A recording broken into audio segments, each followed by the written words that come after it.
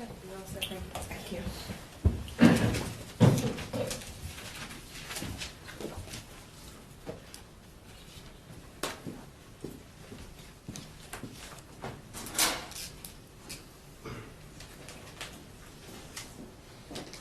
Judge, at this time, people would call Detective Sarah Markle.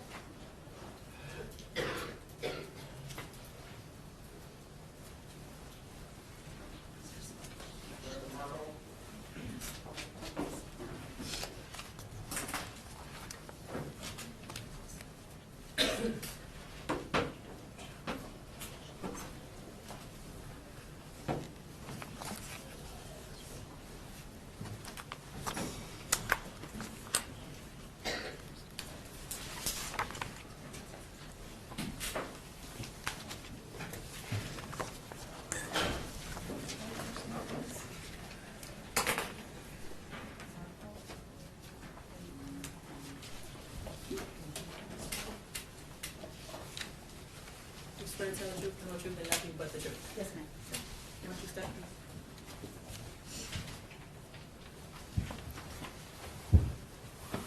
Can you state your name for the record? Yes, Sarah Markle. And how are you employed today? I am a detective with the Detroit Police Department. And I want to take your attention back to January of 2024. At that time, were you assigned to a specific division within the Detroit Police Department? Yes, back then I was assigned to major crimes homicide. And what was your role in major crimes homicide at that time? To do phone extractions, And is that something you did on a regular basis? it was. And would you extract upwards of 1,000 phones a year? Yes, I was averaging around 2,000 phones per year. Something that you were trained to do at that time and are trained to do? Yes, Okay. Were you provided with multiple devices in this case relating to the investigation into the death of Neziah Harris?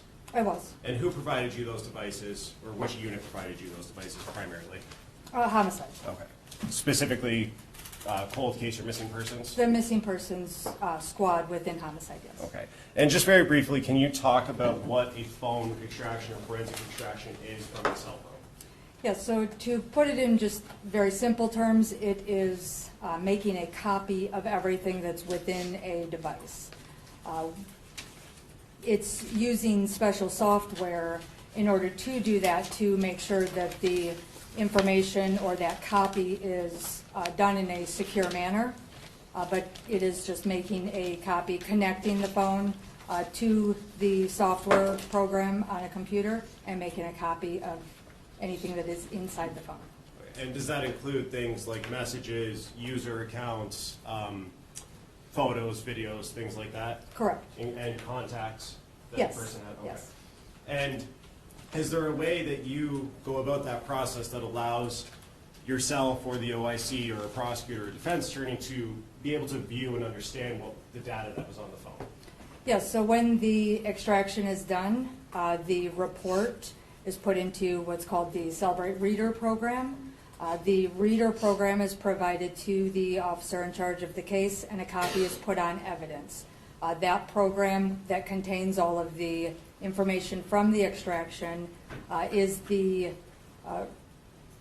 reviewable format or copy that anybody can look at who has the actual report. Okay. And so after it's put into that readable format, anyone would be able to go in and click around and see different dates and times and things like that of when things were sent or received? Yes. Okay. And does that also include something called a preliminary device report? Yes. And what is that? It's just the basic information about the device that was extracted. So you'll get the identifying information on that device, the phone number, the IMEI, those types of basic identifying information. And in this case, you did multiple phones, but in particular, did you do a phone with the last four digits for the phone number 2510, if you remember? It sounds familiar. I could verify the actual exact number if I could see my supplement. May I approach, Judge? Yes.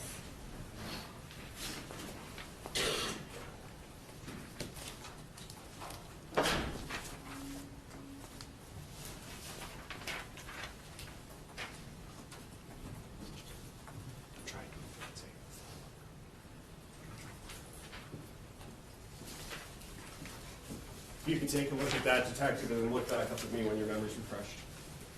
Yeah, 2510 are the last four.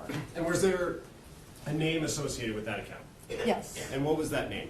Well, with the phone, yes. With the phone, yes, sorry. Yes, that was a consent from Tijuana Butts, And you said consent, what do you mean by that? that the owner of the device consented to a forensic search of the phone. And you need consent or a search, or a valid signed search warrant to do your job, correct? Correct. Okay. And you performed an extraction and placed an extraction on evidence for that phone number and that account or that device? I did. At this time, Judge, I would move to admit the full extraction as Exhibit 57, People's Proposed 57. No objection. I didn't hear you. No objection. Okay, it will be admitted as People's Exhibit 57. And may I approach again, Judge? Yes. I'm handing you what's been marked as People's Proposed 58. Just for identification purposes, Detective, is that the preliminary device report associated with the device for Tijuana Butts? Yes, the First two pages of first that? 2 pages are. Okay. And that includes the number on there ending in 2510? It does. And that includes your name on there as well? Correct. May I approach again, Judge? Yes.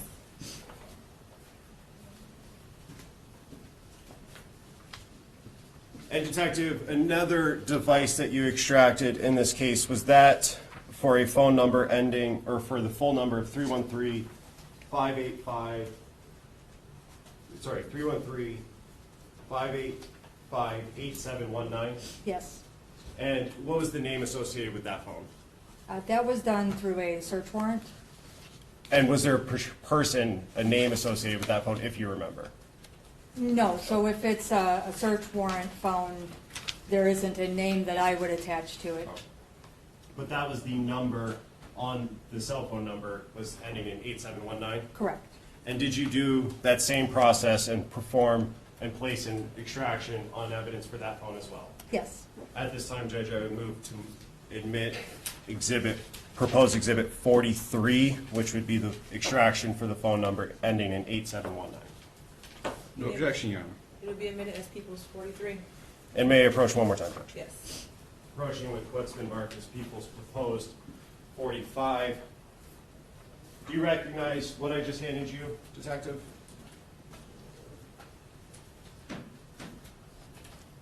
Yes. And is that the preliminary device report for the phone number ending in 8719? It is. Move to admit People's Proposed 45. Any objection? No objection. It will be admitted as People's 45. And very quickly, Detective, I want to direct your attention. Well, let me ask you this. Are there user accounts included in the preliminary device report? Yes, this isn't the user account section, but within the device information, there is an Apple ID account associated with it. Okay, and if you could flip, I think it's on the 5th page of that 10-page document. I'm sorry, you said page 5? Do you see user accounts later in that document on subsequent pages?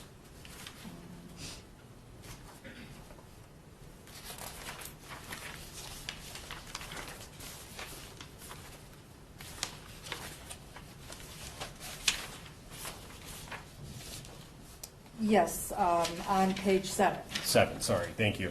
And I want to direct your attention to the user account section go to line 20.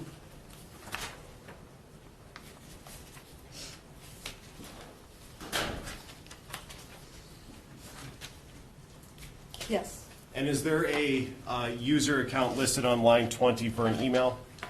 There is. And what kind of email is that? It's a Gmail? And is there the actual email address listed in that section as well? Yes. And what's the email address for the Google or Gmail account? jarvisbutts82@gmail.com. And going to line just a couple down on 24, is there an account listed on line 24 of the user account section? Yes. And what is that for? This is an Instagram ID account. And is there a user ID or a username associated with that Instagram account? There is. And can you read that?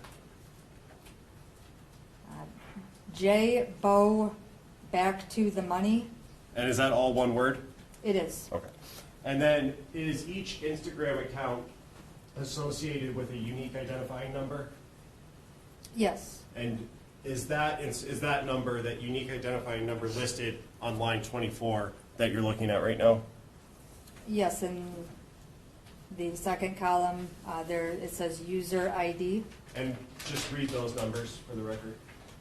262854051.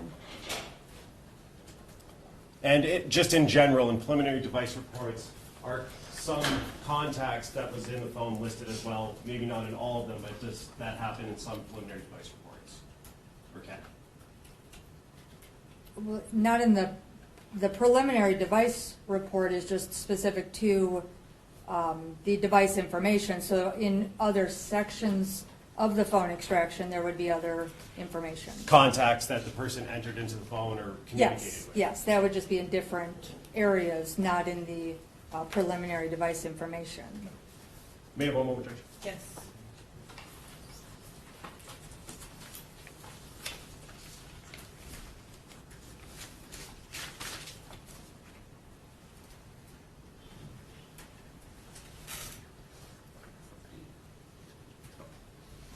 And just a couple questions based on your experience performing phone extractions. Is it possible to recover things that have been deleted from the phone?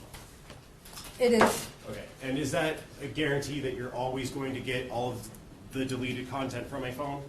no. Can you just talk about that very briefly? So there's any number of variables that could impact the ability to get deleted information. So it could be make, model of the phone, the software version of the phone, whether or not that phone is supported on the equipment used, a number of different things, if we have the passcode or not. I mean, the possibilities are long. And does someone going into their phone and actually deleting like a text message or photo affect whether it's going to be recovered? Yes, it can. Where, after someone deletes like a text message, for example, where would that go into the phone where it may or may not still be able to be recovered?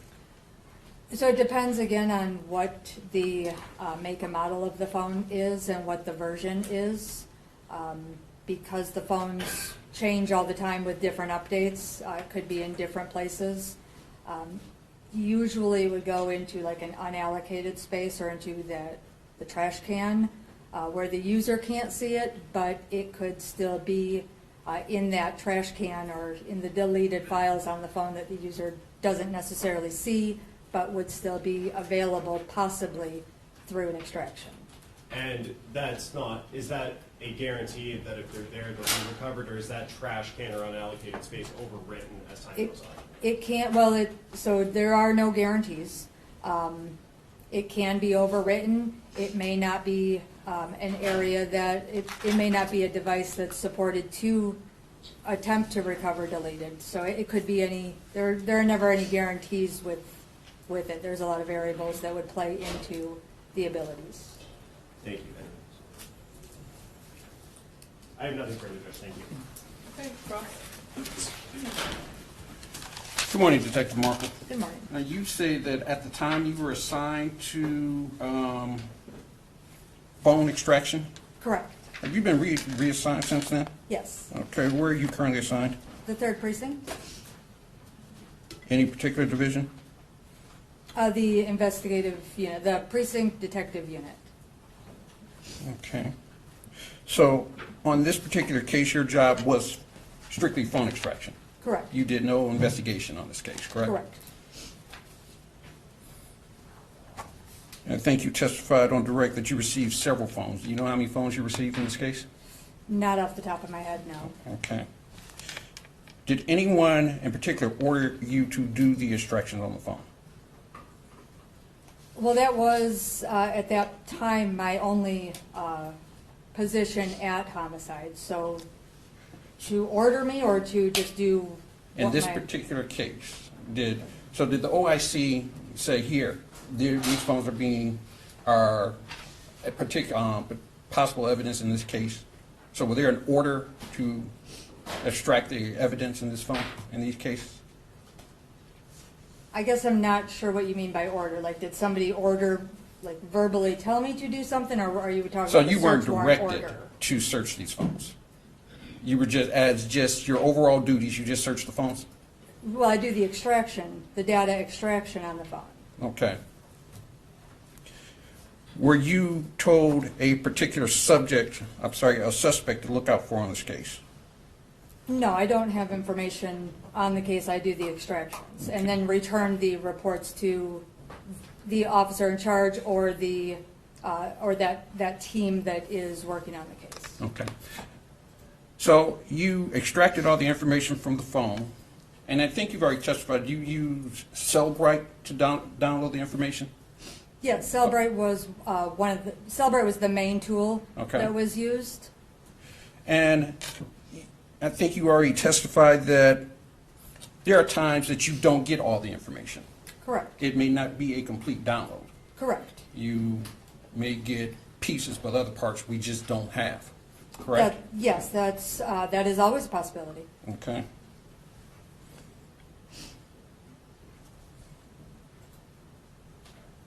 You turned over all the reports, correct? And I think you testified that for the phone number ending in 8719, Yes. you downloaded the information from that? Did you get a passcode for that? If I could see the supplement that I did for that, I could let you know.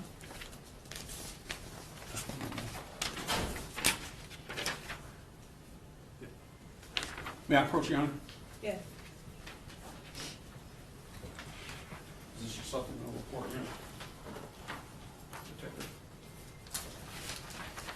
Yes. And the 8719, there was a passcode provided. Okay. So you did not have to, for lack of a proper term, break into the phone. Correct. The passcode was provided. Yes. Where'd you get the passcode from? From the officer in charge when the phone was dropped off. I think you testified that you found a couple of emails, correct, in that phone?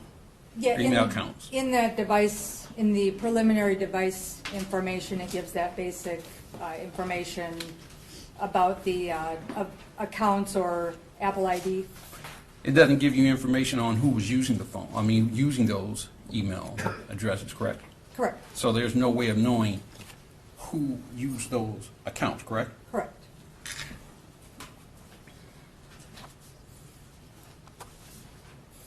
And of course, there's no way to know who was using the phone when the data was created in the phone, correct? Correct.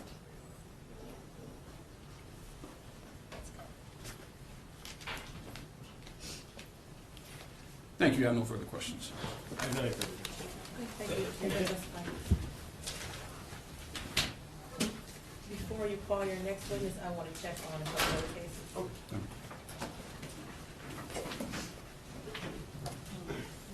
The waiver? Yes. Online. Okay. Is Ms. Wayne out of custody?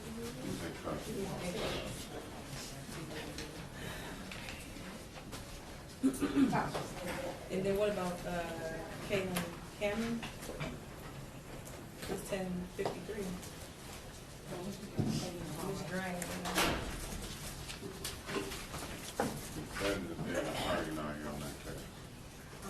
Cross. If it's no complainant, then I can still go forward and have them within the waivers right now, attorney present, if they are okay with it. Mr. Duhan, good morning. Morning, Your Honor. You have a waiver? Yeah, I believe he's on the way out. Okay. Yes. Okay, we'll do a 5-minute break to do the waiver. I will.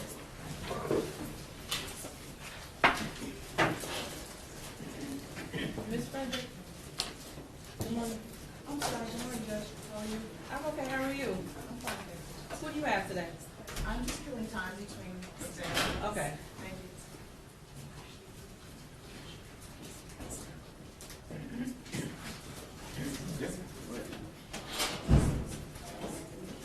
Do you know if Miss Drain is right in the hallway or not? You should be.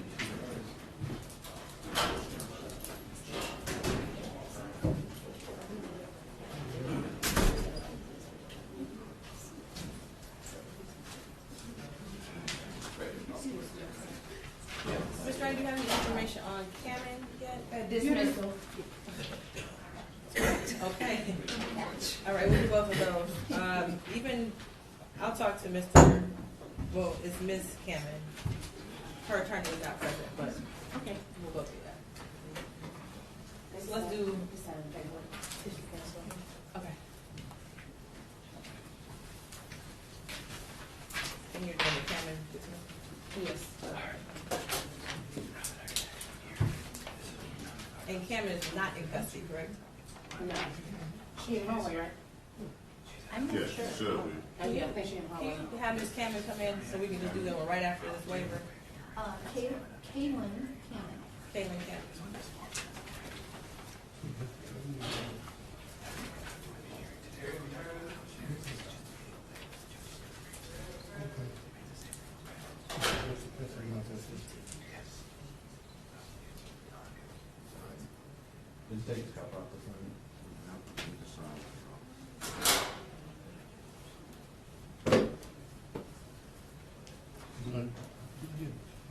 Can I see her? No, you can't see her. I haven't signed it. I haven't signed it. I haven't signed it. Your signature? Are you Ms. Cameron? Have a seat, I'm gonna call your case next. See who prosecuted against me? She's been in the witness room, sir. There's nothing to it. Pardon me? She's been in the witness room.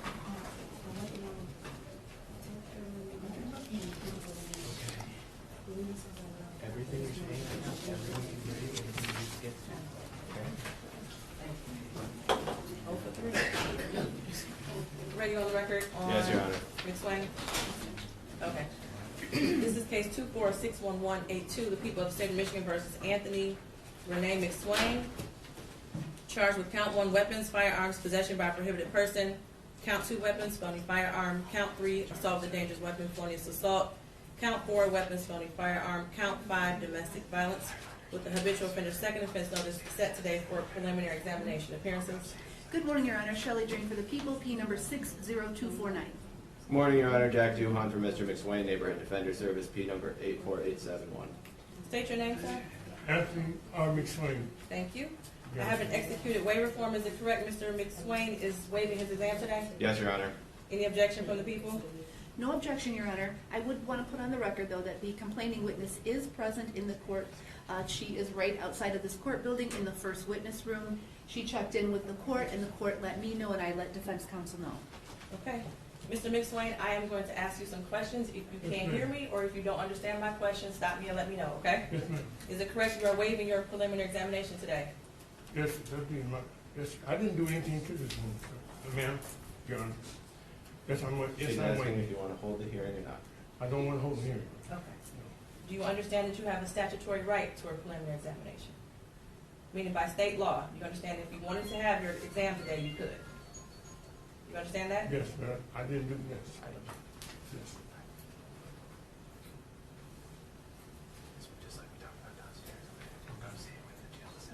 Do you also understand that if you were to hold your exam today, that people would have to show at the probable cause standard that all of the felonies I just read off were committed in Detroit and that you probably committed those crimes? You understand that? Yes. And that by waiving your preliminary examination, that means that people do not have to present any evidence today at the probable cause standard. Understood? Yes. Knowing that information, do you still wish to waive your exam? Yes, sir. Did anyone force you or threaten you to waive your exam? No, Your Honor. Did anyone promise you anything for you to waive your exam? No, Your Honor. Okay, I find waiver to be freely, understandingly, and voluntarily given. You'll be bound over to Third Circuit Court. Your arraignment on the information date is January 15th at 9:00 a.m. He has on here a $25 personal bond. Is I that believe correct? there's a tether, there's also a tether requirement. But I still don't see Okay, this tether requirement was put on here December 27th. it. Yes. You're waiting on the tether still? No, I'm not. I believe you are. Yes. I Because think if you're on a he's- personal bond and you're in I have custody. no tether on me. No, Right, because you're in that's, custody. what she means is the tether unit hasn't released, so you Oh. have an address. I have no contact. I stay by myself now. Okay. I have a home. All right, so what I will do is I will sign another order today for Okay. tether. You should still be in custody if he has a tether order. Mr. McSwain? Part of your bond, of course, is no contact with the complainant on this case. Do you understand that? No contact with the complainant. Yes, ma'am. Okay. Anything else for the record? No, Judge, thank you. No, Your Honor. Okay, we're all done with Mr. McSwain? I'll come see you in a couple hours. Can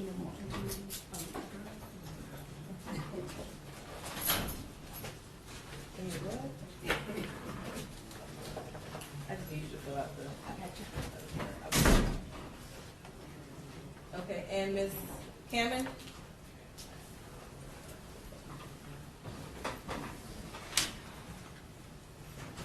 What's the date? Is it 1/7/6 or 7/8? 15, right?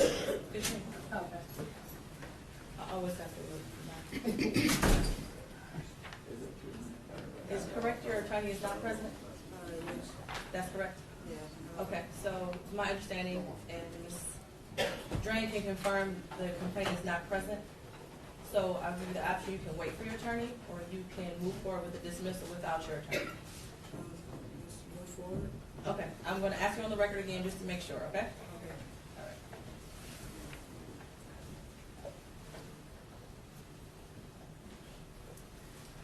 All right, there you go.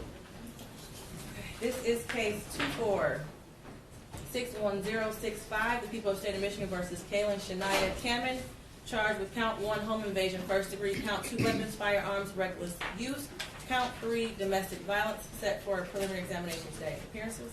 Good morning, Your Honor. Shelley Drain for the people, P number 60249. State your name, Ms. Cameron. Kaylin Cameron. And Ms. Cameron, I did ask you off the record, I will ask you again. Are you okay with moving forward without your attorney present for the sole purpose of the dismissal today? Yes. You understand you have a right to an attorney if you wanted to have one today, correct? Yes. You got to speak up. Yes. Ms. Drain, are the people ready to proceed? Your Honor, I'm not able to proceed at this time. The complaining witness was notified of today's date and time for the exam. They are not present, and I cannot proceed without their testimony today. Because the people are not ready to move forward and cannot move forward today, I will dismiss without prejudice. Ms. Cameron, do you have a tether on? Yes, I do. I will put on your dismissal paperwork to remove your tether. And make sure you wait in the hallway for a copy of this. Get your tether removed, okay? Okay, thank you. You're welcome. Thank you, Judge. We're off the record.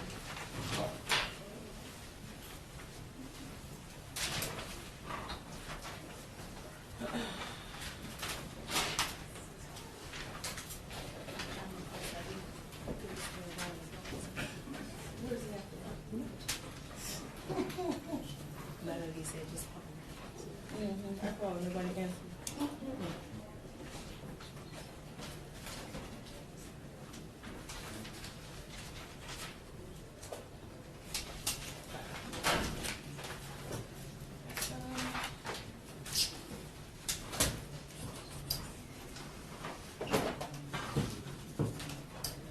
Is Thomas Clifford in custody or out? Out.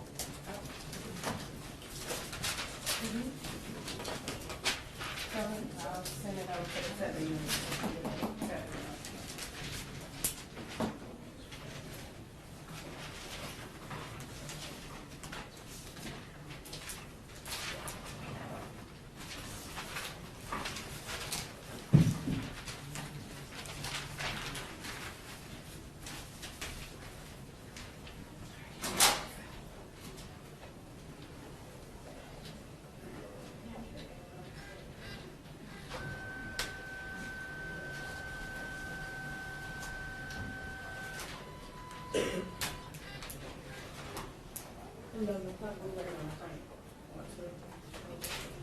The complainant's here?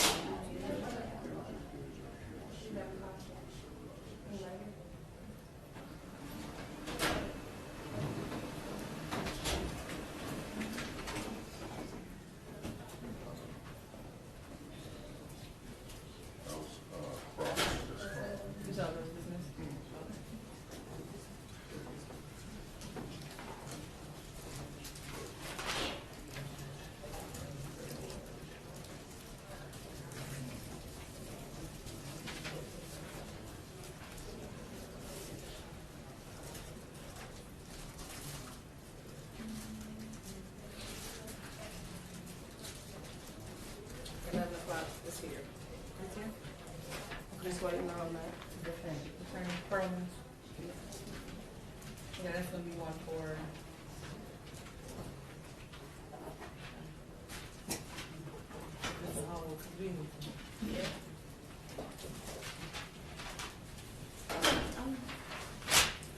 So Johnny, getting this, Mr. Makepeace, if you all are ready, you can get back to it.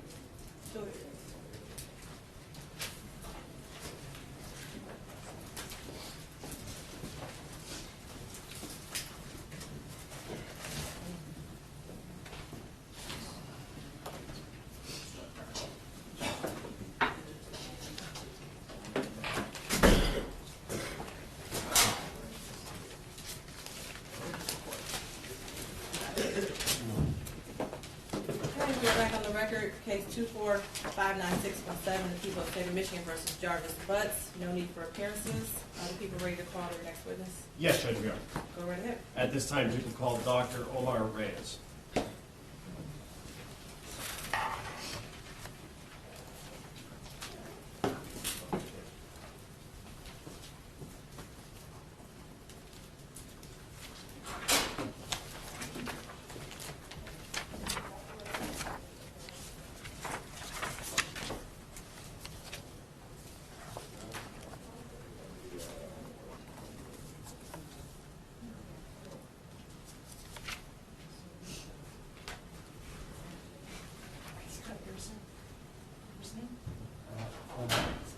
O-M-A-R.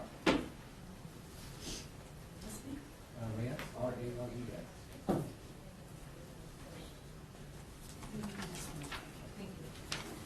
morning. Good morning. You swear to tell the truth, the whole truth, and nothing but the truth. How you doing? Okay, watch yourself come into the witness box.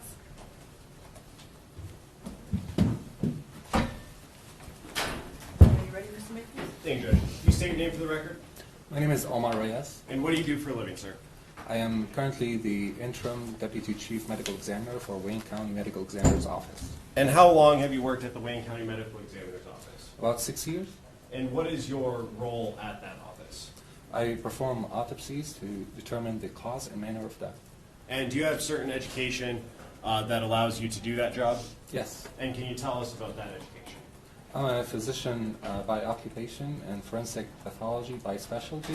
I attended medical school at Damascus University in Syria. After that, I moved to the U.S. where I did my residency training in anatomic and clinical pathology at Henry Ford Hospital in Detroit. Following that, I did a fellowship in forensic pathology at the Medical College of Wisconsin and passed the board examination in anatomic, clinical, and forensic pathology. And is that two separate board certifications? Yes. Okay, and can you just separate those out? Yes, so I passed the board examination for anatomic and clinical pathology and the board examination for forensic pathology, so I'm certified in both. And then, is that while you were working at the Wayne County Medical Examiner's Office? No, before. Okay, and then you started working there? Yes. And for the last 6 years, has it been your primary role or one of your main roles is to perform autopsies? Yes. And are you currently practiced or licensed to practice medicine in the state of Michigan? Yes. And have you testified as an expert in this field before? Yes. Judge, at this time, I would move to qualify Dr. Reyes as an expert in forensic, anatomical, and clinical pathology. Your Honor, I'm actually going to object. I don't see the relevance of Dr. Ray's testimony in this matter. We haven't heard anything that he's performed an autopsy. That would be the matter of his expertise. Judge, I believe that as an offer of proof, Dr. Reyes is going to testify to a review of Messiah's medical records that he was provided and his opinion as to those records. I can ask him if record review is something that he does as part of his job on a regular basis. If you could. Yeah. Doctor, in terms of performing autopsies and coming to your conclusions as to cause and manner, do you regularly review medical records associated with the decedent? Yes, I do. And is that something that can inform your opinion as to a cause and manner of death? Yes. And do you rely on those records in various cases? Yes. And were you asked to review medical records in this case? Yes. You did not perform an autopsy in this case, though, No. correct? I would renew my qualification for Dr. Reyes, Judge. I would be curious to know what was the date on the medical records that he reviewed for any relevance of the medical records to this matter. Well, I think it's relevant because we provided offer of proof as to why the witness is on the stand regarding medical records. I guess I can object when we get to that. Right, then. we Understood. object or on cross. So, yes. Thank you, Judge. And Judge, at this time, too, and I should have done this before I called him, I would move to admit people's proposed 18, which are the medical records from July 2014 to October of 2023 for Nizai Harris. And at this time, I'm going to object to the admission of these records as irrelevant. They're through October 2023. The date of disappearance of Nizai Harris was January 2024. That's a 4-month period. I don't see how these are relevant to what might have happened in those 4 months. It's certainly not relevant to what may have happened on January the 9th. And Judge, I think the defense's objection as to relevancy goes to the weight that this court can give those or not give those records, not the admissibility of those records, because while it doesn't encompass straight up to the January 9th, it does encompass a several-year period for her where, as again, an offer of proof, the doctor is going to say there was nothing life-threatening that he saw in these records. I would agree. Overruled. So I would admit that's People's Exhibit 18. 18, Judge, thank you. And may I approach, Judge? Yes. Approaching is what's now been admitted as People's 18. Doctor, do you recognize that document?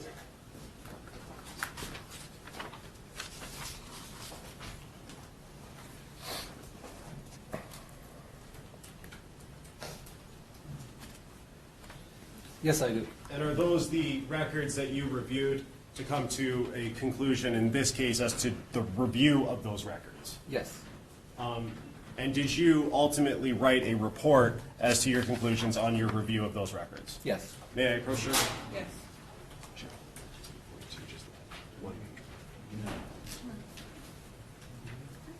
I'm approaching with what's been marked as People's Proposed 42.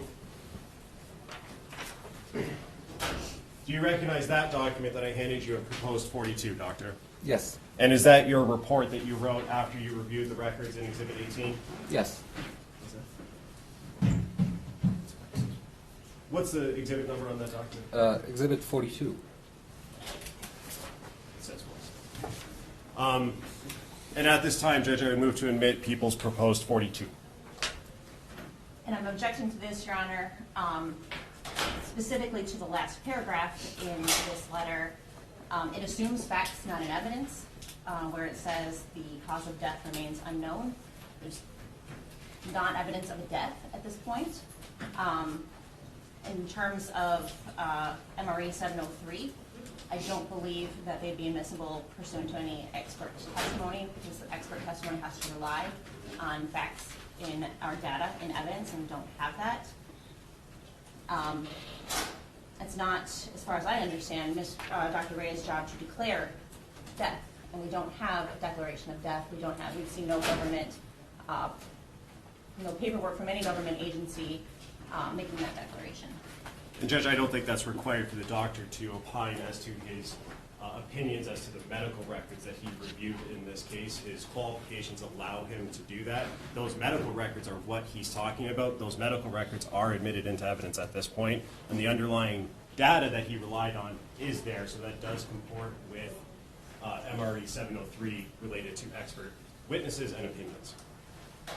And of course, it's a little difficult because I don't see Exhibit 42, what the contents are. You're just speaking to the last paragraph? The last paragraph, which assumes the fact that I don't believe has been placed in evidence and is beyond the ken of Dr. Ray's expertise in this matter.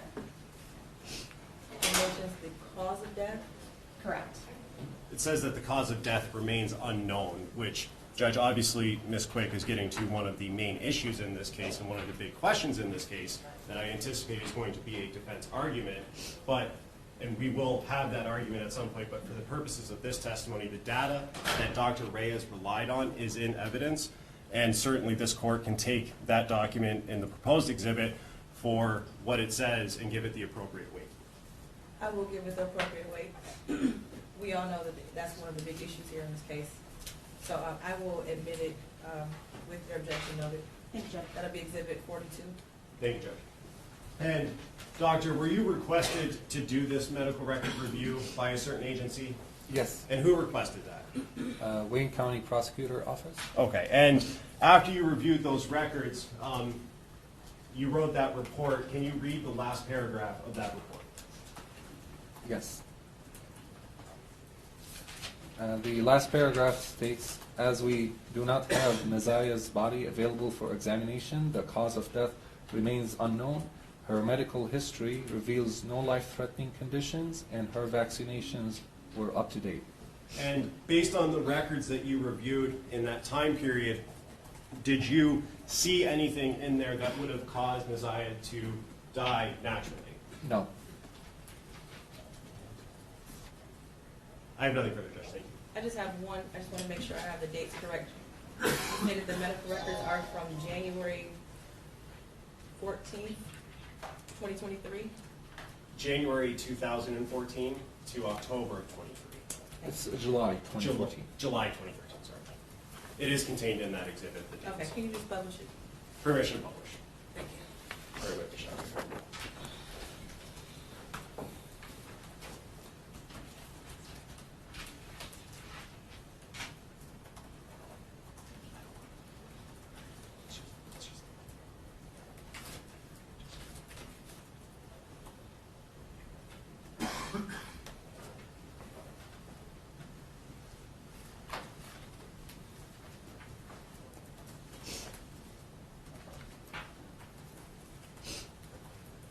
Mr. Reagan's right. I don't want to release her right on the record. I just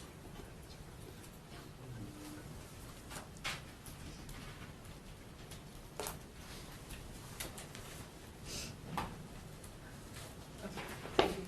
Ms. Cross? Thank you. I have that too.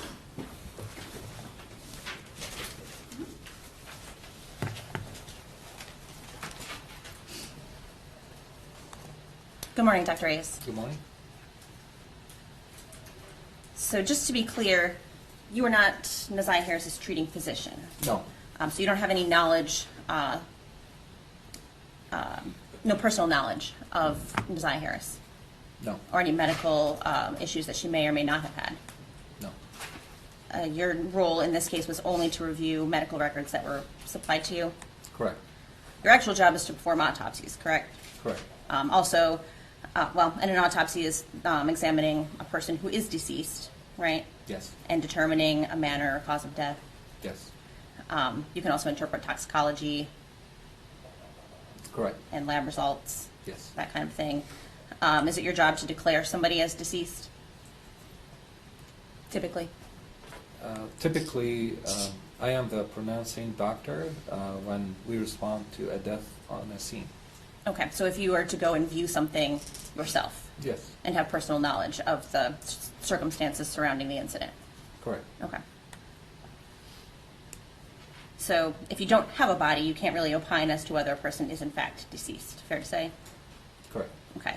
Now, you testified that you wrote a letter to the prosecutor in this case. Yes. And in that letter, well, what did you review in preparation of writing that letter? I view medical records that were provided by the Wayne County Prosecutor's Office. And those are just the medical records that that you have been referring to? Yes. And is that all that you have reviewed? Yes. Do you have any other personal knowledge of the circumstances of this case? No. Okay. I don't have anything else, thank you. And you redirect? Nothing, Judge. Thank you. Okay. You were all set. Thank you. Thank you, Your Honor.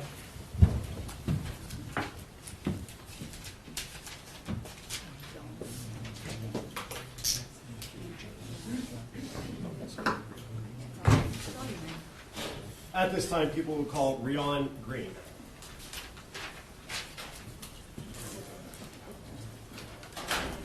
Oh, before we do that, Judge.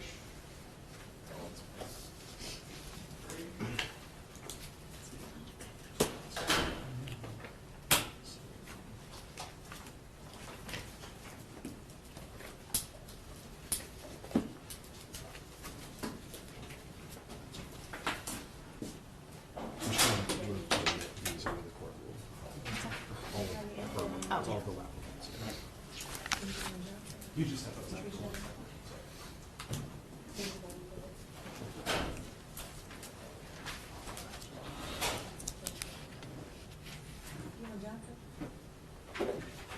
Judge, if I may just very briefly move for the admission of people's proposed exhibits 41, 52, 53, 54, 55, and 56, which are MSP records 1, 2, 3, 7, 9, and 10, under MCL 76611B. And for purposes of exam, we have no objection. It will be admitted. Thank you. And at this 41 time, I'm sorry, I just want to repeat. 41, 52, 53, 54, 55, 56. correct. Okay. And then at this time, we would call Rion Green. Okay. She has her supervisor. She's not on the witness list. She said she's not resolved the chain of custody. Thank you.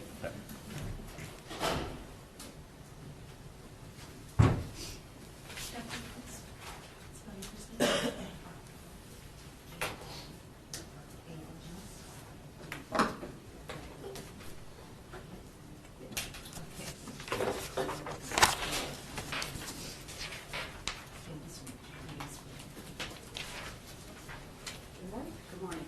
You swear to tell the truth, the whole truth, and nothing but the truth? Yes. Watch your steps. Also, you can pull that whole microphone off the ledge when you testify so we can hear you better. Okay.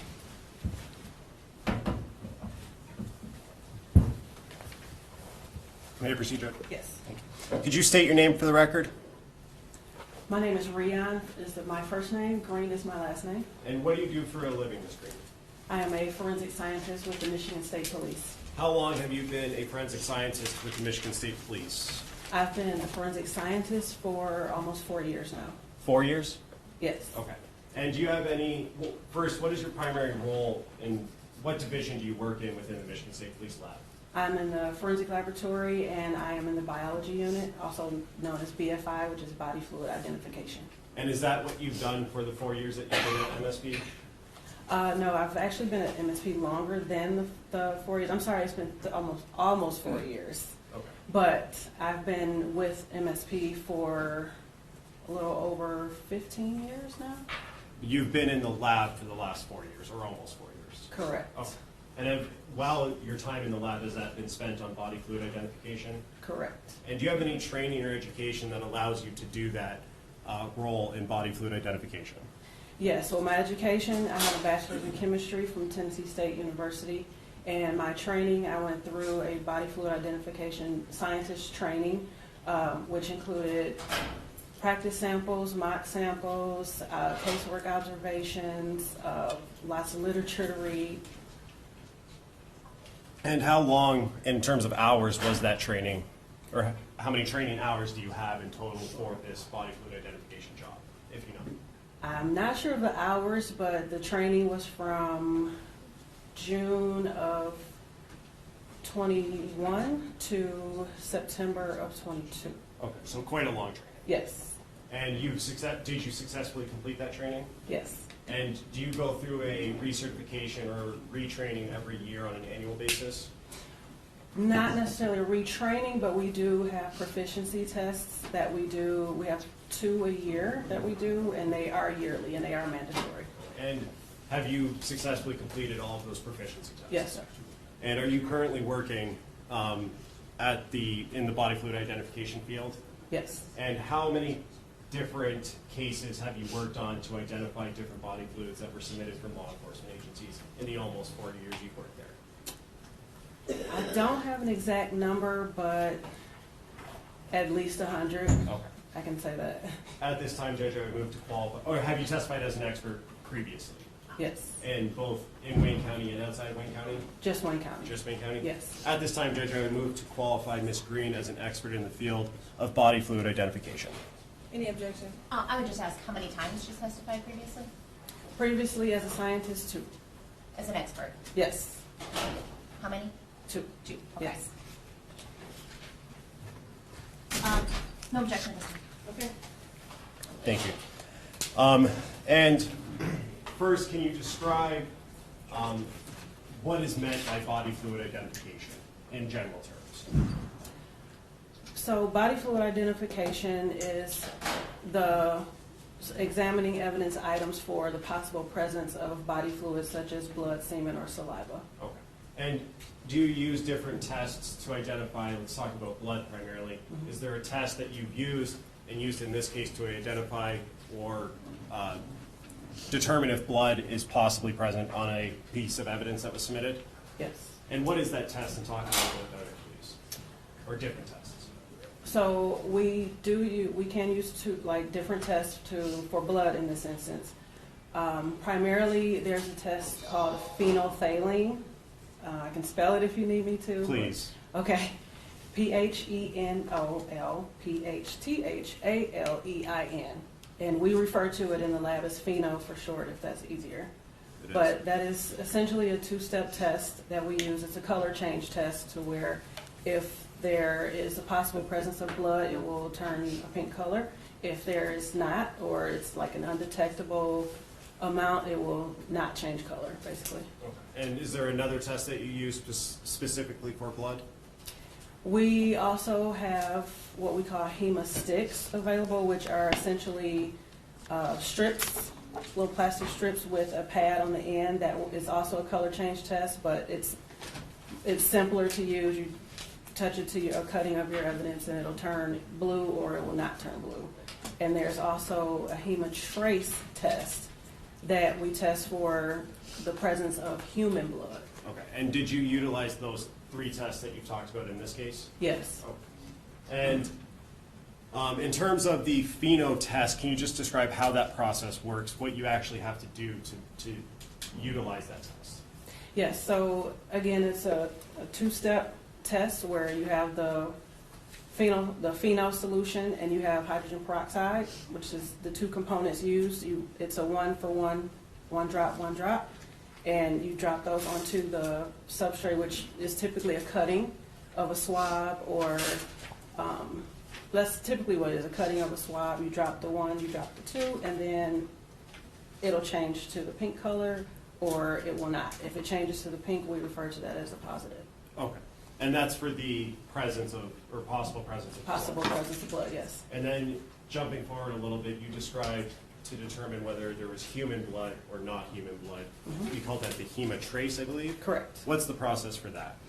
So the hemotrace involves actually a small extraction of a cutting of a particular stain. In this, for example, a particular stain, you extract it in a buffer solution that comes in the hemotrace kit for a set amount of time.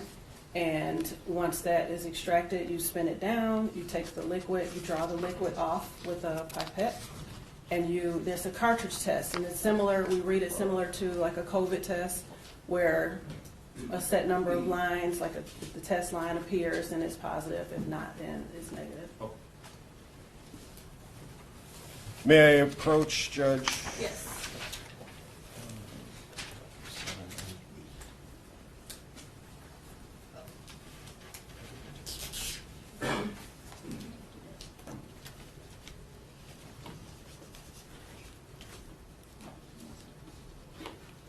I'm approaching with what's already been admitted as People's 41. And Ms. Green, do you recognize the document I just handed you?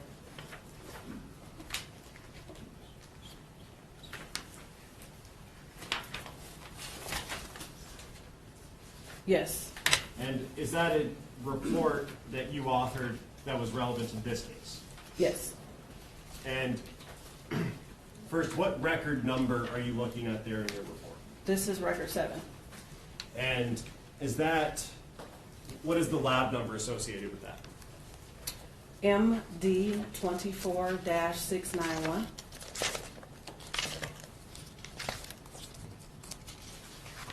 And permission to publish Exhibit 41. Yes.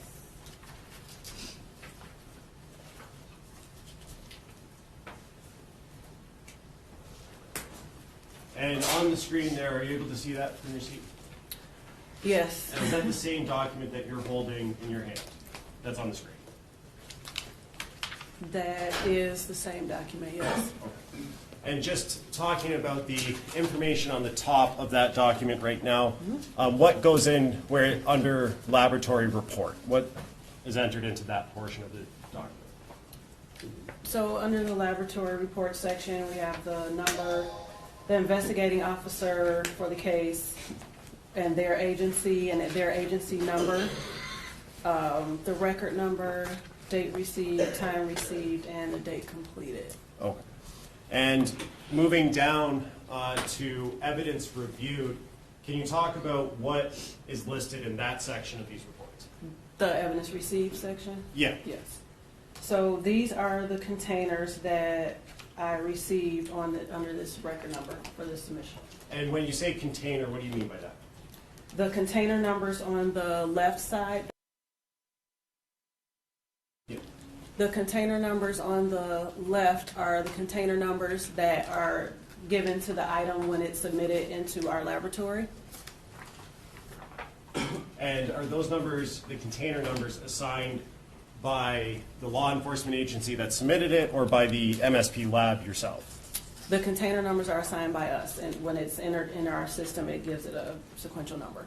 And in terms of the agency number, though, is that also included in the evidence reviewed?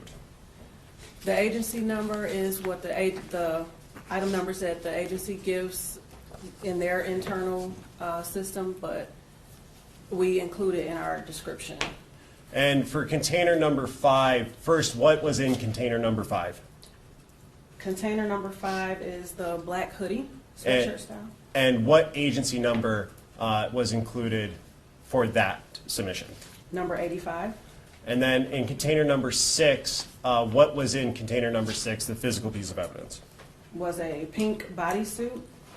And what agency number was that associated with from Detroit Police Department? Number 86. Okay. And we're going to talk mainly about those two, but I do want to go through your interpretations. First, can we talk about what goes into the interpretations section of your report? So in the interpretation section, this is where we report out our results for our body fluid testing. Okay, and you talked about blood. Did you do a blood test on the first item that we're looking at here, the black hoodie? Yes. And did you also test for semen as well? Yes. And starting with the test for semen, what was your, first, what is that test called? The test that I did was the acid phosphatase test. And was there any, what was the result of that test? It was negative. Did not indicate the presence of semen on that black hoodie? Correct. And then moving down now to your next test here, what was the result? First, what was the next test that you did for? The next test after this one that I did would be the phenol test.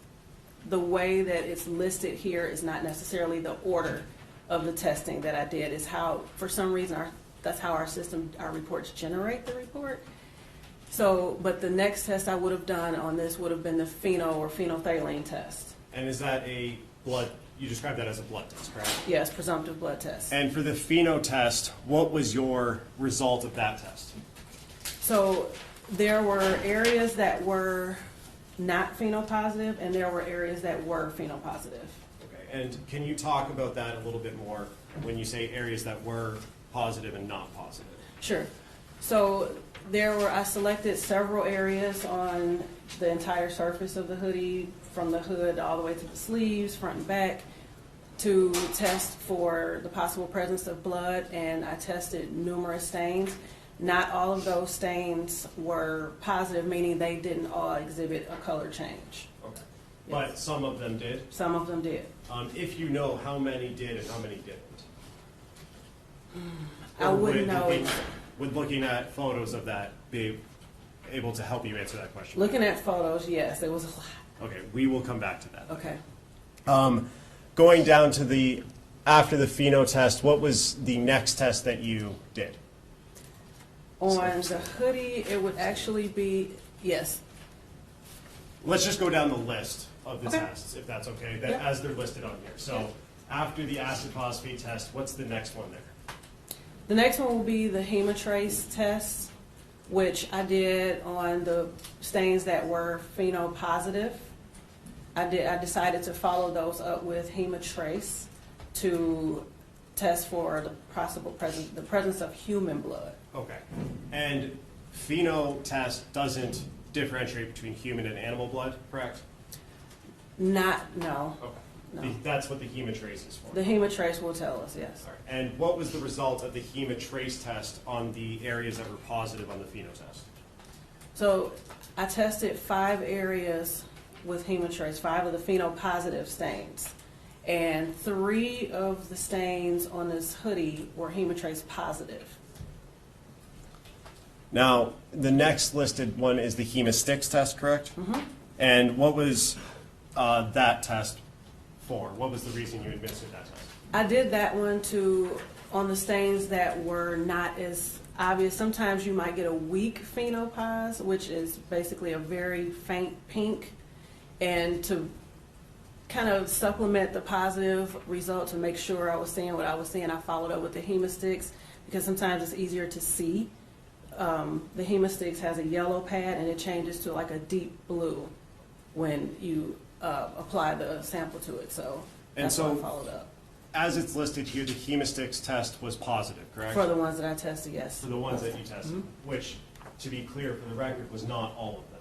Correct. And you said that you tested the weak positives from the pheno? Yes. And did you only test weak positives from the pheno test?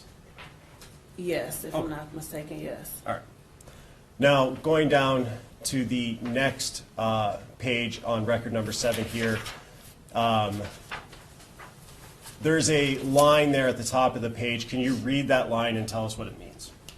Or the paragraph at the top there. Where it starts indicated? Yeah. Okay. So indicated the presence of human blood. Additional areas on this item were tested that did not indicate the presence of blood and or human blood. Additional areas on this item were tested that indicated the possible presence of blood.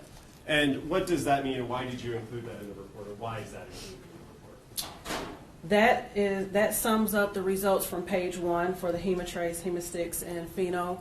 The first sentence indicated the presence of human blood applies to the hemotrace positive. Additional areas on this item were tested that did not indicate the presence of blood and or human blood. That was for the hemotrace, the ones that were not positive with hemotrace. Additional areas on this item were tested that indicated the possible presence of blood were for the pheno tested stains.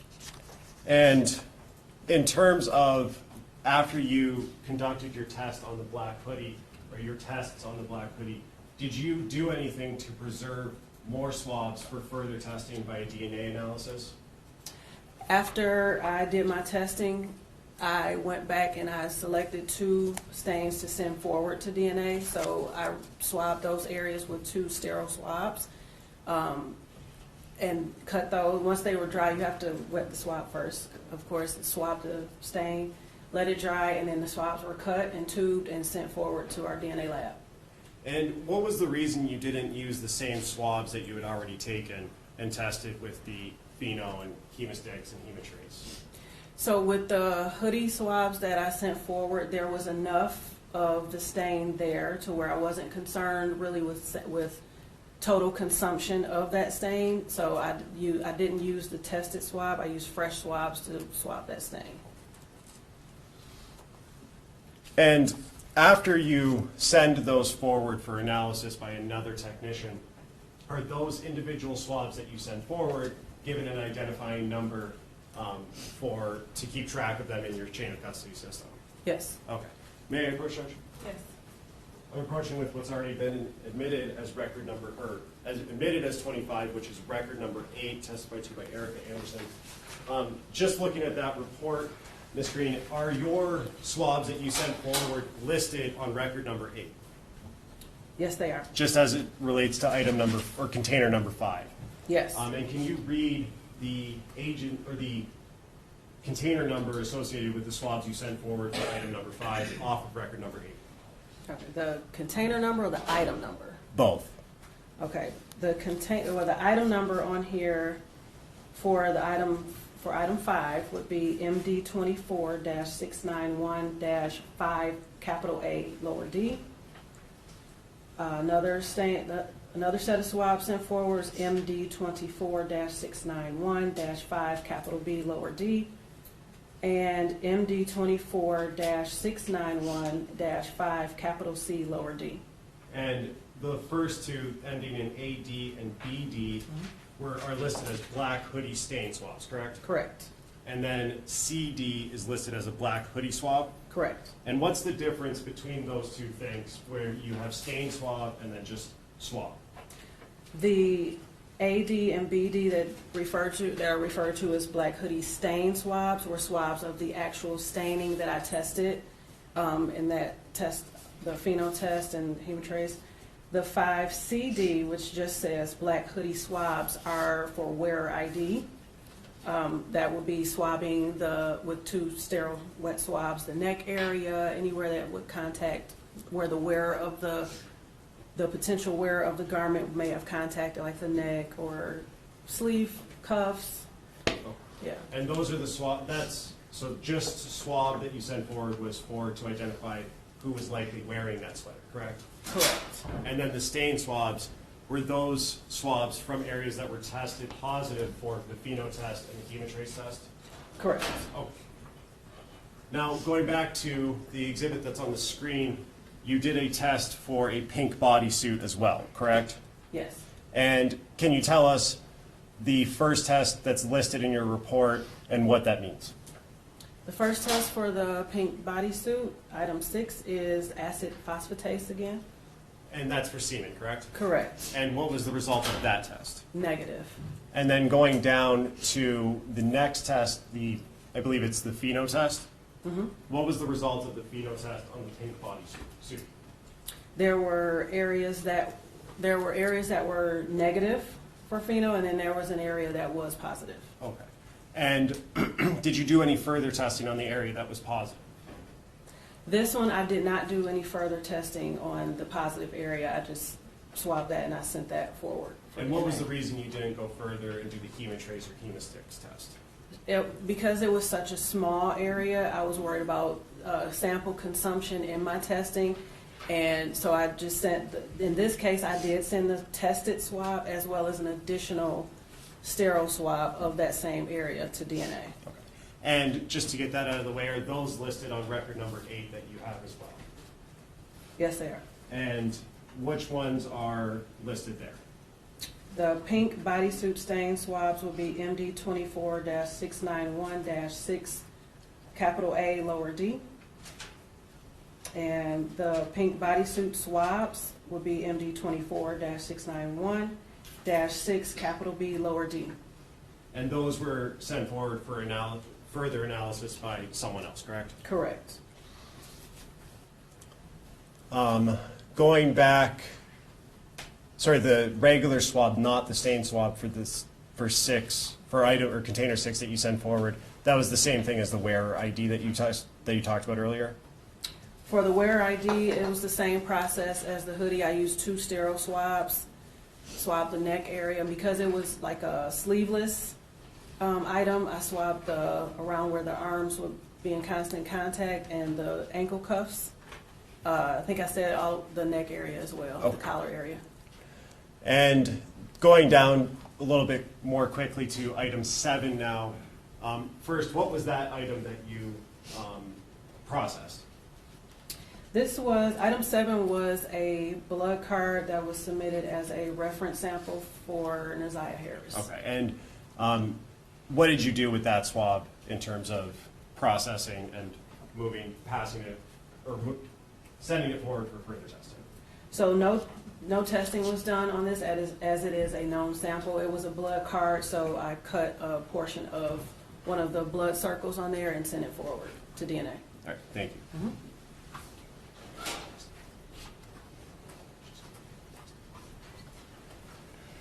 And may I approach that to retrieve those exhibits? Yes.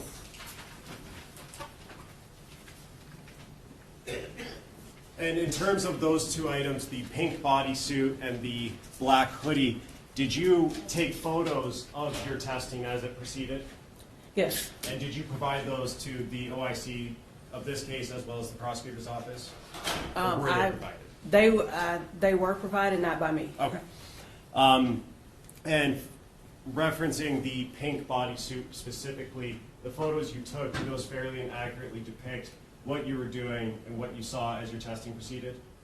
Yes, I take pictures before, as I receive the item fresh out of the package. I lay it out to get a full picture of the item, and I take photos after I mark it up with like my testing results and, you know, at the end. And that's all put into a PowerPoint, correct? Correct. And that PowerPoint would fairly and accurately depict your observations as you move forward in testing? Yes. I would, at this time, move to admit People's proposed 64, the PowerPoint for the pink bodysuit. No objection. It'll be a minute, as people 64.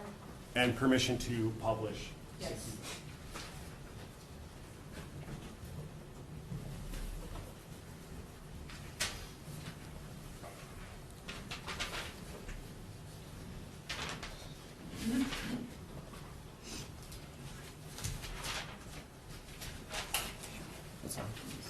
Yeah.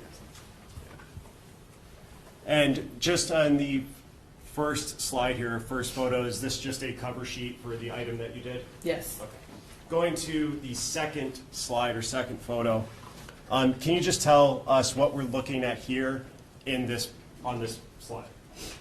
So this slide in particular, I take pictures of the front and back of the exterior. If it's a clothing item, front and back of the exterior, and in this case, front and back of the interior, which is on a further slide. But this here, the top left picture, is the front exterior as if it was worn. So that would be, if you were looking at the person wearing it, that would be the front.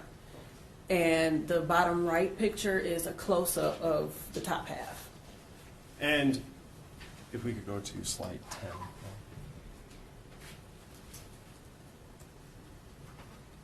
And we're looking at the 10th slide. Starting with the top left, can you tell us what we're looking at there and what is listed underneath that top left photo?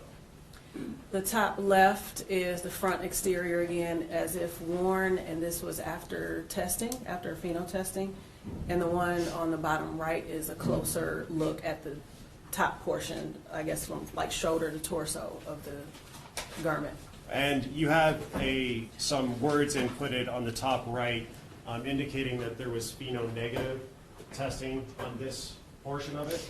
Yes, that was the key to, so when the viewers, such as yourself, would look at this photo and see the pH-N, that's our way of saying this was a negative stain and keeping track of the stains that I did test. So the pH-N means pheno-neg. Okay. And can we go to slide 20? Sorry, one back. And I wanted to focus on the bottom right photo here. What are we looking at in the bottom right of the 19th slide in the PowerPoint? The bottom right photo is where the positive pheno stain was located. This would be the interior back portion of the item. So like inside here, I don't know if you can see, but like it would be interior inside I flipped it inside out to test those stains. Okay, so what we're looking at here in the bottom right, that's inside out, so that's why we can see what would be the tag. The tag, correct, okay. yes. And now could we go to slide 20? And this says on here pH-POS, does that stand for positive? Positive, yes. Okay. And so that area on the inside of if it was inside out, that area tested positive for the possible presence of blood. Correct. Okay. And did you do the same sort of PowerPoint for the black hoodie that we tested or that we talked about earlier as well? Yes, I did. And do those pictures that you took, were they put into a PowerPoint similar to this one? Yes. And do those pictures in the PowerPoint fairly and accurately depict your observations as you're testing move forward of the black hoodie? Yes. Move to admit People's proposed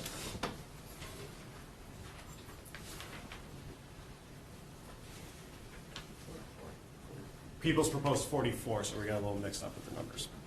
No objection. It'll be a minute. And permission to publish.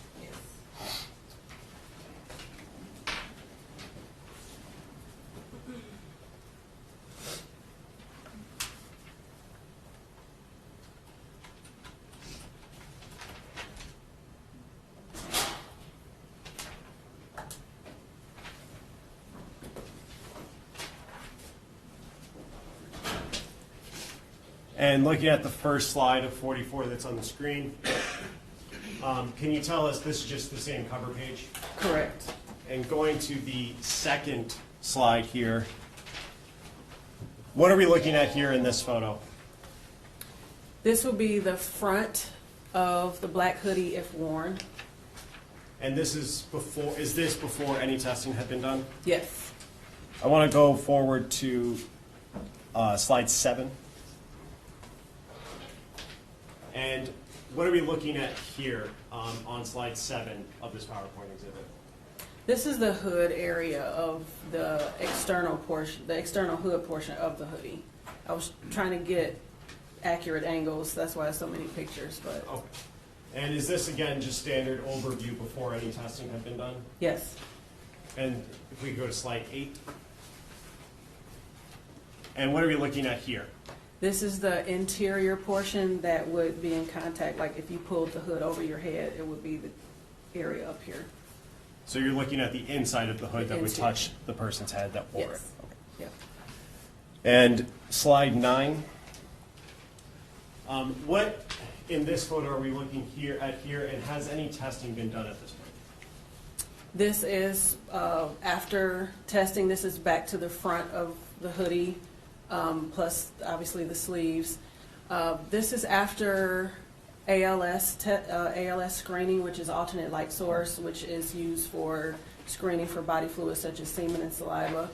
I ALS the hoodie, and I marked those areas that had a fluorescence to them with a silver Sharpie, so I could further test after done screening.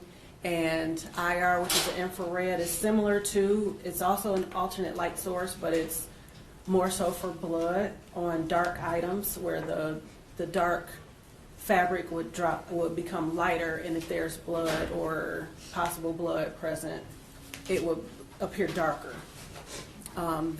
Anything that I saw, I marked with a yellow paint pen with IR next to it, so I can distinguish between the ALS samples, the ALS areas that I saw and the IR areas that I saw. Okay, and we see a lot of markings on the front of this hoodie. Yes. Are you able to tell us, and I know you said the color, but what portion of this is the IR versus the ALS? And it may be easier for you to step down, although there's not really room over there. But So the ones that I observed with IR, I actually wrote IR next to them.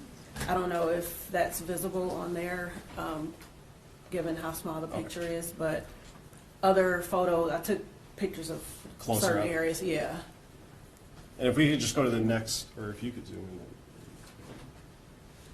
And so, for example, that on the front, as we're looking at it, left side of the zipper, that's where IR illuminated? Correct, where there's, like where the icon, the hand, oh, it moved.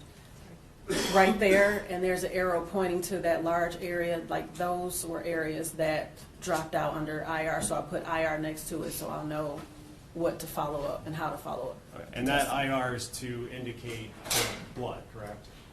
It's not a test for blood, but it's... It's a screening tool used to locate dark stains that may be possible blood. Okay. And if we could go to slide 20. And this is a closer view. Is this after you've done any other testing other than the light screenings? Yes. Okay, and what testing was done at this point based on this photo? This is after the pheno testing was done. This particular picture is reflecting a phenopositive area. And it was also screened with IR. As you can see right over the swabs there, it says IR. And that's what led me to follow up with pheno, was because I saw it under IR and it was phenopositive. And where is this, if you're able to say, on that hoodie? So this would be, if I was wearing it, it would be in this area, the upper shoulder, Okay, and for the bicep rec- area, yes. For the record, the witness indicated to her right upper shoulder. Yeah, right. Yeah. I know she said shoulder, and she indicating that is the right shoulder, or she's just saying that it's in the shoulder area? You said shoulder. Are you saying that this picture was taken from the right shoulder area of the hoodie? Correct. Like, I had to move the sleeve a little bit to get it in the picture with the ruler and the swabs, and it's like this area here. Okay. I call it the shoulder area. Good. Okay. Next slide. We're going to look at slide 21. And again, can you tell us what we're looking at here? Then I'm going to ask you a couple follow-up questions. So this is another phenopositive stain. This one is located on the rear of the sweatshirt, on the bottom right exterior of the sweatshirt. And you had, in the last photo that we looked at, it said stain 20, and then this one says stain 28 in the text area of the slide. What is it, how do those stain numbers get assigned?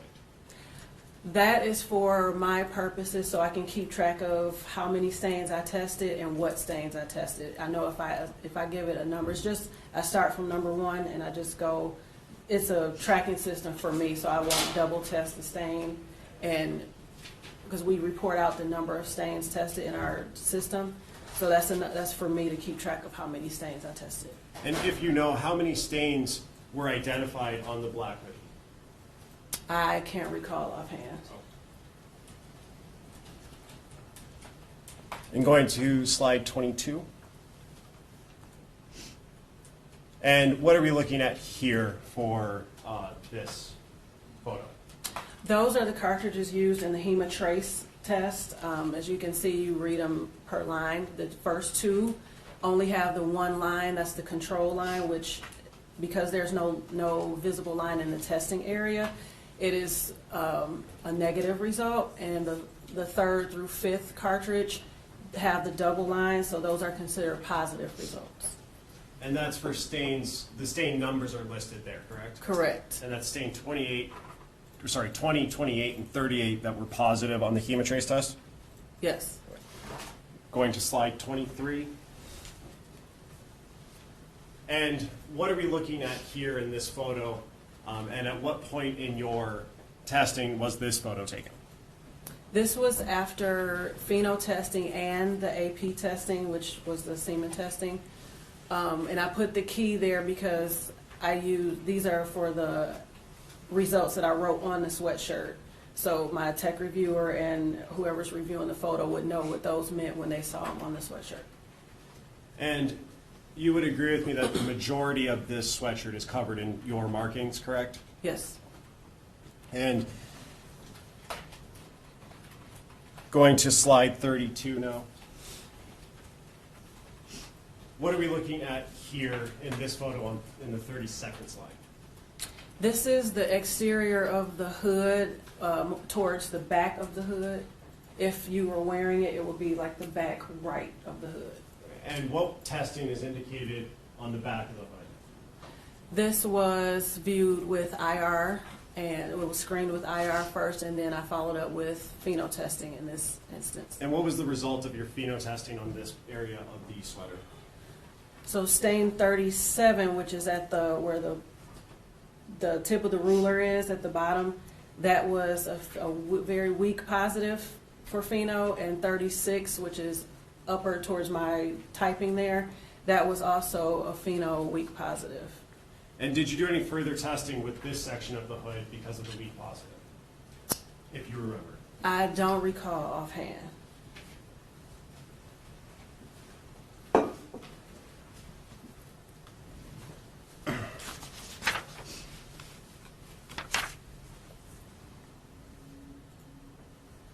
Now, you had mentioned earlier that you sent new swabs or went back and took new swabs to send forward for DNA analysis, correct? Correct. Do you remember what stain swabs numbers you sent forward for that analysis? On this one, it was stain 20, which was the shoulder stain, and stain 28, which was the one in the rear of the sweatshirt. May I have one moment, Judge? Yes.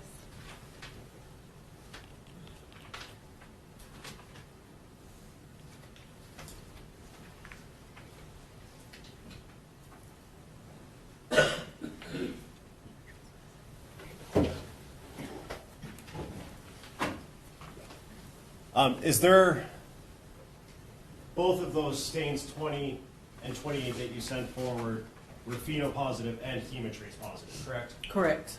There was a third one, I think it was 38, that was also hemotrace positive and phenopositive. Yes. What's the reason you only sent 2 of those 3 forward?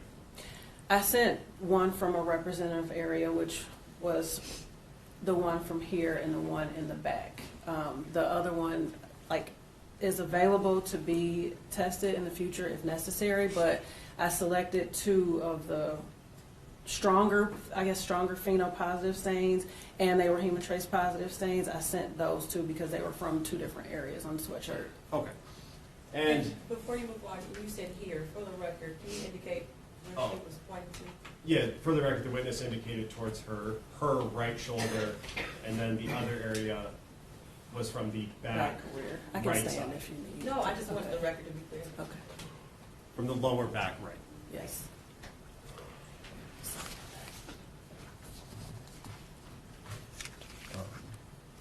In terms of the testing that you did and your experience testing and doing blood screening and things like that, are you able to talk about the quantity of results that you saw on this sweater at all?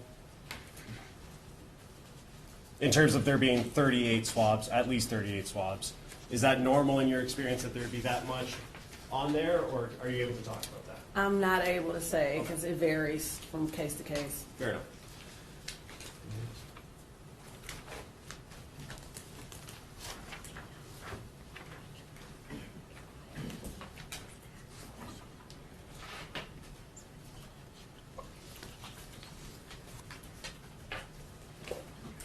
And do you still have record number 8 up there? Or did I take that? No, you took it back. You indicated earlier that the 2 stain swabs that were sent forward were from stains 20 and 28, correct? Correct. And then going forward, they were labeled as ending in 5AD and 5BD. Correct. Are you able to tell which stain number corresponds to 5AD? I would not be able to tell without looking at my notes. When looking at your notes, refresh your memory? Yes. Then please do so, and then look back up at me when your memory's refreshed.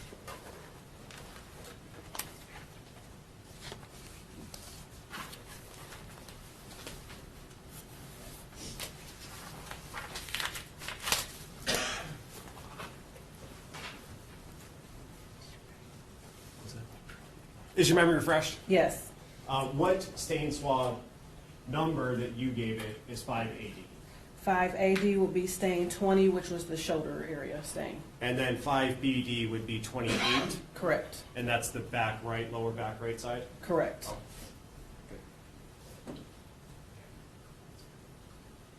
I have nothing further, Judge. Thank you. Who's handling this witness, Mr. Riggins or Mr.? One moment off the record. Crawford, how are you gonna handle both in custody? We don't need to do this. Okay. I wanna handle it quick, just so that she can go back downstairs. I do. I need Drain and counsel on Patrice Johnson. Can you get Drain? Attorney Drain? Okay. So we don't need this for she's in custody. I do. You put it on, okay. Not just What's that?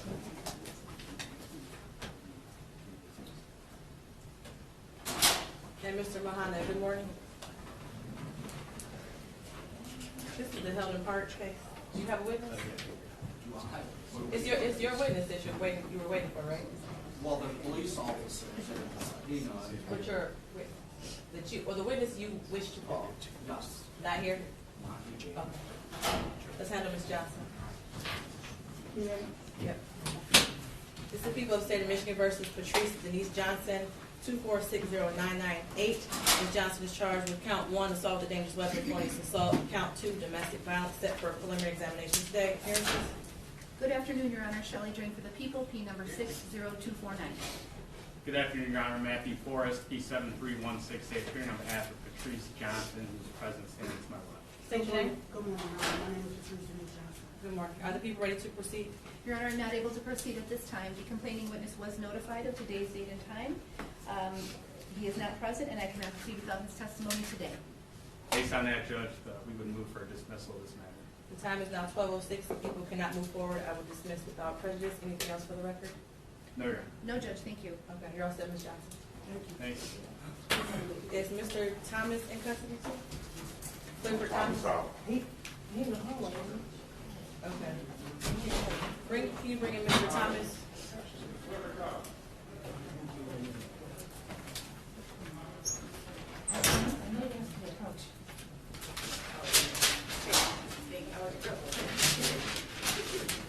Did you say you need to approach on that? I might ask you to approach very, very briefly. Okay.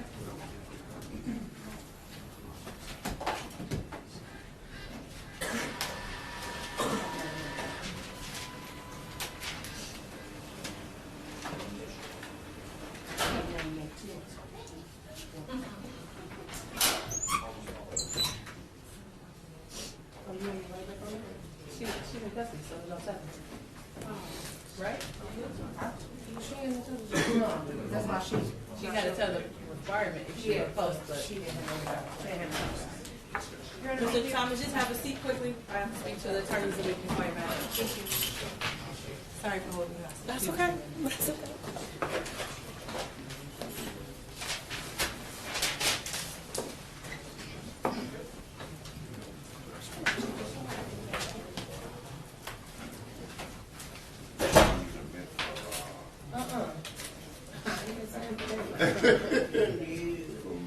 Like swine. Oh, I was doing that. Oh, But she don't like me to print while they eat. oh, okay. So, I got you. I got you.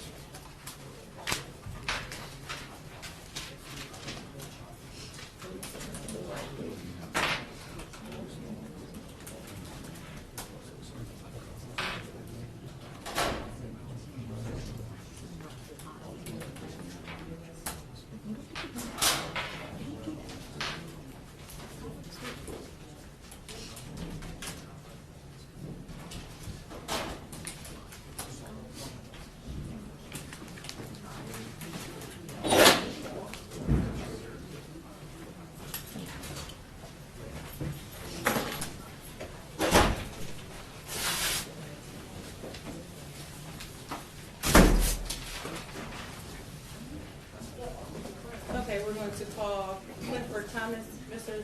Thomas, you can just stand right next to your attorney. This is case 2460747, the people of the state of Michigan versus Clifford Daniel Thomas, charged with count 1, home invasion, first degree, count 2, assault intended to do great bodily harm less than murder or by strangulation, count 3, domestic violence, which is a misdemeanor with an habitual offender second offense notice set for an exam today. Appearances? Good afternoon, Your Honor. Shelley Drain for the people, P number 60249. May it please this honorable court, William Noakes, P 42796 of the Neighborhood Defender Service of Detroit, representing Mr. Clifford Thomas, who is present. Please tell the judge your name. Clifford Thomas. Thank you. People ready to proceed? Your Honor, I am not able to proceed at this moment. The complaining witness, a Ms. Crystal Stanley, was subpoenaed to be present for court. She did appear in court. She was in the witness room talking with the victim advocate. She received a call from their child's school indicating that she needed to come to the school. It's not this isn't a medical emergency situation, but they called her and said you need to come to the school. And she left because of that. So, Your Honor, she does want to go forward with this case. However, I cannot proceed today. I would ask for a brief adjournment. Did you say their child, meaning it's I the believe it's defendant? their child. Yes. All my kids were. Yes. Oh, okay. Yes. Anything from defense? Your Honor, I'm objecting to any adjournment. My client's been here and is ready to proceed with his exam. I don't know the exact reason why this woman was here and left. And if the people can't proceed today, I'm asking the court to dismiss the matter. If they think it's important enough, well, they can simply refile. It could have easily been Mr. Thomas who had to go get his child But he from didn't school. have to. Right. She went. So I'm going to find good cause based off of the emergency, she was here and was on time and ready to go. As far as the date, I don't know. I guess we'll start with you, Mr. Noakes, because you probably have the most complicated schedule. Give me a moment to pull up Okay. my calendar.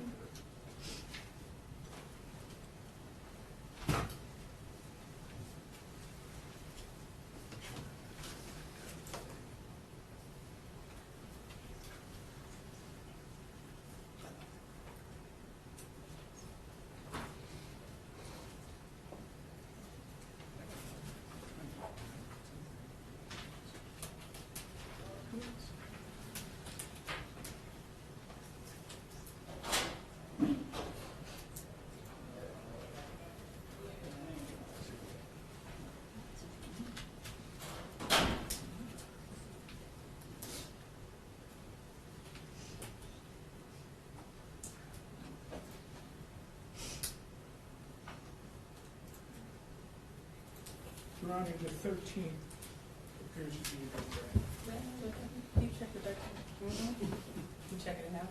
Yeah. Is it enough? The afternoon?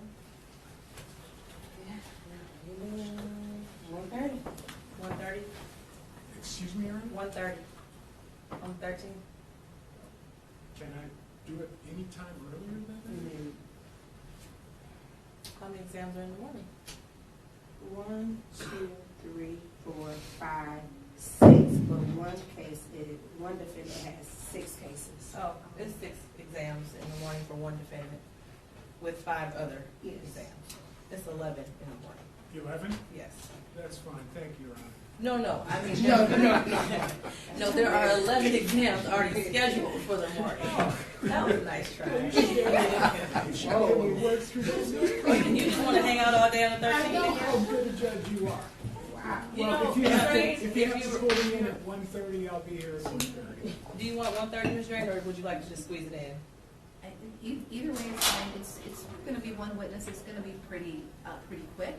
So, Is there one set for 9 o'clock? Let's do 9. 9 o'clock, you be first. At 9 o'clock? 9 o'clock. Well, thank you so much. Appreciate You're it. welcome.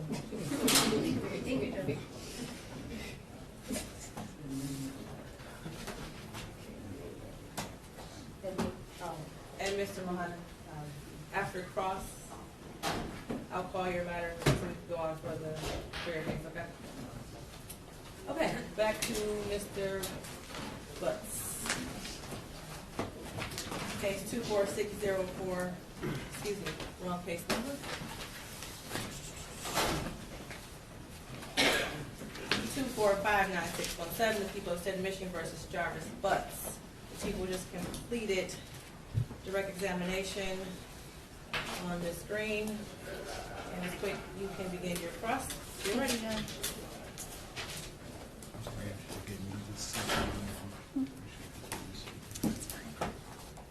Good afternoon, Ms. Green. Good afternoon. I'm going to start just by going over some of the things I think you testified to make sure that I'm clear on them. Okay. And so we'll start with the black hoodie because that's where we started, I think, on direct. You tested a number of spots on the black hoodie. Well, I guess you started with the IR, you said, right? To determine if any of the spots you could see were potentially blood. Potentially, yes. Some of those spots could have been something like dirt, mud, anything else, right? It's That possible. could have created a color of a spot on the shirt or the hoodie, fair to say? Fair to say, yes. Okay. And so once you marked all of the spots that tested presumptively positive under, well, I guess you started with the ALS, that was your screening.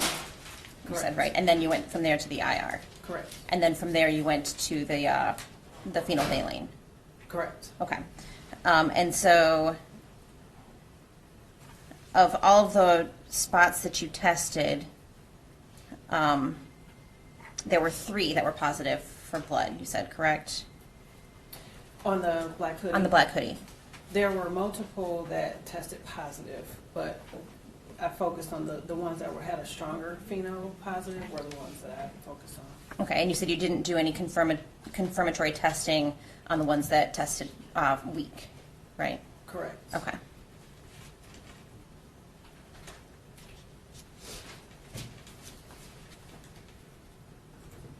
And you said of all of those, you sent 2 for testing for DNA. Yes. Okay.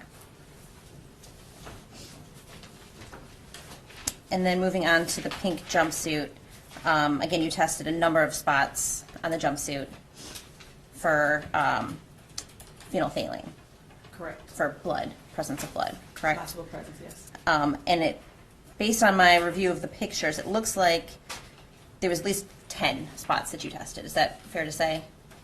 There was at least 10 on the pink jumpsuit, yes. I think I saw a number like 16, and I don't know if that's where it ended, or, but that seems fair, between 10 and 20 maybe? Possibly more, but yes. Okay. At least.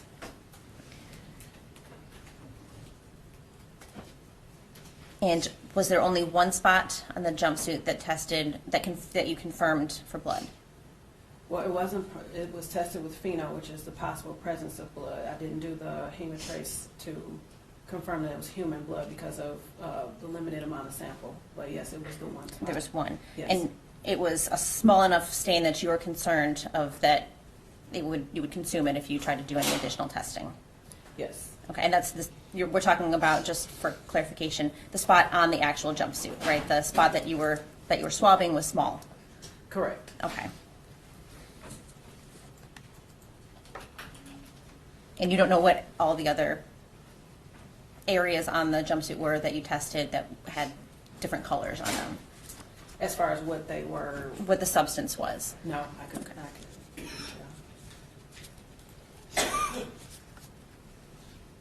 You were also given a number of other samples of things to test. Is that correct? Correct. I think you tested some trunk carpet. Yes. And that was, you tested that for, with phenolphthalein, correct? Correct. And that was negative? Yes. You tested a driver's floor mat. Yes. Is that from a vehicle? Yes.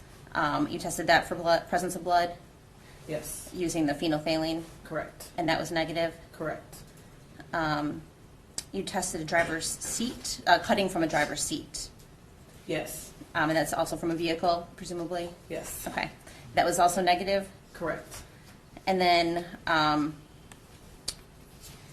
there's a sample that was taken from, it says trunk trim. Did you swab the trim yourself, or was it a swab that was given to you to test? Do you recall? I did receive a large plastic piece from a trunk trim that I did test, yes. Okay, and so you tested that also for phenolphthalein, or with phenolphthalein for the presence of blood, sorry. Correct. And that tested negative? Correct. Okay, so of all the things that you tested from, do you know if they were all from the same vehicle? I received parts from what was labeled on the packages from 2 different vehicles on different submissions. Okay, do you know what type of vehicles they were? One was listed on the submission form as a Cadillac Escalade, and there was another one, it was a vehicle, a Nissan Sentra, if I'm recalling correctly. Okay.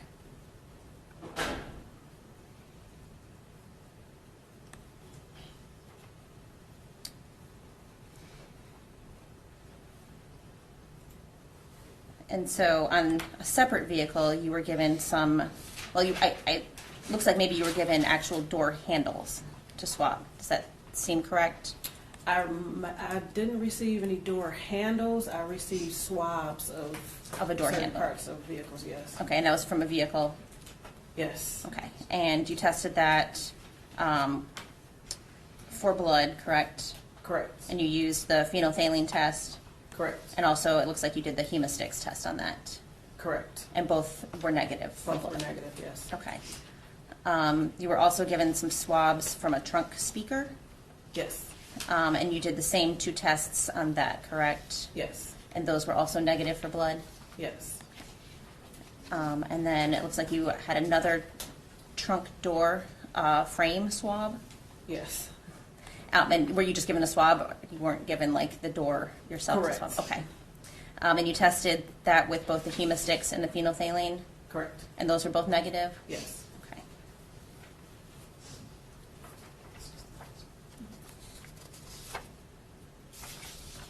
And I just kind of want to talk, I guess, generally about the presence of blood, or lack of presence of blood. blood doesn't necessarily disappear, or the presence of blood doesn't necessarily disappear just because you cleaned something. Fair to say? It's possible. Like, it's possible that it would not test positive for blood, but it also, something that had been cleaned could also test positive for blood still, even if I don't see it. Correct. Okay. So for example, if I cut my finger with a knife and I get blood on the floor, I wipe it with a Clorox wipe, somebody could still test that for blood and potentially see evidence of blood having been there. Potentially. I mean, there's tools like luminol that can detect blood, correct? Correct. And I think you used that in one of your other tests in this case, is that correct? Yes. Okay. So it is used, right? Yes. Okay. Blue Star is another tool that can be used to detect blood if there's an assumption or presumption that it's been cleaned. Fair to say? It is. We don't use Blue Star though. You use luminol instead? Correct. Okay.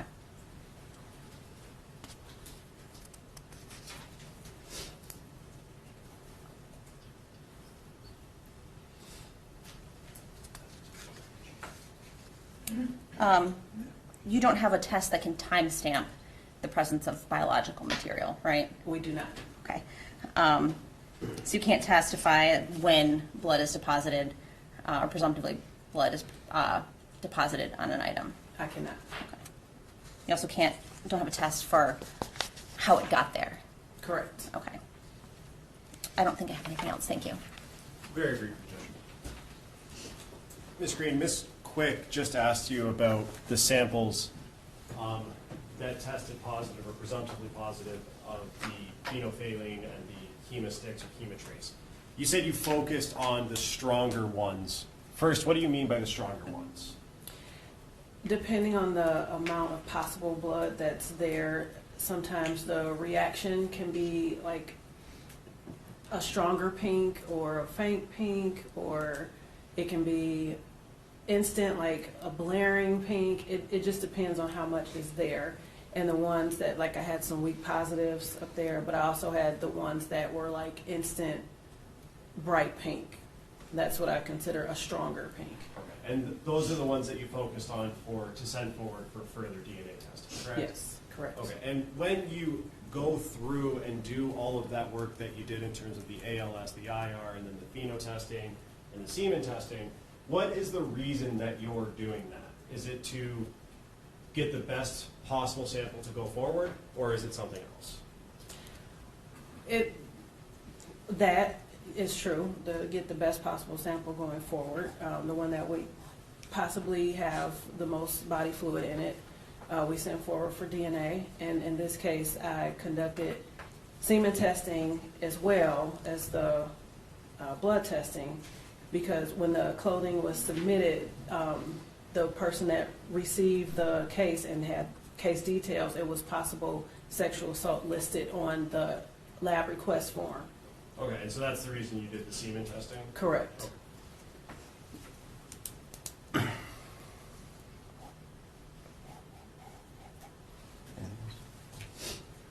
I have nothing else, Judge. Thank you. Okay, Ms. Green, you're done testifying. Thank you. Thank you. Okay, Mr. Makepeace, I saw you look at your watch. Which is actually broken, but Judge, I think with the scheduling of our witnesses, now would be a good time to take a lunch break. Lunch break? Yeah. Okay. How many witnesses do you anticipate? Two more? Two more. So that'd be the officer in charge and, Christopher James, who's going to be very quick. okay. We have one matter we have to handle anyway, so how about, if you come back at 1:45, do you think you can finish both witnesses? I'll leave that to Ms. Wrigley. Okay. Possibly. Yeah. Okay. We'll come back at 1:45, finish. Testimony will be served up. Thank you. We have one for Martha. Mr. Mahanas. It'll be quick. Shouldn't be longer than 5 minutes. And then we can take our break.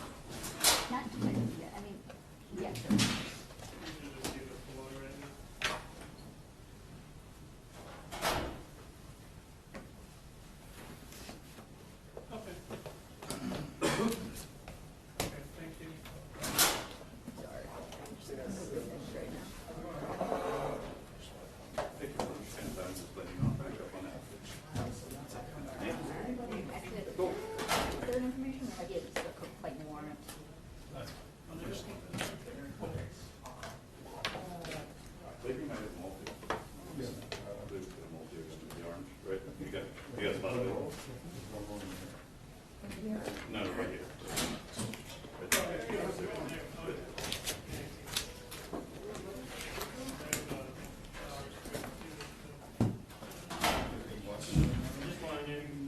First 48, 14, these are the remix.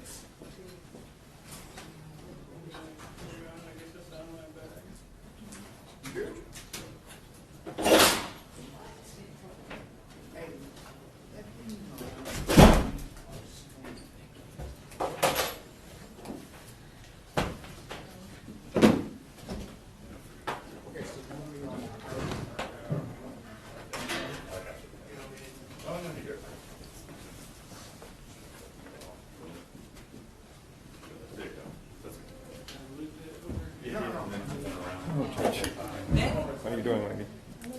Okay. I'm good. We're almost there. I'm good. It's been a struggle. Yeah. Yeah. Do my best.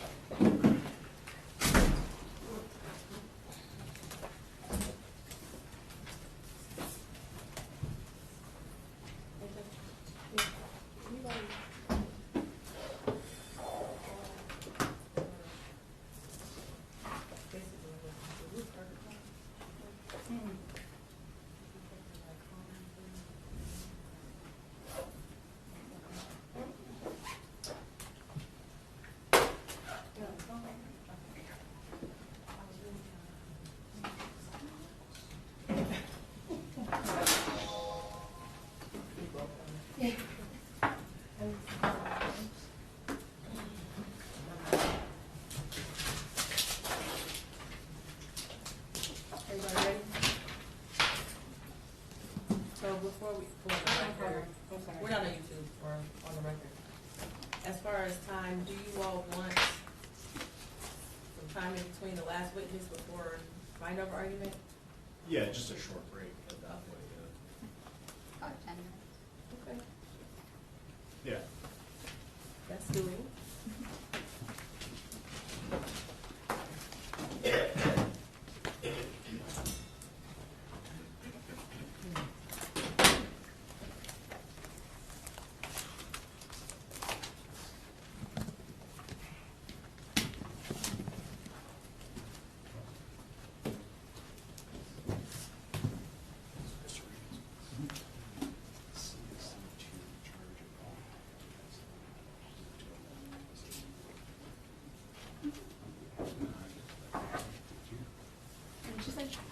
If you haven't, yes, we're gonna move to the It's done. And so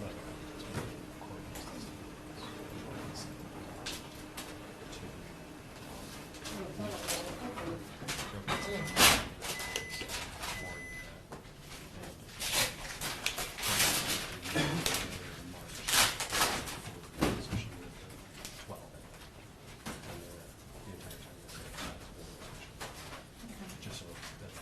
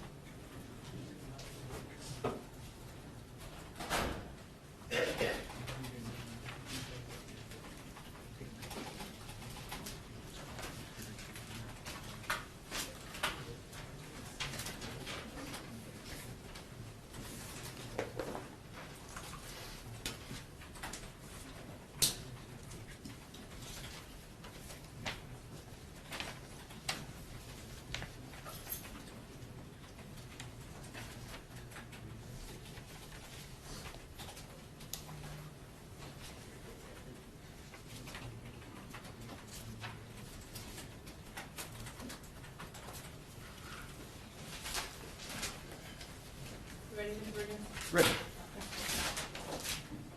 Okay, we are back on the record. This is case 2459617, the people of the state of Michigan versus Jarvis Butts. Charged with count 1, homicide, murder, first degree, premeditated. Count 2, child sexually abusive activity.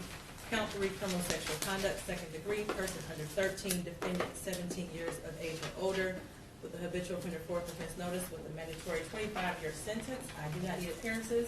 We are continuing from a lunch break with all parties present. And are the people ready to proceed? Yes, Judge. Okay, you can call your next witness.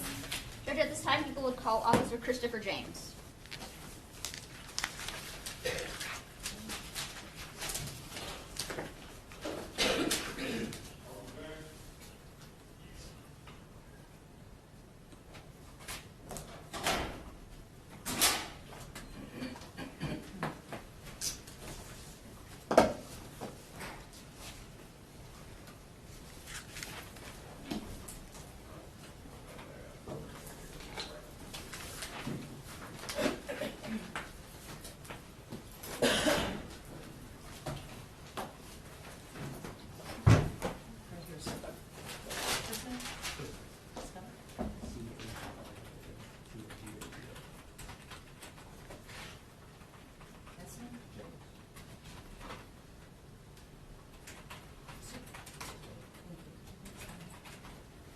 I swear you in. Raise your hand. You swear to tell the truth, the whole truth, and nothing but the truth. Okay. Go ahead and take a seat. Just watch your steps going to the box.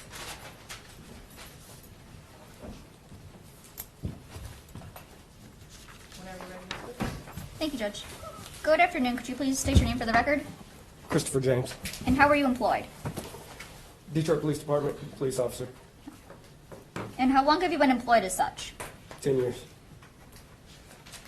All right.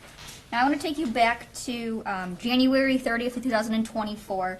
Were you employed as a police officer with the Detroit Police at that time? Yes. And were you in a different unit than you are now? Yes. Okay, what unit were you in? Cybercrime unit. And were you working back on January 30th of 2024? Yes. Okay. And did you get a chance to perform, well, I guess in your role in cybercrimes, what is it that you did? For cell phone forensics. Okay. Or, Would that include like extractions from phones, extractions from tablets, computers? yes. Okay.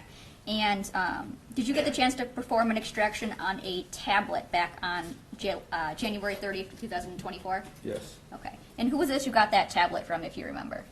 I don't recall. Okay. Do you know if it was from Detroit Police or Detroit Public Schools or something else? Detroit Public Schools. Okay. And when you perform an extraction from a tablet, what is it doing? What do you do? It's pulling the data from the phone.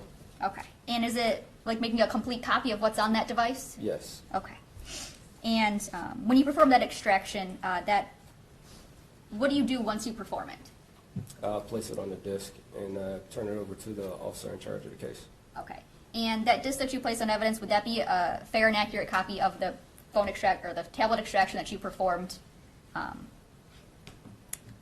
the tablet for this case? Yes. Okay. And Your Honor, I'd move for the admission of just the phone or the tablet extraction, and I believe it's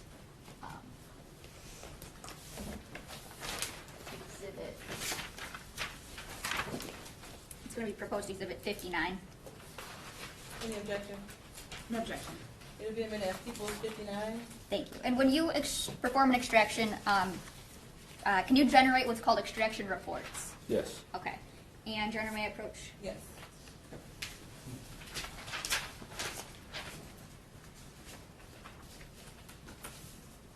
Now, I'm handing you what's marked as People's Proposed Exhibit 60. Can you tell me if this is a document that you recognize? Yes. And what is it that you recognize it as? Extraction summary. I'm sorry, the door opened. What did you say? An extraction summary. A report, a summary of the extraction. Okay. And is that the report that was generated for the tablet extraction that you did? Yes. Okay. And is that a fair and accurate depiction of the extraction that you performed as it relates to this tablet device which contains contact? Yes. And I move for the admission of People's Proposed Exhibit 60. Any objection? No objection. Okay, Officer James, can you please pull that microphone off the ledge and testify into the microphone because it's hard to hear. You can pull the whole thing off. Thank you. And officer, what, first, Your Honor, may I publish? Yes.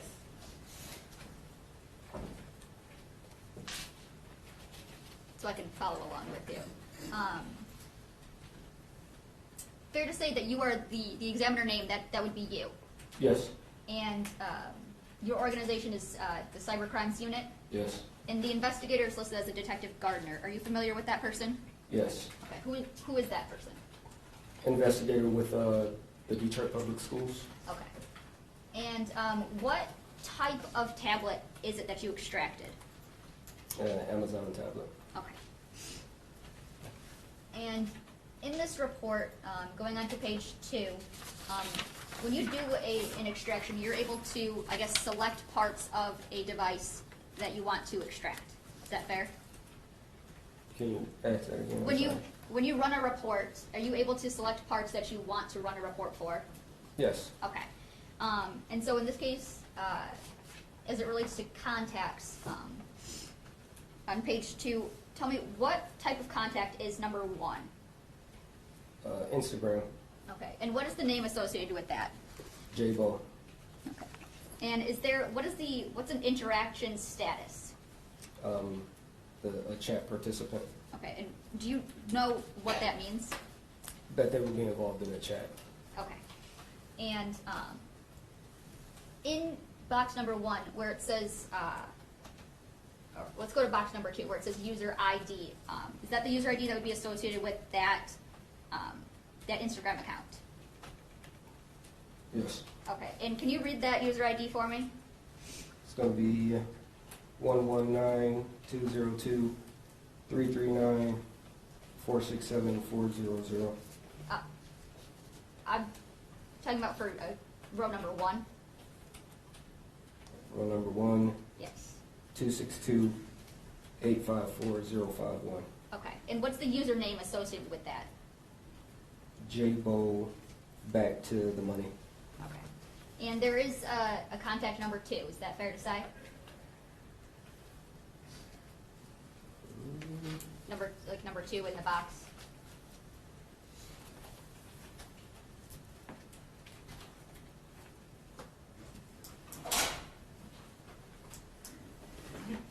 You mean phone number? No, the second account. Number 2. Yes, number 2. What kind of interaction status is that? Friend. Okay. And what's the Friend. okay? And what's the name associated with that? J-Bo. Okay. And what kind of user in box number 2 under entries? There's a user ID. What kind of user ID is that? Facebook. Okay. And going back up to contact number 1, where it says photos, it's fair to say there's like a kind of a hyperlink there? Yes. Okay. And would that indicate that there is something attached to this contact? Yes. Okay. And it says photos. Would it be fair to say that would be a photo that was attached? Yes. Okay. And I believe that's going to be page 3 of that report. When you click photos, this is the photo that would come up under that Instagram account? Yes. Okay.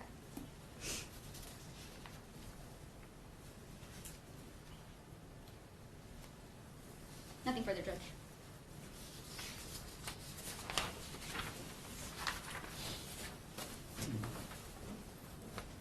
Your Honor, we have no questions. Okay. You're done testifying. Thank you. Thank you.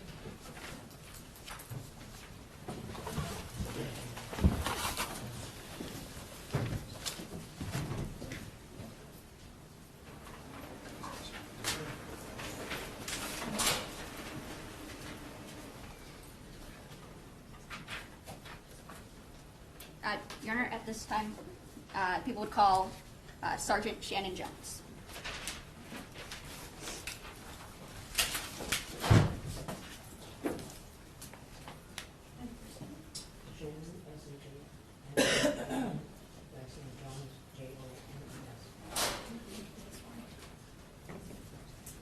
You swear to tell the truth, the whole truth, and nothing but the truth? Yes. Okay.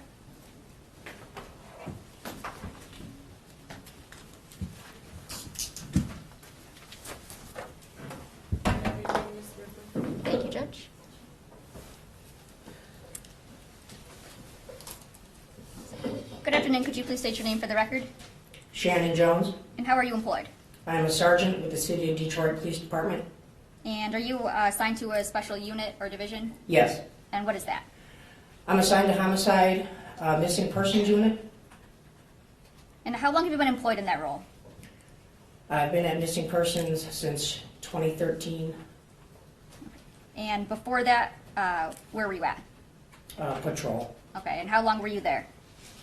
I've been on the department for a total of 24 years. Okay. So throughout the prior years to missing persons, I had various assignments. And what is your role in this case? I'm the officer in charge. What does it mean to be an officer in charge? So I'm in charge of reviewing all the evidence and spearheading the investigations, looking into all the facts and possible suspects and information that's brought to the case and to compile it together. Okay. And what would be some common duties that you would do in partaking those roles? When it comes to missing persons, specifically those type of cases? Yes. So a missing person case, when someone's reported missing, we always go out to the home, search the home, talk to family, and try to get a good timeline of when that person was last seen, their common habits, where they are supposed to be, has any patterns changed, are they not going to school and not going to work. If the investigation leads us to believe that that person may be in danger or that there's something more to just not coming home, then we start pulling different video and try to look into cell phone data or friends or associates of that specific missing. And in particular, have you investigated what would be known as a no-body case before? Yes. Okay, and what does it mean to be a no-body case? That would be a missing person that we have come to the conclusion is a victim of a homicide. However, we were unable to locate or recover the body. Okay, and how does that kind of investigation differ, if at all, from another investigation that you would do? It's a little tougher. You need to go through and kind of be able to show and establish that this person is no longer with us today. When you have a body, it's obvious, then you can come to the conclusion and work your case that way. So on a no-body case, you're trying to find any signs of life, any evidence to show that there might have been some possible danger or some assault that may have happened to this person. Now, I'm going to start with, when did you get the case of Neziah Harris? So it was first requested to me on February 12th. I received the email, which just kind of asked me to look into the case. It wasn't at our building yet or at our department. I looked into the case and I saw that DPS was initially assigned the case, and I had reached out to Lieutenant Harris from DPS to kind of ask for an update on where they were, kind of see how the case was progressing and any evidence that they may have had. Okay. So, after that, how did it come about that you got this case? So after our meeting and discussing with Lieutenant Harris and reviewing the different things, it was determined that there had been enough suspicious possible things connected to her being gone. Number one, she's never been missing before. There's been no updates on any of her social media, which is very uncommon for a young child or a juvenile. They're addicted to those. There had been a last known contact that she had possibly met somebody, is what we were informed, that there was a text message for her to be picked up, and that would have been the same day that she went missing. So, when you first officially received this case, tell me, what is it that you do right off the bat? So this case was a little different because we kind of had to go back. We were already a month behind. She went missing January 9th, and now it's February 12th. We start kind of looking into what has already been done and then what steps I would normally take moving forward. Okay. So, what kind of steps do you take moving forward? So once I reviewed the case, and it was determined that the last person that had contact with Neziah was Jarvis Buds, I then started to look into his phone records, his activity, places that he had been. On the 12th, we had determined there was already an analyst that had looked at different records and given us a location out in Ypsilanti. So I coordinated a search for the very next day on February 13th. We went out to Ypsilanti. We conducted the search. It's a large area. It wasn't pinpointed down to a specific house. There was a lot of wooded area over there. We had multiple teams out there. There was probably over 60 people at one point. We then started going into different businesses to look for different video that we may be able to recover close to the intersection that we believed would be a good starting point in that search area. And did you recover, or were you able to recover anything or find anything from the Ypsilanti area? We did find some video that was eventually pulled from a gas station.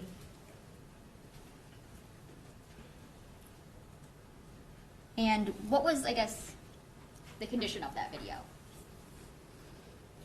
So the video is from a gas station. It shows the intersection, I believe it's Michigan and Carpenter, which is actually, I think that is like a Springfield township. It's kind of like a little small city just outside of Ypsilanti. At that point, we didn't know exactly what we're looking for, so we just kind of pulled like the window that we knew the devices were out there, specifically Jarvis Butt's device that was out there. So we kind of just pull all of that video before we lose it. And then as we gather more information, we can kind of go back and look at the video to see if there's something now that we can focus in on what we should look for. Okay.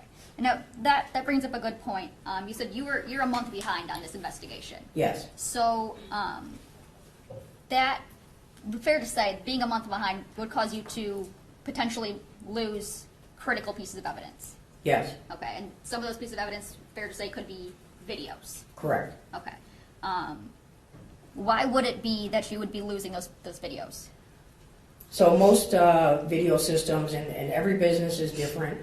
You got green light, you have businesses and people that have their own residential cameras or property cameras, and it'll vary. Some of them start overwriting in 48 hours, some of them is a week, some may last up to a month. It just depends on how large their system is and how much data it can hold. And is that a struggle that you encountered in this case? Yes. Okay. And where is it that you encountered that? So there's several cameras and videos throughout the entire route of travel that later in the investigation we were able to identify. But as we identified those locations and went to see if video was still able to be there, it had already been overwritten or was not available. Okay. Now, I want to take you back. You did the search in Ypsilanti. Did you do any other searches kind of immediately at that time? Yes. Tell me about one of them. We're going to go through them, but start with one of them. Okay. So after we didn't find anything in Ypsilanti, I kind of got to go backwards a little bit and go back to who we had known was the last contact with her, which was Mr. Butts. So we did a search warrant for his home. Later, I believe it was like later that night, 13th into the 14th, we had kind of worked all the way through. Okay. We did a search warrant to obtain his cell phone so we could try to do an extraction. We contacted the jail to look through his property. There was no cell phone in the property. We then ordered the jail calls to see if there was any conversations, anybody that he had talked to. We knew that he had turned himself in on February 7th. As we started to listen to those jail calls, there was a call where he had asked his shop partner, Cordell Wright, to retrieve a phone out of a vehicle. We then went and picked up Mr. Wright and brought him down to our headquarters to talk to him about the cell phone. He did confirm and he acknowledged the phone call. He said that a vehicle came up there, was a Tahoe, Tashi's vehicle, Tashiana, and that he had looked in the back seat and tried to find where the phone was that Mr. Butts kind of described where he had hid it in this vehicle. He said that he was unable to locate it. So at that point, we then did a workup on Tashiana to find out where she lived, what type of vehicle she had. It matched the description that he kind of described. We did a search warrant for her home in an attempt to locate the cellular device and any other possible evidence that may help us and direct us to where Naziah is. Okay. So I'm going to backtrack a little bit. You started off with did a search warrant at Mr. Butt's home. Yes. And would that be the one on Wilshire? Yes. Okay. And did you find anything at his house? Yes. And what is it that you found?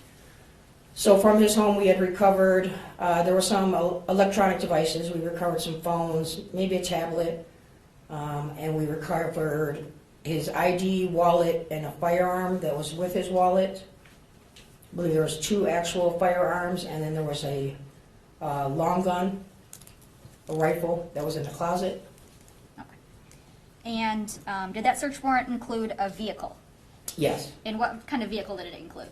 It included all vehicles that we believe may be associated. At that time, we impounded a Cadillac Escalade. Now, you said at that point you knew that Mr. Butts had turned himself in is it the Wayne County Jail?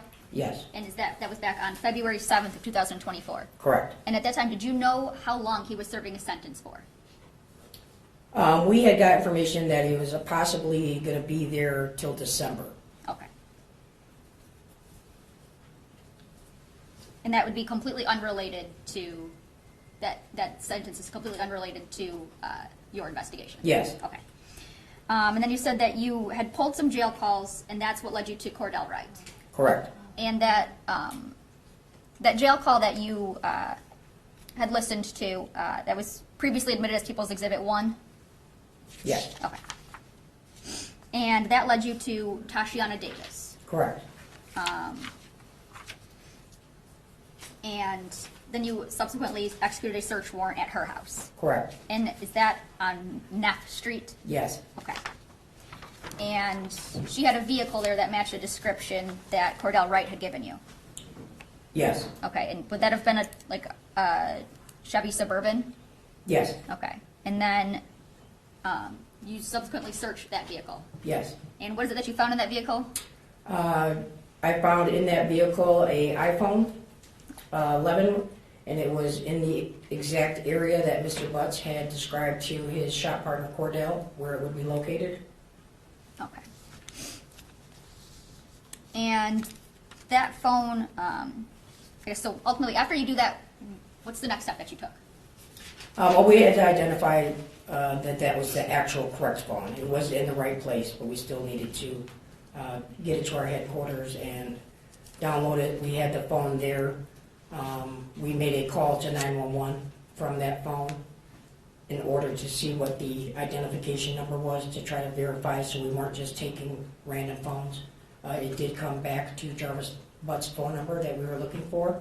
The phone was then placed on evidence and taken to our base. And what's the next thing that you did after that? So after that, the phone now is getting processed under the search warrant. Okay. It is given to, was given to Detective Markle, where she processed that.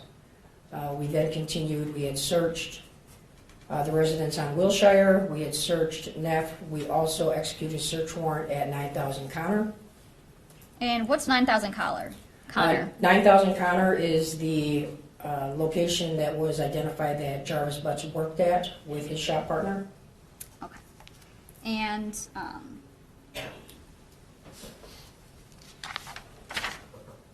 did you find anything or anything at 9000 Connor? We did take some things as evidence. There was a lot of activity going on, so I had multiple different units from within our homicide squad assisting me with different search warrants that we were executing. I believe it was the Northeast squad actually executed the Connor location search warrant. They were advised of some items to look for, obviously children's clothing. We had been given a description of a Rugrats jacket with a fur hood. We were given the clothing description. At that time, we were told that the shoes were possibly blue and white Nike shoes that we had been looking for. There was an area in the shop, as I reviewed the evidence, photos where there's like children's coloring books and maybe things that when the children are there that they're using. Were any interviews besides the one with Cordell Wright taking place at this time? So at that time, I had interviewed, when we went to Wilshire, we had interviewed the woman that he lives with. I don't know if that's a fiance or girlfriend, but that was Miss Angel. We interviewed her there. Tashiana was in the hospital when we had executed the search warrant at her house. I had had a conversation with her on the phone while we were there. Her children were there. I scheduled an interview for her later. I believe it might have been like the next day or two later that she came down to headquarters. We had interviewed Cordell at that time, and now we're just kind of going through everything that we had at that moment to try to take the next steps. Okay. When about is Mr. Butts interviewed for the first time? So he was interviewed, we got it, looked at it on the 12th, the 13th, we executed all the search warrants. On the 14th, Mr. Butts, I believe it was the 14th, he was brought down to headquarters, or the 15th, I would have to look. Okay. And that's okay. So it would be just a couple days after you get the case? Yes. Okay. Now, based on Mr. Butts' first interview, which you heard Detective Mays here testify about, did you do anything based off of that interview? So based on that interview, we had obtained the text now, which was turned over to us from DPS, which was the initial, I believe it was like maybe 1 week's worth of text now, so like the very end of December into the 1st of January. So during that interview was when it was asked by Detective Mays and Detective Johnson regarding the text message about meeting to be picked up. Okay. Now, if you know, can you estimate about how many search warrants did you execute? Probably over 20. And throughout the entire, it has to be over 20. Okay. And what kind of searches were done in this case in general? So we searched, as far as like land searches, All kinds. all kinds. Well, we searched Ypsilanti as we did our workup, and we're looking at different locations that Mr. Butts had been to. We identified an area out in Clinton Township that he had gone out to back and forth before, and that was an area that Shannon Harris, his child's mother, had lived at. So this was kind of like a route out there, and we located, there was like a big retention pond out there. So that was another place that we had dive teams come out. We had the helicopter, the cadaver dogs, and we searched out in Clinton Township. As we start breaking down the phone mapping a little bit more on Mr. Butt's phone, it kind of led us to 7 Mile and Berg. And what's out in 7 Mile and Berg? So 7 Mile and Berg, there is a vacant parking lot on the southwest corner. It used to be a golf course.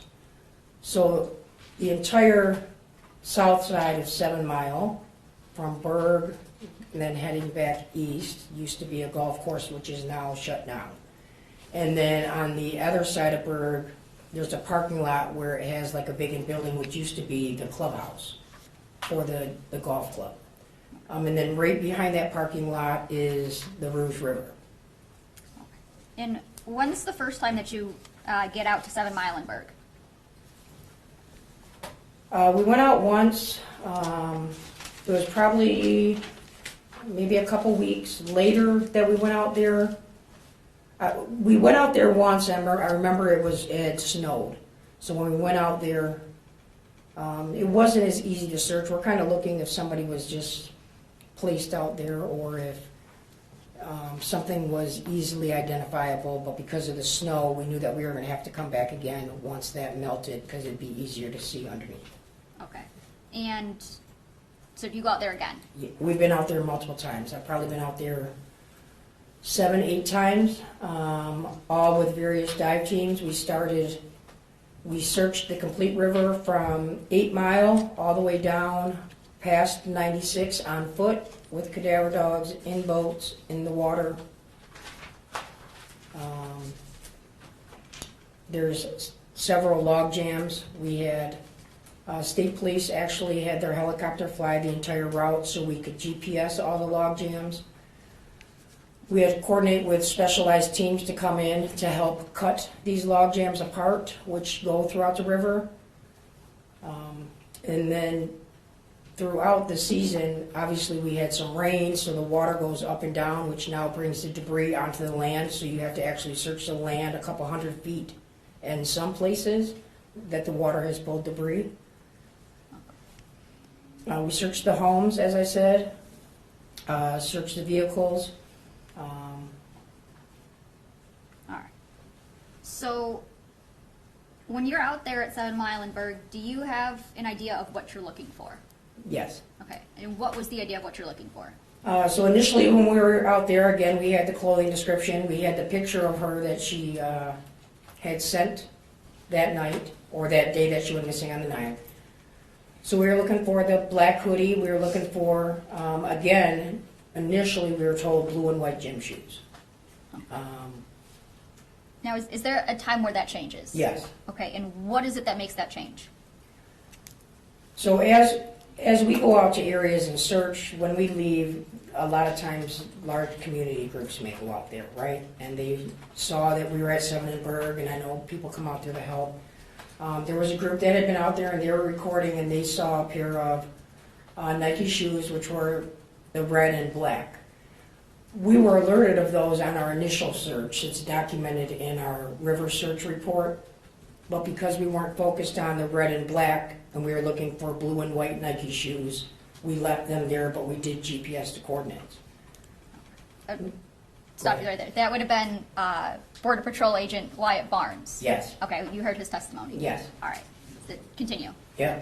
So on our initial search, we knew they were out there. The pink hoodie was identified, but we didn't collect them because, again, we didn't have anything about a pink hoodie or a pink onesie.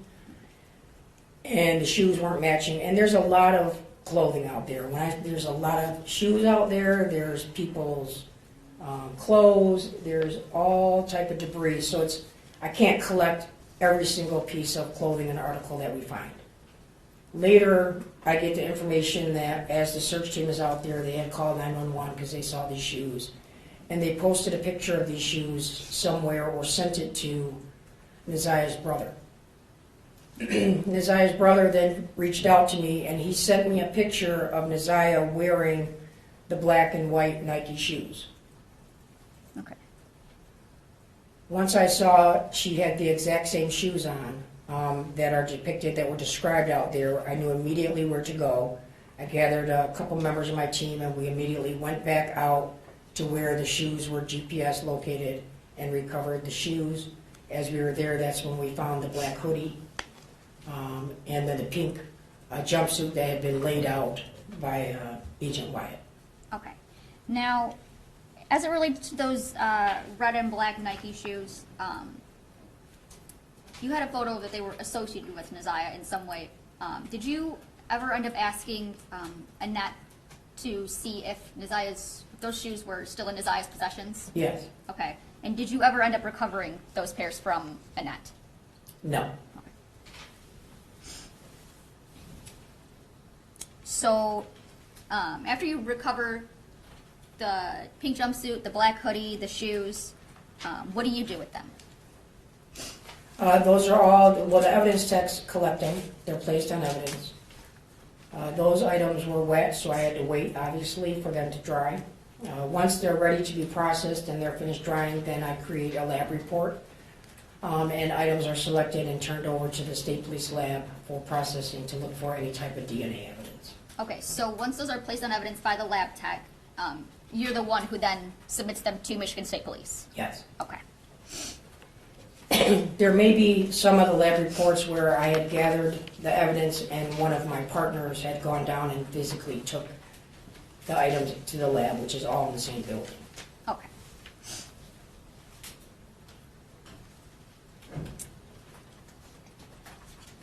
Now, I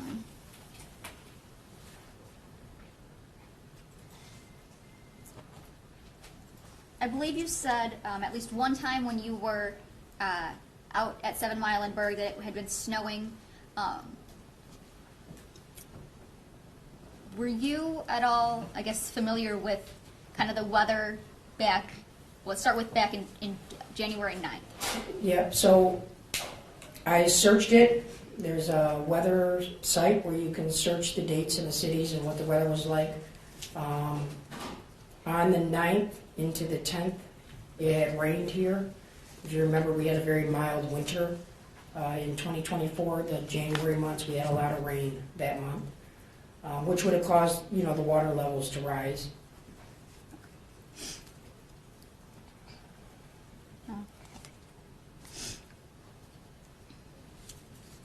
Now,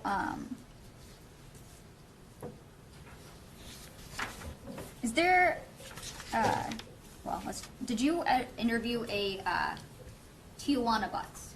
Yes. Tell me how that came about. Tijuana actually reached out to me. Shannon Harris had reached out to me. She had had a conversation with Tijuana. She asked if it was okay for her to give her my phone number. I told her that that was fine. She gave me a call. She said that she was the sister of Jarvis Butts and that she was concerned that she may have seen Isaiah but wasn't sure on the date and if she could come down and talk. Okay, and that's all what she had testified to that you had heard? Yes. Okay. Now, when you also heard that she had given Detroit police consent to look at her phone locations and perform a phone extraction. Yes. And that Detective Sarah Markle is actually the one who performed that extraction. Yes. Okay. Did you yourself look at the phone location data that was on Tijuana's phone? Yes, so even before we extracted the phone, when she was in there in the interview, she had given me consent to look at her phone. She wasn't quite sure how to get to the locations. She had Google on her phone, so we went to the Google Maps, went to her timeline, and then specifically clicked on January 9th to see if it showed her route. When we got to the January 9th date, it was confirmed that that is the date that she was at 9000 Connor. And it helped us with the timeline of when she was there compared to when we know Mr. Butts left that location to head out to Ypsilanti on the 9th. Okay. And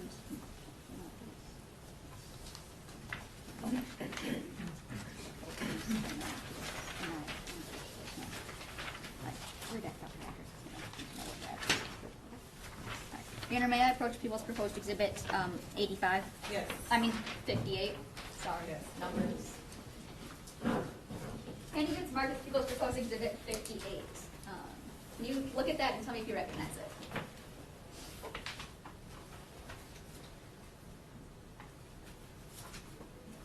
Yes, this is a Cellbrite extraction report that was conducted by Detective Markle for Tijuana Butts cellular device. Okay. And that report specifically includes the location data in the subsequent pages as it relates to Ms. Butts' phone. Is that fair? Yes. Okay. And is that a fair and accurate depiction of the screenshot photo locations, location data from Tijuana Butts' phone that you observed that the day when you interviewed her? Yes. And I move the admission of People's Proposed Exhibit 58. No objection. Shouldn't be admitted as People's 58. Thank you. And I want to direct you to I guess it's going to be page 3 of the report. Let's go with 4 of the report.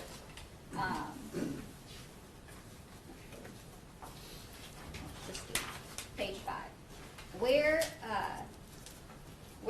say that Ms. Butts was from 3:45 p.m. to 5:16 p.m. So it gives the location described as, on here it says Citgo, and it gives the address of 9000 Connor Street, Detroit, Michigan, 48213. And do you know do you know Mr. Butts's 9000 Connor Auto Shop to be connected with a gas station? Yes. Okay.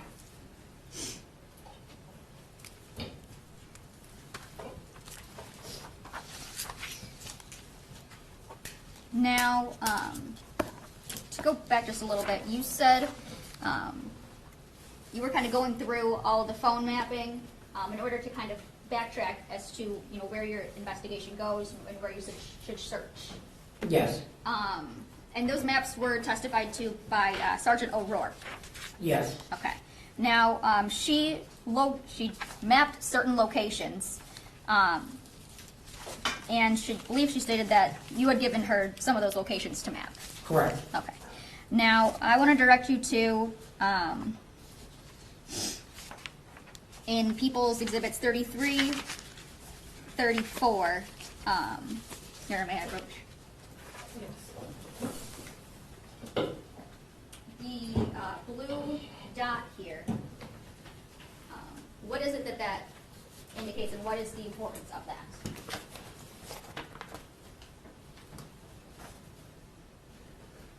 This blue dot is going to be 9000 Connor. Okay, and that's the address associated with Mr. Butt's auto shop? Yes. Okay. And that's the same for Exhibit 34?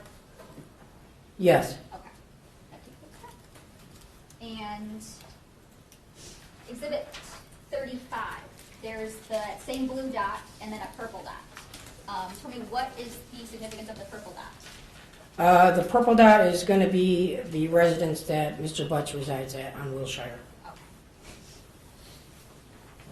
And in Exhibit 36, on page 2, there's like another, it's like a pinkish kind of purple dot. Can you tell me what is, red dot. What does the red dot indicate? The red dot is going to identify 20,000 Harper, which was the Park Crest Motel. And on page 4 of 4, there's a lighter purple dot along with that red dot. What does the purple dot indicate?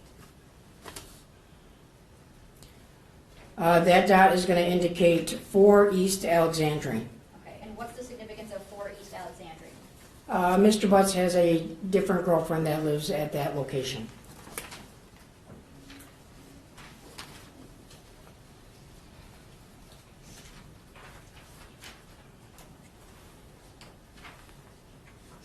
And in People's 38, there's a red dot.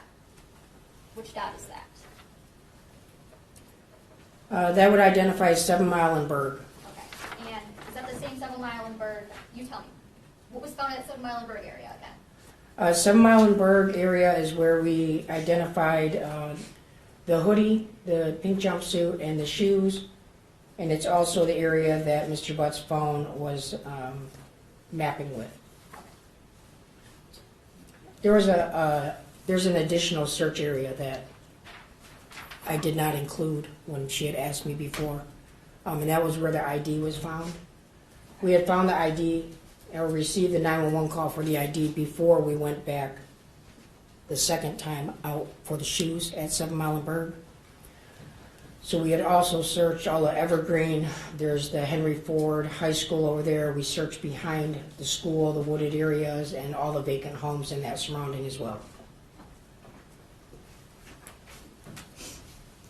And that would have been the ID that Ms. Smith had recovered? Yes. Okay.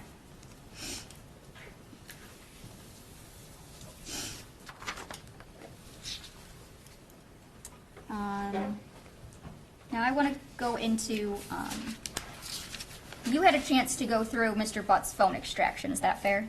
Yes. Okay. And did you also do a search warrant as it relates to a Google account for Mr. Butts? Yes. Okay. And how was it that you knew what his Google Gmail was? That was documented when I went through the cell phone. Okay.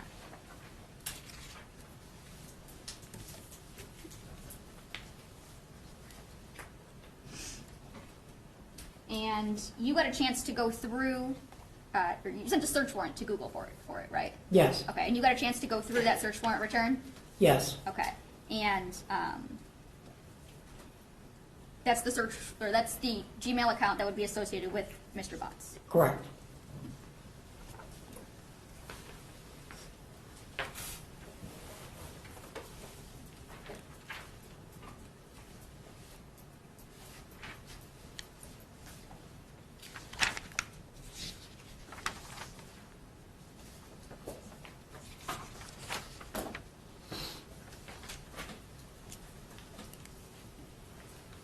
And you're may I propose exhibit 63? Yes. Handing you a mark to propose exhibit 63. Can you tell me, do you recognize what it is I just handed you?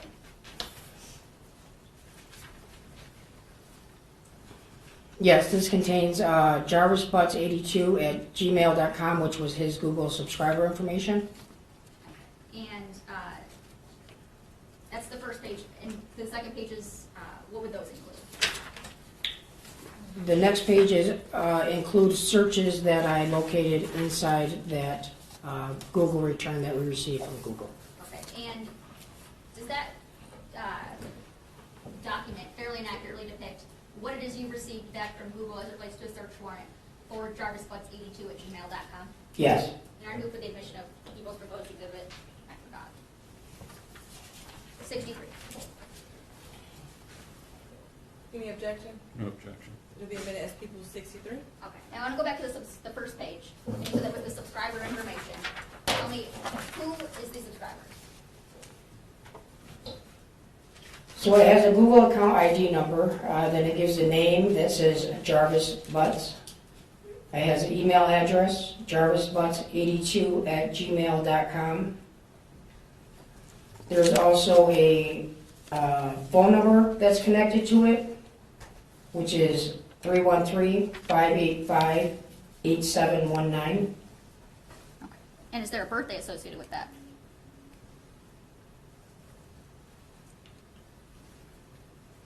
Yes, November 21st, 1982. And moving on to the searches, what dates do those searches encompass? These searches are December 9th,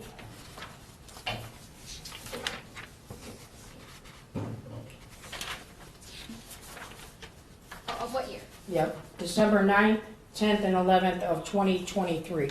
Okay, and it's fair to say that those are the entirety of all of the searches from those days? It is not all of them, Okay, no. those are just select ones from the Google return? Yes. All right. Starting with December 9th, tell me which ones that we have in that exhibit. So the first, you want me to read the ones that are just highlighted, or you want me to start at the top of here?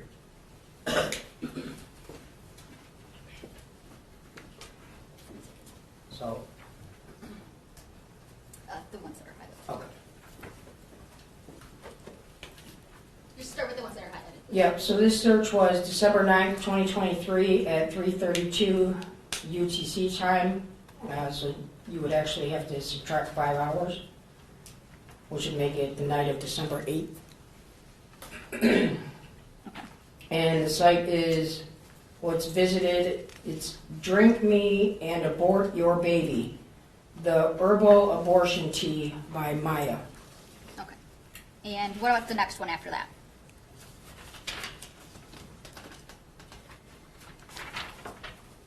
There is a site that's visited on December, it says here December 10th, 2023 at 9:32 p.m. UTC, so -5. And the site visited is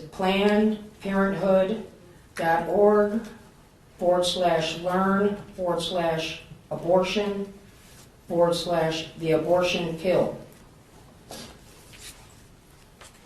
And next- yes, the next The one. next search is immediately after that, so December 10th at 9:32 p.m. UTC, the abortion pill, get the facts about medication abortion. There is a search that was conducted before that on December 10th, 2023 at 9:31 p.m. UTC. And that site is plannedparenthood.org /blog/ can I use herbs to have an abortion at home. And the next The one? next one is December 10th, 2023 at 9:31 p.m. UTC. Can I use herbs to have an abortion at home? Planned Parenthood. And the next one? The next one is December 10th, 2023 at 9:36 p.m. UTC. So again, minus 5 hours. And that site is, it's ANSIRH.org, research, over-counter medication abortion. Search December 10th, 2023 at 9:36 p.m. Over-the-counter medication abortion, and that's from that same place before, ANSIRH.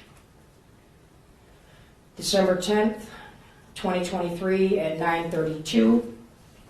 Planned Parenthood, abortion, the abortion pill, how do I have an abortion using only misoprostol, misoprostol. The next search, December 10th, 2023 at 9:32. Planned Parenthood, learn abortion, the abortion pill. So it's like the same, back and forth to the same site. On December 11th at 11:43 p.m. UTC, so minus 5 hours, specifically is searched is, can I drink red antifreeze? Again, that same item is searched again right after the same time, 11:43 on December 11th, 2023.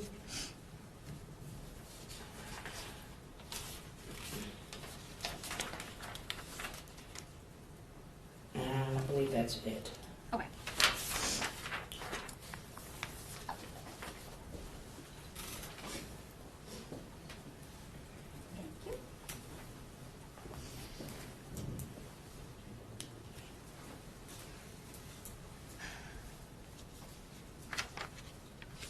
Okay.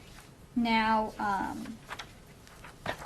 in that phone extraction that you went through of Mr. Butts,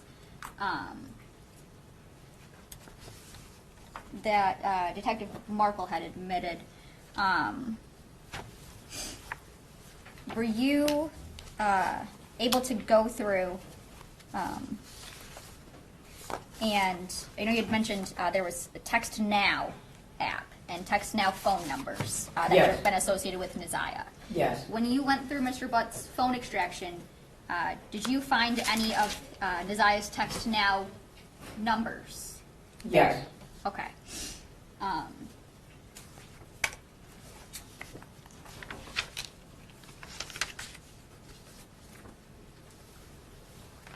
And do you recall if what was on his phone? First of all, did you eventually do a search warrant for Text Now? Yes. Okay, and did you receive messages back from Text Now? Yes, so the initial Text Now messages, again, DPS had done those and they had only gone back like a week. I had another search warrant submitted to Text Now and requested to go back to January 1st of 2023. Okay. And when you found these Text Now messages on Mr. Butt's phone, did those include all of the messages that you got back from Text Now or just only parts?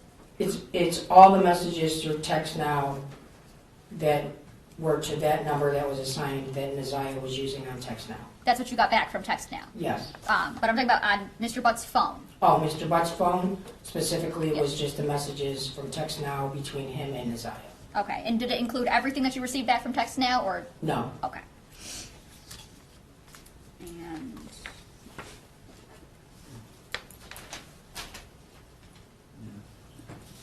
Shannon, may I approach? Yes. Approaching with people's proposed exhibits 46 and 47. Can you tell me, in exhibit 46, do you recognize what I handed you? Yes, this is a extraction report for a iPhone, and it was for phone number account 313-585-8719. And this is the section in that extraction about messages. Okay. And is that exhibit, proposed exhibit 46, is that a fair and accurate depiction of the messages that were on Jarvis Butt's phone between his phone number and the number 213-743-3173? 231, yes. 231. Yes, 231. Yes. Sorry, numbers.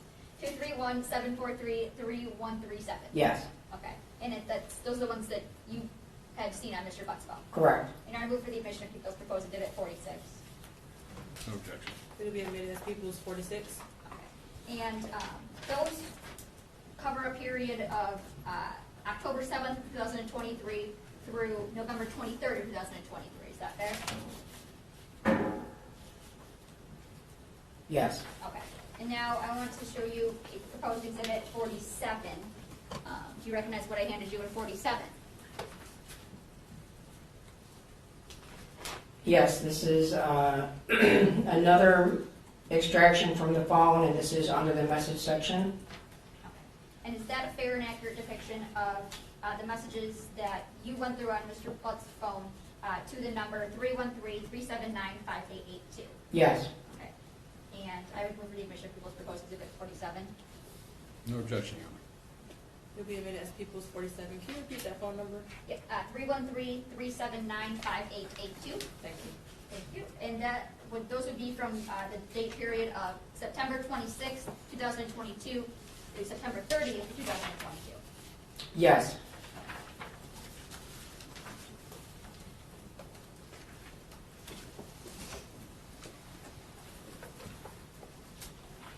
And now I want to show you what's already been admitted as people's exhibits 15 and 16.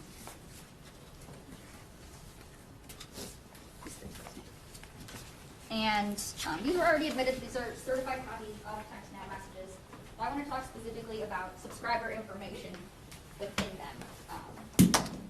In People's 15, is there a subscriber as it relates to your Yes. Okay, and who is that subscriber? Excuse me, you need to let me hear. I can't hear you with your back turned to me. Okay, so is there a subscriber as it relates to that? Yes. Who is that? The username on here is Kenyatta Harris 955. And are you familiar with the Kenyatta Harris? Yes. And how is it that you're familiar with her? That is Naziah's biological mother. And is there, on the next page, is there a phone number that is associated with that account? It might be on the subscriber information too. Yes. And what is that phone number? 313-379-5882. And what is the period of usage for which the subscriber Kenyatta Harris had that phone number? The phone ownership is from September 24, 2022 through November 8, 2022. We're not going to go through them right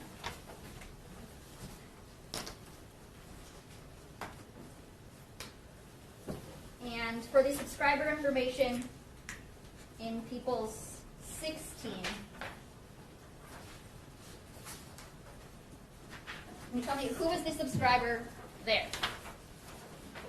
The subscriber here, the username is Naziah Harris 74. And is there a phone number associated with that? Yes. What is that phone number? 231-743-3137. And is there a phone ownership date period for that? Yes. What's that date period? January 1st, 2024 to February 6th, 2024.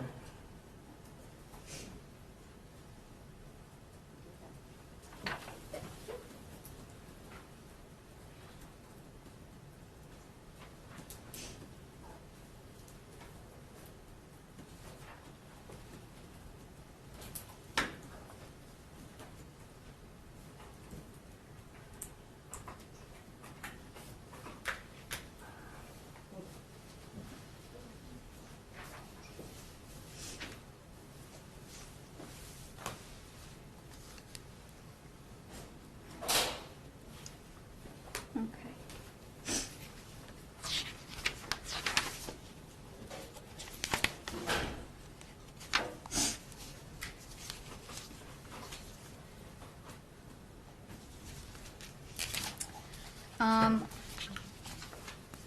Are you familiar with the location of 17500 East Warren Avenue in the city of Detroit? Yes. And Your Honor, may I approach? Yes. Show these already admitted. And I'm showing you people's 4, 5, and 6 already admitted. How is it that you're familiar with that location? This is Frank's Auto Repair. It's located on Warren, right at Neff, 17500 East Warren. This is a location that Jarvis Butts worked at prior to working at 9000 Connor. And that's in the city of Detroit, Wayne County? Yes.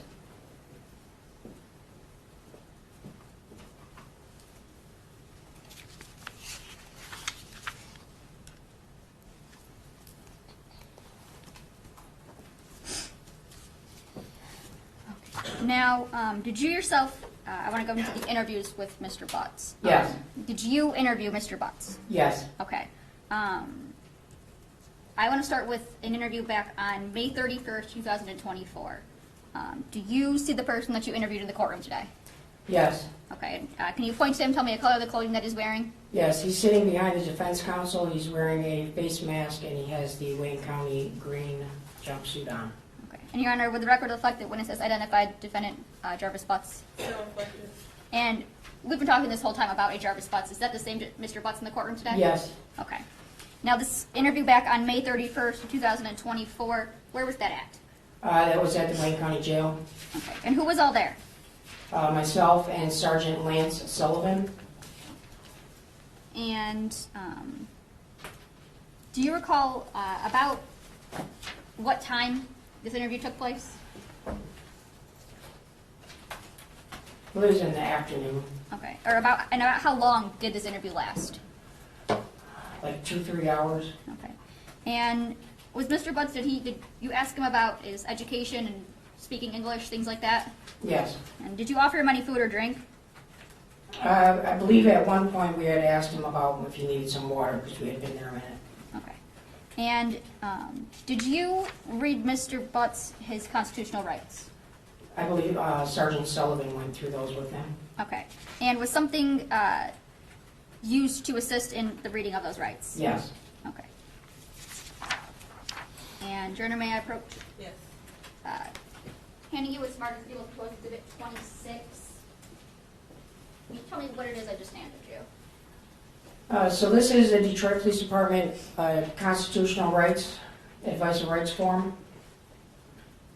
And is that a fair and accurate depiction of the one that was executed back on May 31st, 2024 with Mr. Butts? Yes. Your Honor, I move for the admission of People's Proposed Exhibit 26. No objection, Your Honor. It'll be admitted as People's 26. Thank you. And did Mr. Butts, did he sign or initial acknowledging his rights? Yes, he read them and he initialed them and he signed. Okay.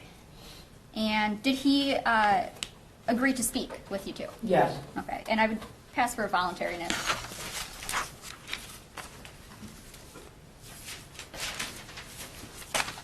Sergeant Jones, you came to interview my client on May 31st, correct? Yes, It was you and you said Sergeant Sullivan? yes, Were you aware he was represented by counsel at that time? yes. In fact, did one of you call his counsel and ask for permission to interview him? On that date, Not on that date, prior to that date. several months before, yes. In April 17th, in fact, right? I don't have the exact date, but it was a couple months before that. And the words used were under no circumstances, right? Under no circumstances. May you interview Mr. Butts? Well, that's not true. You were not told you could not interview Mr. Butts? Judge, I would object. This is a legal argument.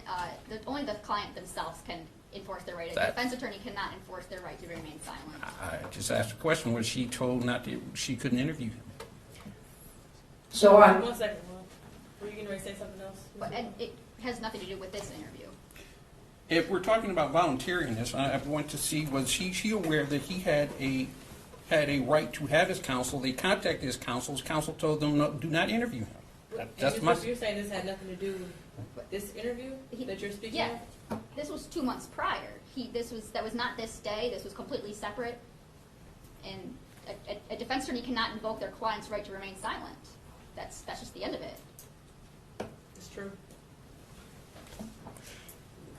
So, you and your partner went to speak to Mr. Butts, correct? yes, You took him, where did you interview him from? At? at the Wayne County Jail. Okay, did you interview him on this was at, forgive me, at Division 1, Yes. Beard? Did you interview him on his floor, or did you take him somewhere else? I don't know where his floor is, so Wayne County had prepared a room for us to be able to interview him. Okay, so you took him to another room, and you and your partner interviewed him? Yes, And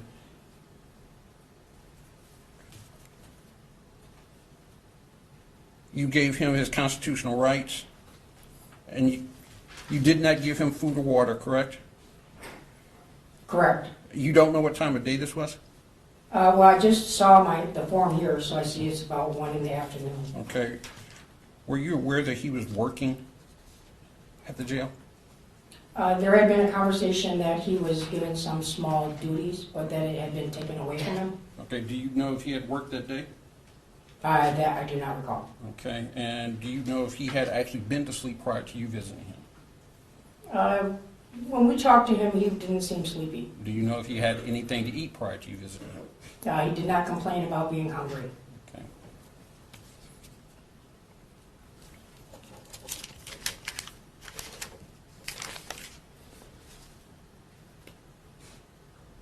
Yeah, we're going to pass the voluntariness. Okay. Thank you. Now, this interview with Mr. Butts on May 31st, 2024, was that recorded in any way? Yes. And how was it recorded? It was recorded with a body-worn camera from the Detroit Police Department that were issued, and it was also recorded on a audio recording for voice only. Okay. So is audio and video on the body cam and then also just Yeah, so audio? 2 different factors. Okay. So, it's fair that you had seen this video prior to today? Yes. Okay. And when you saw that video from May 31st, 2024, was that video a fair and accurate depiction of the video interview that took place? Yes. And I move for the admission of People's Proposed Exhibit 27. Any objection? No objection. It will be admitted as People's Exhibit 27. Thank you. And for the audio, did you have a chance to prior listen to that? Yes. And was that audio a fair and accurate depiction of the audio that was recorded from the interview back on May 31st, 2024? Yes. And I move for the admission of People's Proposed Exhibit 28. Any objection? No objection. It will be admitted as People's 28. Thank you, Judge. And you also interviewed him, well, let's go with the 31st. Your Honor, may I publish? Yes. Thank you. And I made clips this time. I'm not going to play the entire video.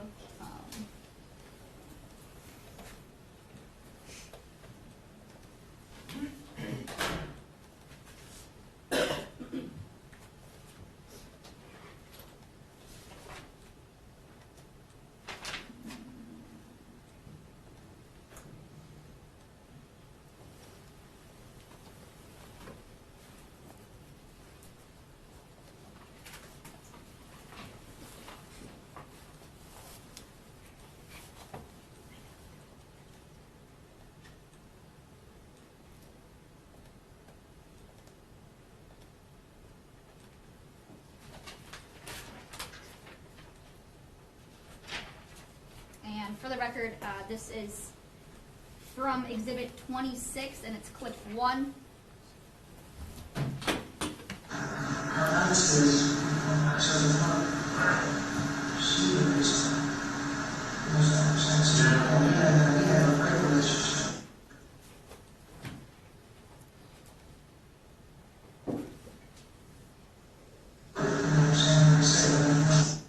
And this is clip 2.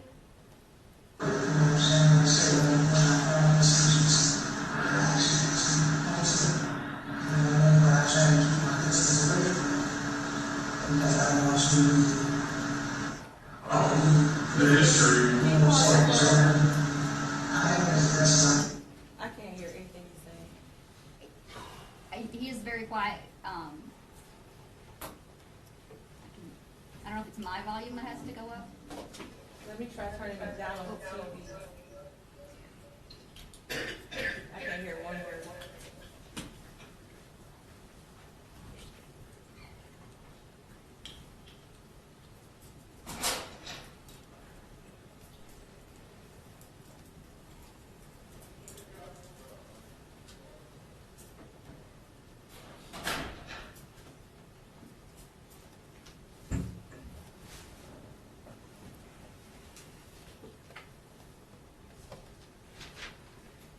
You want me to try now? This is starting it for clip 2.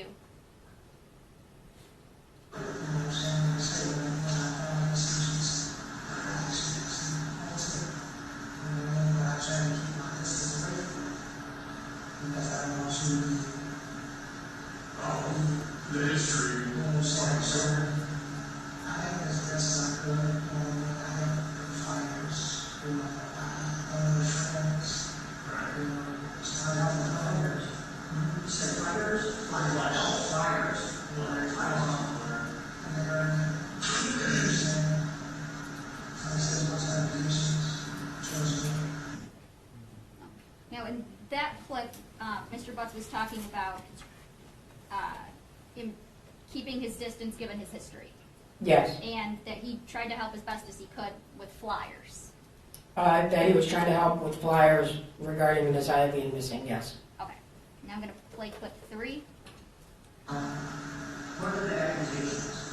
They said that I was supposed to be in the area, or some shit, so the people said I was in the area all the time.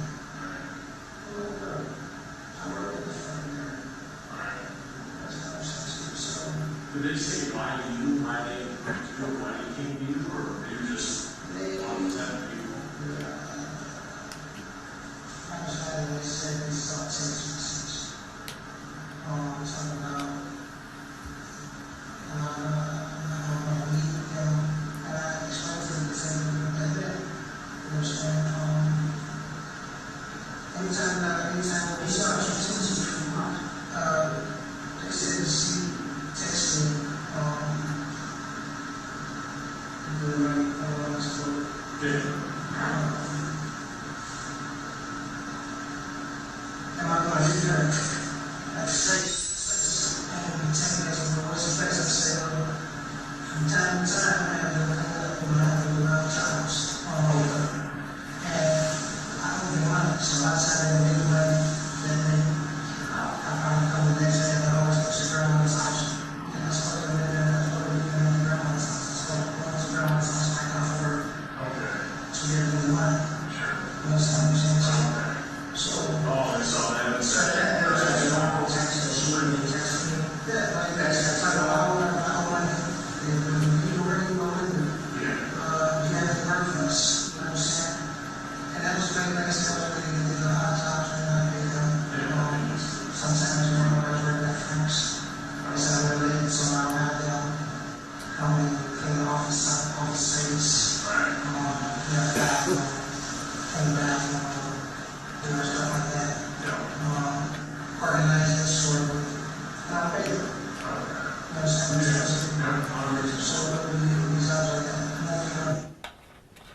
Now, in that clip, he talks mostly about that there was some text messages, he would have the girls come and clean, be at the shop, you know, and he would have work for them. Yeah, he was talking about, he would pick up the kids, he would give them a little bit of money, and they would come clean up and tidy up the shop. Okay. And that he believes it's normal for her to text him for work. Yes. Okay. Now, clip 4. Do you remember that? And just, then you tried to tell them like it was for the money and they just weren't listening? Or? I remember that. That one text because we were busy. Okay. And I never, I've seen it. And when I stopped there, nothing. Now, he's referring to seeing a text message but being busy. Yes. Okay. Tell me, what was that about?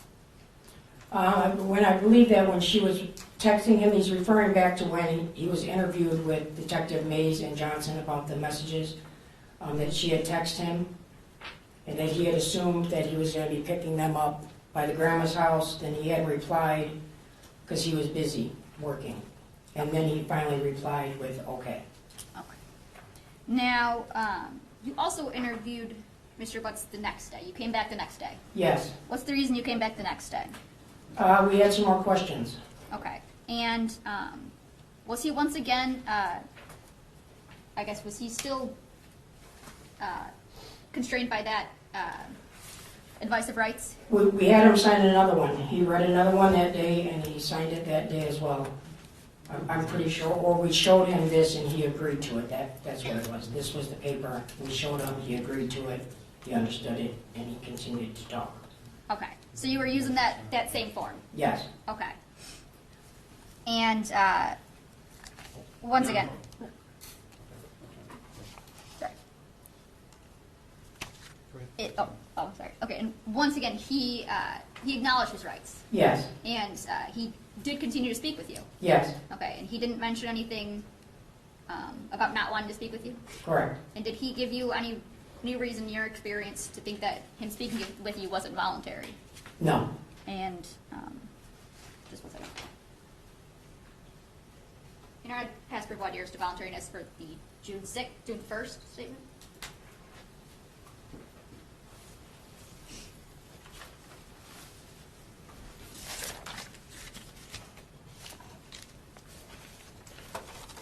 Sergeant, do you recall on June 1st, you were with your partner, Sullivan? You didn't have him sign a form.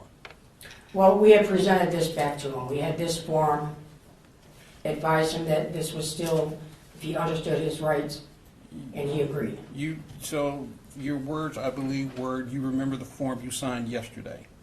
You still understand that? Did I say that, or did No, Sergeant Sullivan say that? Sergeant Sullivan said that. Okay. You want me to say what Sergeant Sullivan said? No, I just want, you went with your partner and you understand that nobody had him sign anything that day. That he was re-advised of the rights from the form that he had signed the first day, and he was shown the form, and he agreed to continue to talk. Are you sure he was re-advised or told you remember signing a form yesterday? You would have to play to hear the exact, I can't tell you the exact words that Sergeant Sullivan said. I don't recall his exact words. So, Your Honor, I'm going to object to this. As I recall hearing this tape, there was no reading of rights for the second date. The only thing that happened on the second date was he was advised, do you recall signing the form yesterday? Yeah, that still applies. That's not. Do you want to play it so that I can hear it? Sure. You want to play June 1st beginning, probably the first 5 minutes.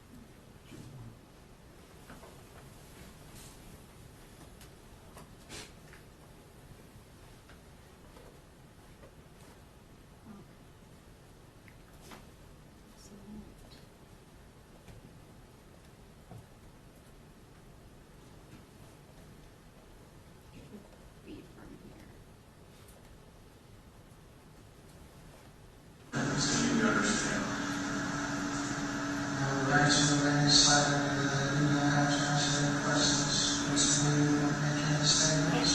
Sorry, hold on. Any statement on name or anything. This is 531.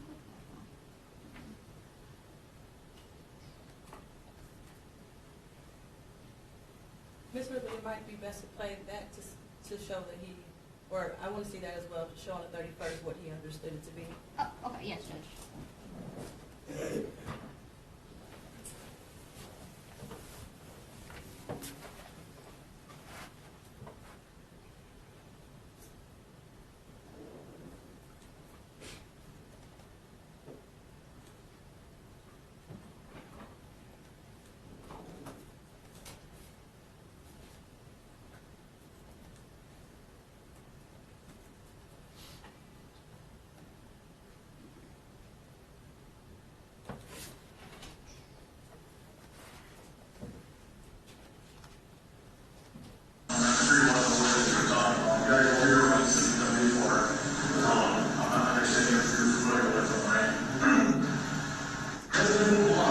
This is not like we gotta talk in 2 minutes to get out of here, right?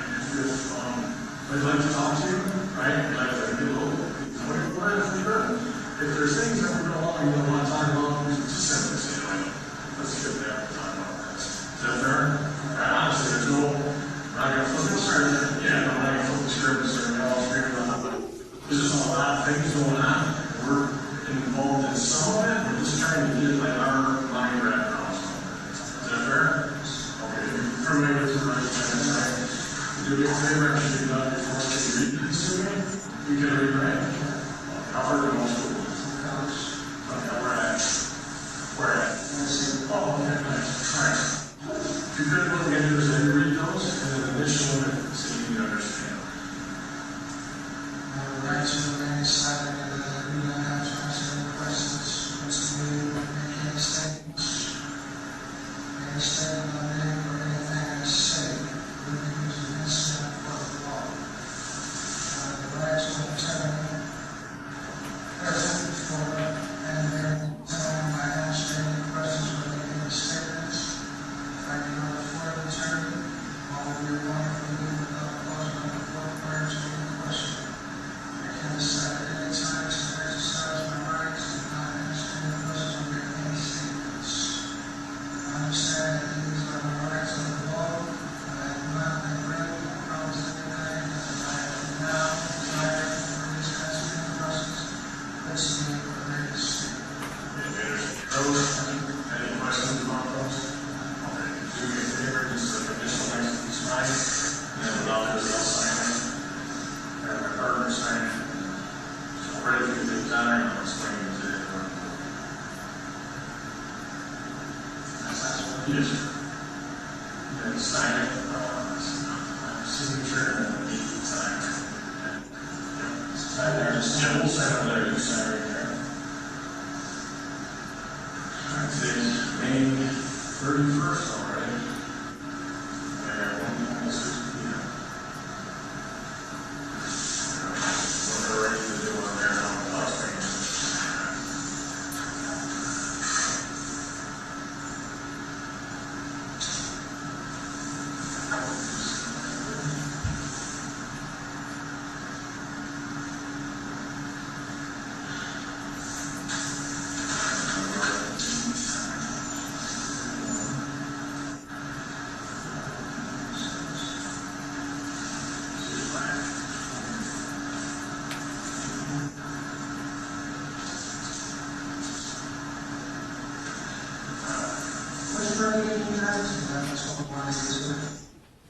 Is that sufficient, Judge? And for the record, that was from People's Exhibit 27, and it was paused at 4 minutes and 9 seconds.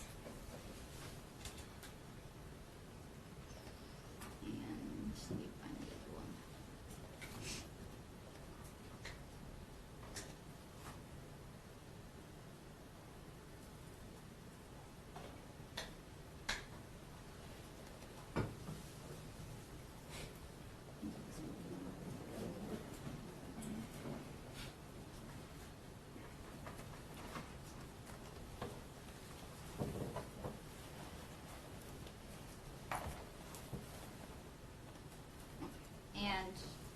playing from Exhibit 29 at 1 minute, 20 seconds. Oh, I didn't share it, I'm sorry.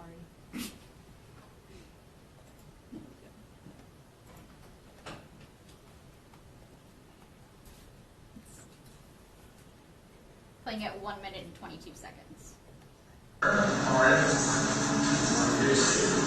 Good morning. So, here's my thing. We really lost after we left, right? And my thinking was, I'm literally leaving tomorrow morning, 7 a.m. flight to Boston for 2 weeks of training. And I think, like, how would that look? Like, we talked here, I thought we had a good talk, we had certainly, some stuff that we went back and looked at, And I think, like, if I come back 3 weeks from now, they're probably like, I don't remember that conversation. I just thought if we could, we'd like to talk to you this morning or today, and then no one will be gone for 2 weeks, right? So if you want to talk to me after, if you want to, this is going to be a PM. Does that make sense? Okay, so then decide, just say that, turn the table, right? You guys come talk to me, and 2 weeks, I mean, you guys have the third week, what gives, right? So if we like that, if we kind of continue our talk, we talk some more. Okay, all right, so, but yeah, same rules apply, nothing's changed. We don't want to talk about something, we'll talk about something. There's no training on it, so you went over your rights yesterday. I'll probably just have to sign with the form, right? Just so you're protected, we're protected. Or if you want to just continue with this one. Okay, you're still familiar with your rights, correct, right? Okay, nothing's changed, right? Alright, so,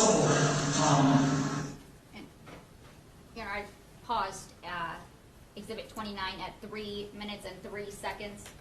Judge, I would just say that it's Mr. Butts who agrees to continue with just that form. And I would also argue that another form is not actually needed. He did have that form in front of him. And in fact, because there was not even an invocation of a right, or there was nothing that would be, ambiguous or unequivocal, that there doesn't need to be another form signed. And Mr. Butts is clearly aware of his rights, as he stated. And he is the one who agreed to be okay with not signing another form and not going through with that. And, Your Honor, I would argue that just because he may know his right does not dispose the government of their duty to make sure that he is read, understands his right each and every time they interview him. So the fact that they may think he knows his right does not mean that they aren't supposed to read him his right, make sure he understands them, make sure that they're accurate before he waives them. That's not a knowing, intelligent, voluntary waiver. And Judge, I would just say that Mr. Butts was not even under arrest for this case. There was no rights even needed. Yeah, they testified. He was in County Green for something else. He was in County Green for somewhere else, but he was not in his cell. He was not on his floor. They took him to another place where he was not free to go. Well, he wasn't free to go because of another reason, Judge, not because of anything to do with this case. So I also learned, I heard him saying there that he went to Wayne State for college. So That's correct, Judge. question of whether or not you understand is out the window for me. The male detective did offer and said that he might as well do a different form, a new form for today. And the defendant, Mr. Butts, stated it wasn't necessary, not those exact words. And he said it's the same rules. If you don't want to talk, you don't have to. And are you familiar with your rights? And asked him that, and he said yes. I don't see if there was anything that was not voluntary about that interaction. So I'm going to find, or I'm going to deny your objection and find it to be voluntary. Thank you, Judge. And Sergeant Jones, that June 1st interview was audio recorded?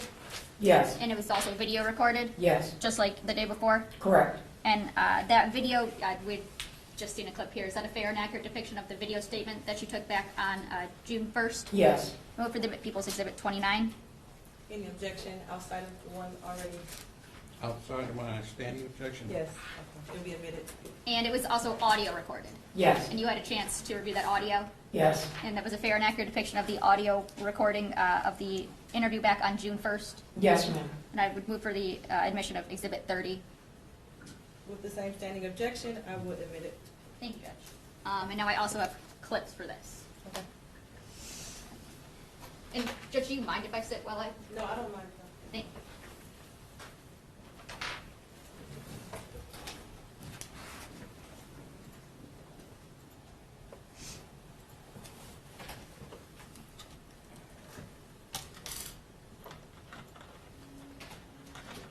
And publishing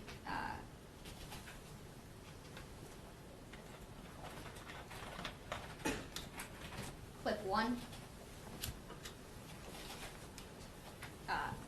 Sorry.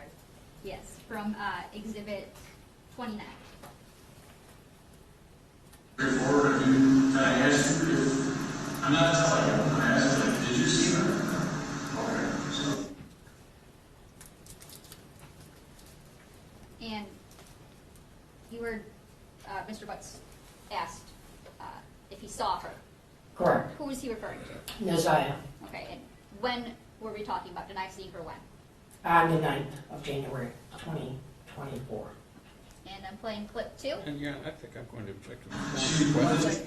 What's your Yeah, objection? all we heard was, did you see her? I don't think there's enough context for her to make that statement. This is what they were talking about. If that's the question that was asked, I just actually go back a little bit further and play the exact question and answer. I'm sure, Ms. Ripley, you have a full interview. I do, Judge, but it's 3 hours long. I don't need to hear the full interview, but if she's going to answer from the simple question, did you see her? And the answer is no, that all this other information applies. I'd at least like to hear that. That's all I'm saying. Judge, I would say that this entire interview is admitted. If the court wants to review that, I mean, I can go back a little further. It just might take 1 second.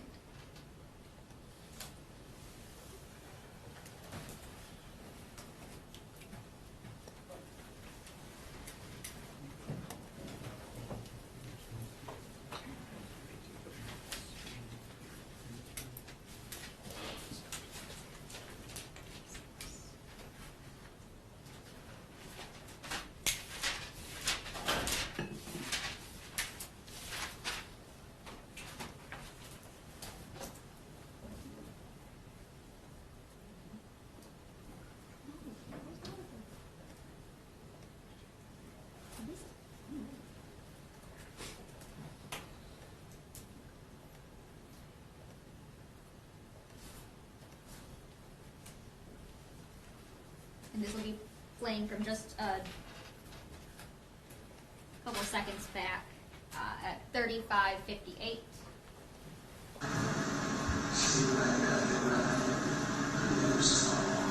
Did you ask you to told her? Can I ask you? I mean, are you going to say it straightforward? Can I ask you if, I'm not telling you, I'm asking, like, did you see her? Okay, so, that's something.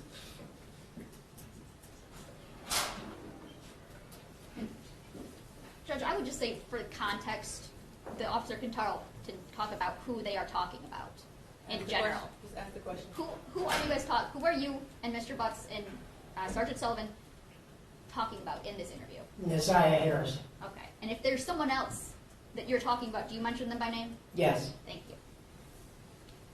Okay, overruled.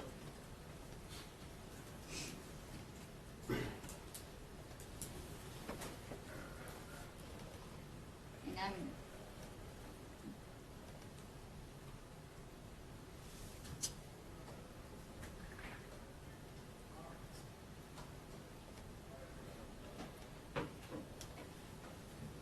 going to continue with clip 2.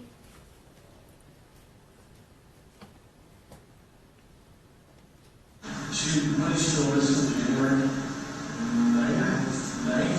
So if you know, like, how long, when was the last time you saw her before that? Like when did she even tell? I was saying like 2 days before. 2 days before, right? 2 days before I said, I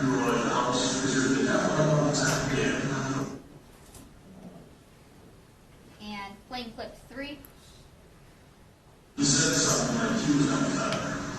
Okay, so the Commission for Corrections sent us his stuff, and he said, hey, this is where I was. Right? He had it in my yeah.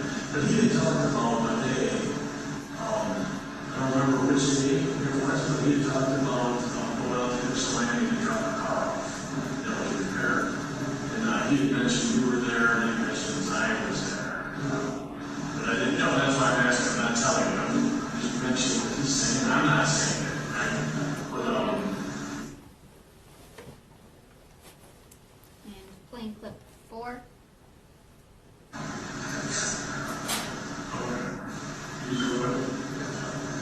Was anybody with you? I don't know, like I said, was there a little girl with you or a younger lady with you? You were by yourself? Did he drive out there also? What did you do?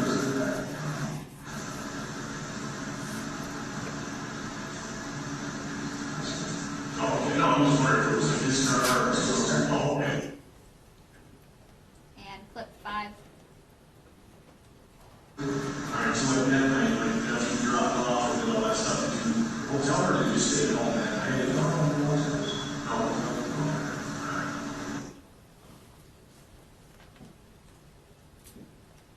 And clip 6.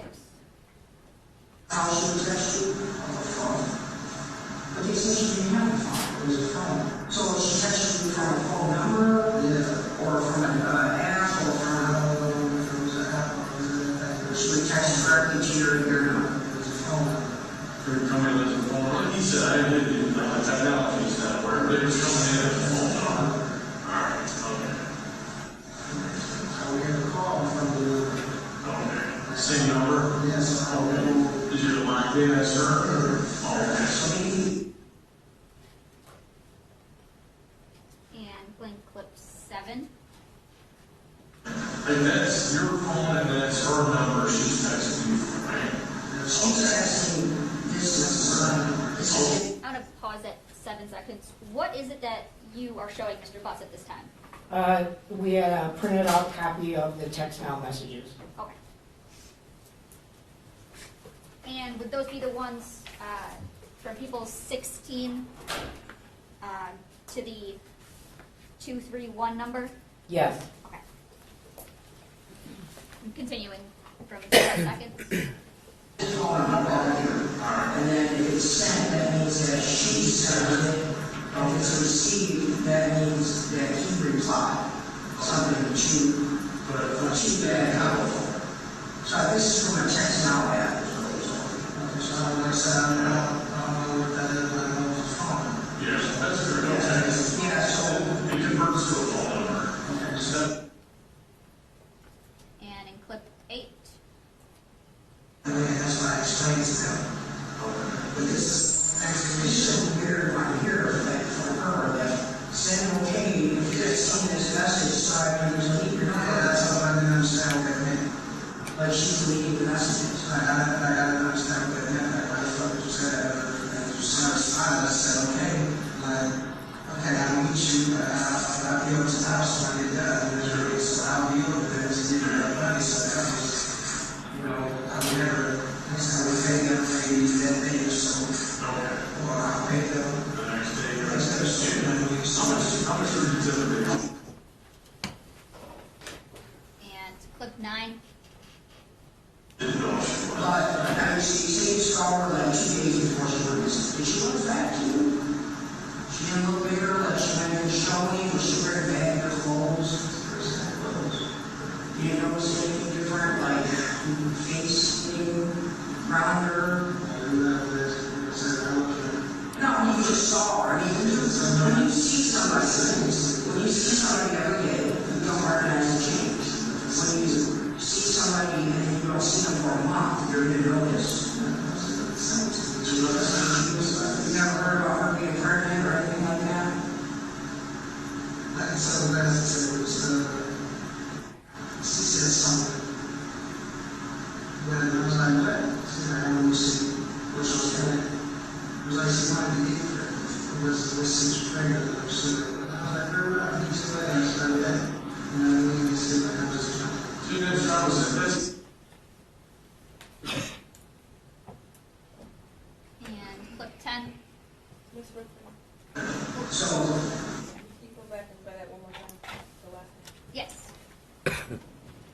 Replaying clip 9.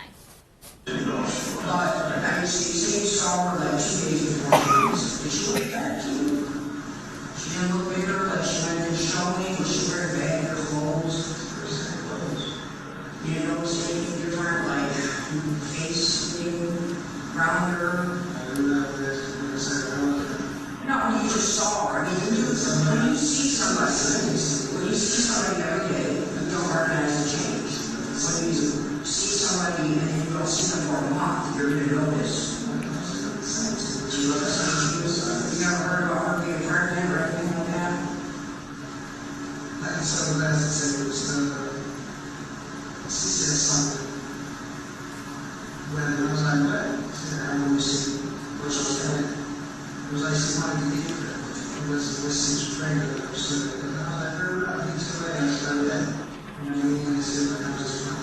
3 minutes, I was the best.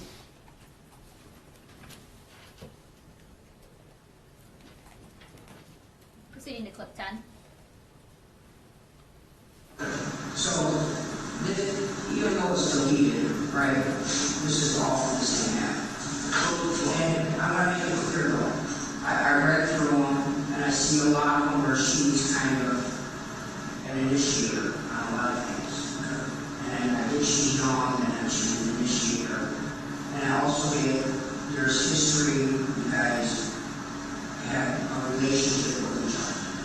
We're not going to, when I say we're coming to a fork in the road, what I'm trying to say to you is, stay on the same path, okay?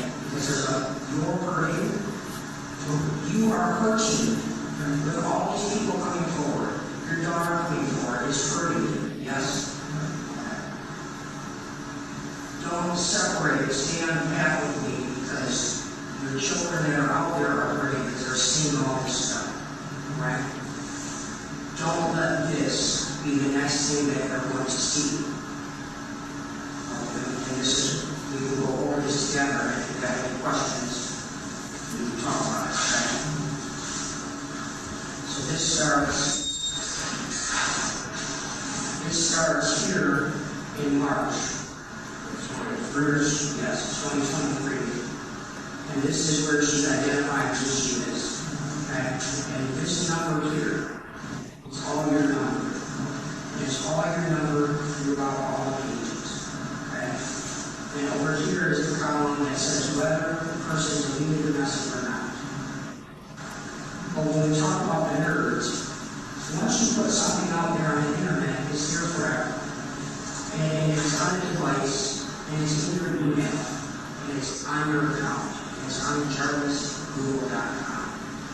And everything that you've searched is on there. All this stuff is leading to this. And I think that there has to be a way to break it down.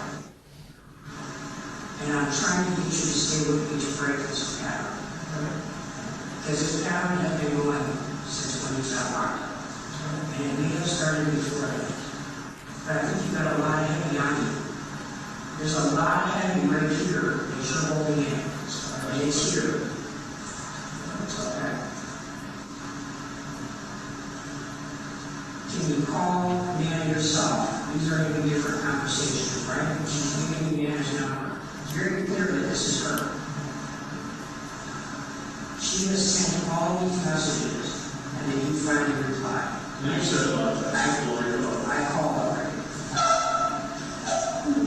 And I see she's hitting you up again, and then you reply, yeah, and then it goes back and forth, right?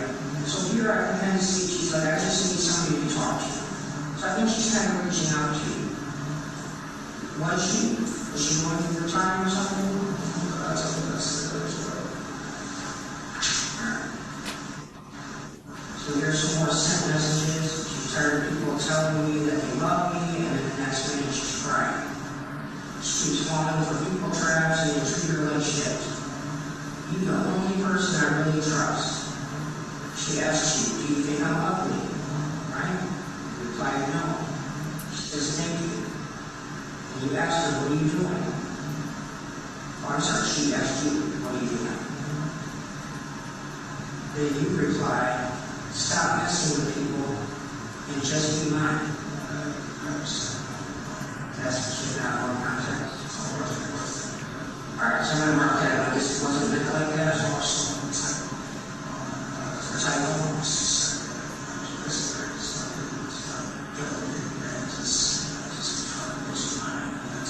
Right.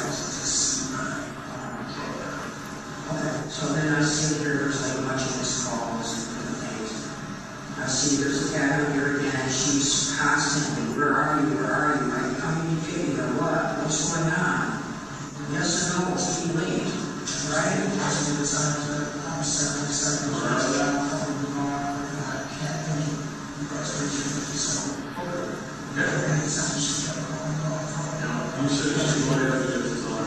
Alright, so here she sent me pictures. Do you remember what these pictures were?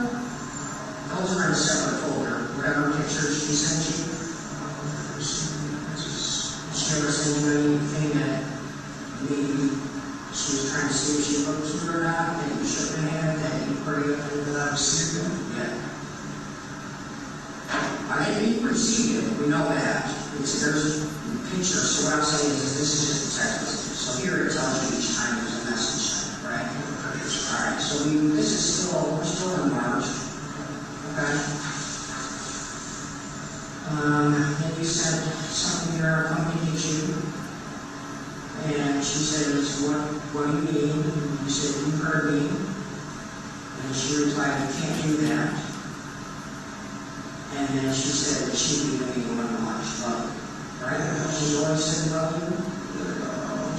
All of you, I love you. Like, okay, it's like a love. Oh. That's why we're talking through. Because things seem to be confusing, right?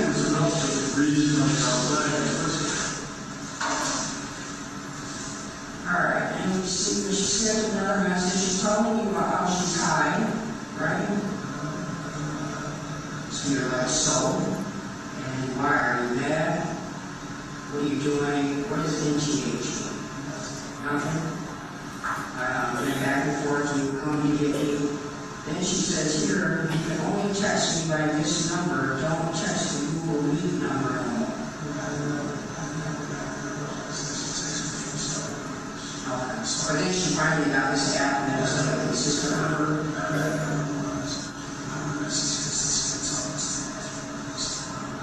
So after this Google Meet, and you're like, what did I say?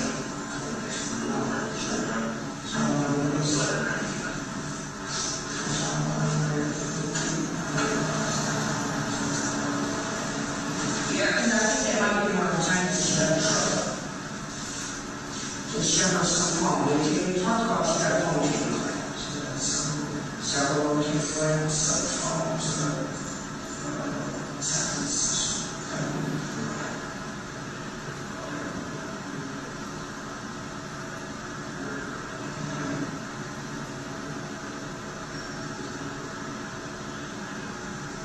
Yeah, so I see that there's a whole bunch of stuff in here about calling her videos, call her. Is this all like trying to get you to call her grandma? Okay, and then just maybe she's going down just a random I love you in there.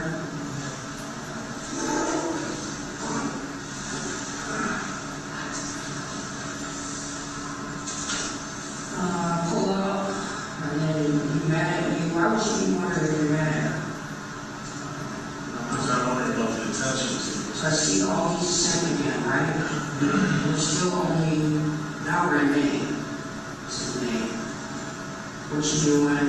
Good morning. I miss you. I miss you too. Okay. And you sent,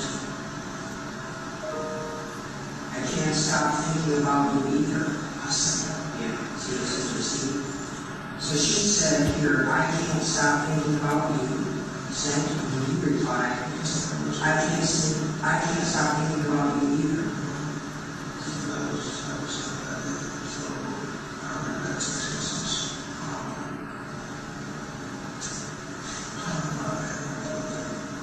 Or her mom or something?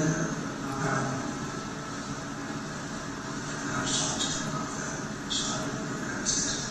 When was it? It was in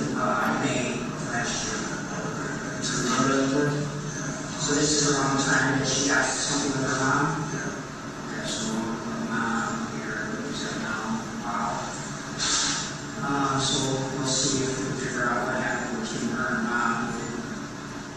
But she keeps asking, like, don't be mad at me. Like, can you tell me why you're mad at me? Do you remember why? Maybe because we're ignoring her?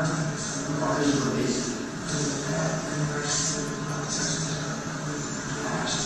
We don't check the back or get stressed. Alright, so since back and forth. Something about I told you not to go into my room. Why did you take my stuff? Did you take something out of the room? I found certain other nonsense in the laundry. And I guess when I access to it, and I sat downstairs. I said I was in the house.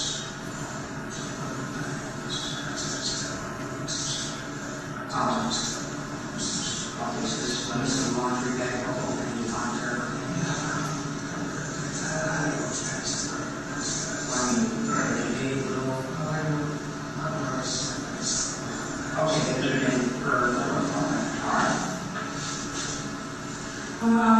So here's a bunch of sin we're going to get in the hall. Then we're going to get to this one, which is, this is when we're going to stay on the same path, okay? You can read this one? Didn't I make you come faster than ever? I'm sorry for making you mad, but do you ever think how I feel knowing that I can't have you? Is this, yes, you try calling her. So then it goes back and forth. And she sent you, this is in June now, okay? You going to hit it from the back again? And then you asked her to send me some more pictures, please. Send me some pictures. That's what you said. Yeah, some more pictures that I've sent. You said send me some pictures, please. Well, that's probably next week. So look at so, and then like this is going down back, just remember what I said about, is there something maybe she's, not saying you're a victim, but is there something that she's saying to certain people playing with you, right? Did she ever say anything like, I like you, sexual, anything like that, right? That's why I was asking, right? This is hard to talk about. It's like these are some of the questions that I've asked. And then I didn't have a sexual relationship. That's it, right? We gotta have a sexual relationship. Like sex,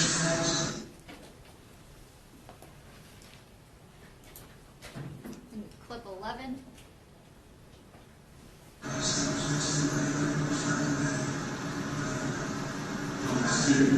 So this is where you're going to entertain the thought just to talk with her or something. So I want to ask you this. Ms. Whitley, I didn't hear anything in that last clip. I can replay it.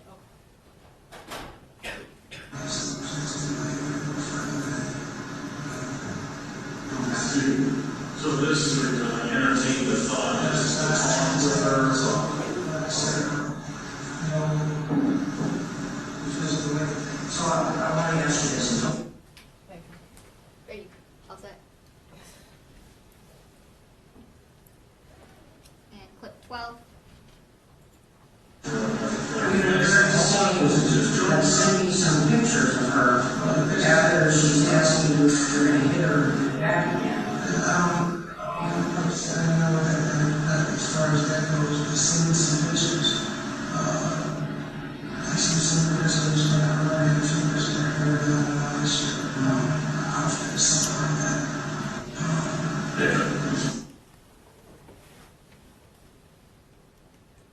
And 14. Alright, now go back to the, are you coming over? I missed you, good night, call me. Then you randomly send her, and June 26th. I want some pussy. No, that wasn't, I didn't text that to her. No, I didn't do that, I didn't text that to her. I said that to my baby mother. So I didn't say that to her. So, like I said, hey, those lines, You text this to Sean? yes. So this would be in Shannon's phone? Whatever that number is that they use, like I said, So Shannon sends you text messages on there too? I said her since it was like on my phone. Like I said, it's there. So you can have some whenever you come get me, call me when you want to call me, want to tell you something. You can get some today. Now here's where you can get some pussy. This is all within seconds of each other, okay? Now here's why this is not Shannon. Why is that not Shannon? Because the next sentence is, tell her you have an inspection tomorrow and they come in early. And this is a discussion about, so you can call grandma. Yes, I didn't, like I said, I've never had a sexual relationship. Every time I asked, what's the difference? I said, what's the difference? Was to understand. So, as far as this goes, I don't remember this. These, So this was meant for Shannon. and that wasn't for Shannon. It was from Shannon Kardashian, though. Did anybody else say, hey, this is me, who's our phone, man? That's what I said, that's a stranger. Or anybody. Yeah, I'm still when Shannon sent this I down. like Shannon called me from this number before. I texted her from this number before. All right. Oh, there's that. So she did have a conversation. Okay. Now, I see it. This one, my application, I remember getting this one because I was doing one like inspection, but I never came That's across an it. inspection. Like if you told them that there's an inspection in the shop, so Yes. I'll come over and I never said I shouldn't be done. I just did that because it's not the back. I said I really want to All right, and so are all these good morning, babe, I love you, miss you, are you naked? Is this all, we're assuming, Desire, this is, she's sending them. Are you naked? I don't want to be naked, I'm mad that I didn't. All right, so now here's where some pictures come in. This is the fit for today, which was her outfit. And she sent another picture. This is sent, and then you send her, but I can't nut inside you, so it's different. And like I said, And she says, why you can't do as you did before. And we said, but I had to buy a pill to do it. I've never first. Like I said, I've never had. What kind of pills are on about? Yeah, as far as the goes,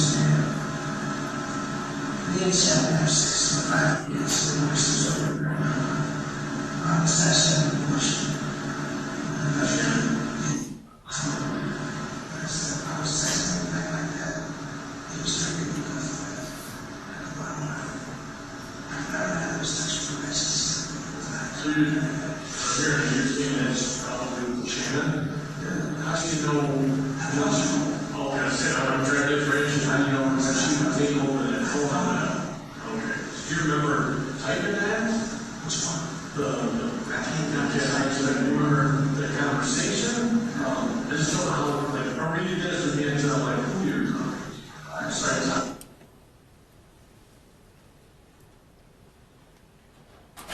And clip 14. So in here, she's talking about, all this is sent, look at how many she sent you. All that, all within the same amount, right? And she's apologizing for something. I didn't go see anybody, I swear, I came straight back. My friend lives right down the street, she didn't answer, so I came back. want to see you. I'm sorry, please. I didn't see you out for nobody, I swear. Yeah, I remember that was, that's right. She told me,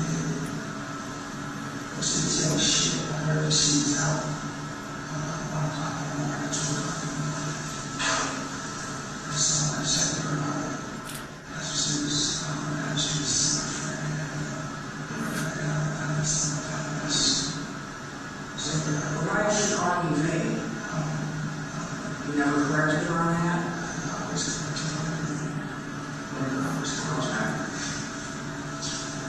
Don't be out for 5 or 10 minutes. You didn't respond to none of my messages. That's all in here. Stop ignoring me. Then she says, if you don't believe me, I'll send you my Instagram password. So she sent you her Instagram, and she gave you the password, her Gmail password. I hope you believe me now. You really don't want to believe me, but I will tell you the truth. I just want to make your day better. So, like looking at this, and whether you felt the same way, she thinks she's in a relationship with you. Because while she's reaching out to you, she's confiding to you, she's calling you babe, she's saying I love you, she's apologizing, I didn't do this, don't be upset, stop ignoring me. Those are all things that I guarantee everyone on the other way that if you're pissed off at you or whatever, you guys probably go back and forth and say, this is not a least uncle conversation. You may not have been looking at it a certain way, but she's looking at you a different way. Does that make sense? And clip 15. So there's like 2,000 messages. I'm not going to try to sit here and read them all, right? So this is where this is still in June. It's not going on in June. Are you still picking up Janaya? And you asked when. She said today. You said no. She said why. And you said it's just me and you. Because I was never picking her up. She says, okay, I really love you that it's only me and you.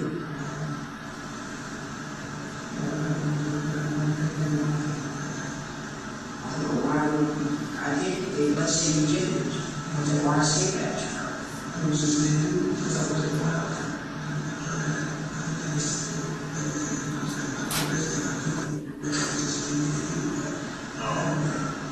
So that's how I got to you.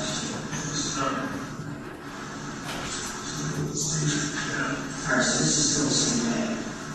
Okay? She said, let's get that in here. Because I was never picking her up. I really like that. You really didn't want her there, no way. That's what you said. I know I didn't want her there. This is not that I'm not picking her up. This is why. When you see this, why? Because she do too much in your mind. Mind. And Shannon said that she said no for today. I know she said no for today. And she says the meaning is your mind and mine only, the dick and all of your time. So this is about what you said. That's what I'm like. So this is all time you said, oh, this is all close to the best business of the time. That was going to blow your mind away. It should sound like a thing.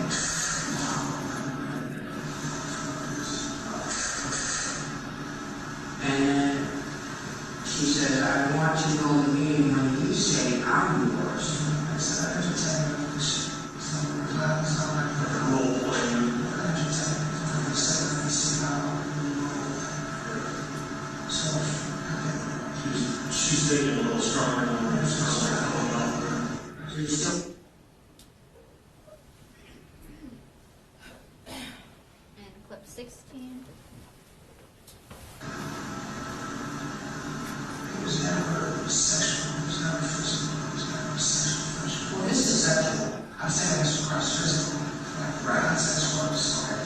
so you understand this is sexual. It's all sexual. You're saying you're talking about this is never sexual. So this is like sexting. I want to know the meeting, we see the numbers, this continues into, you're agreeing here that this was sexting and for entertaining and such, you never found out.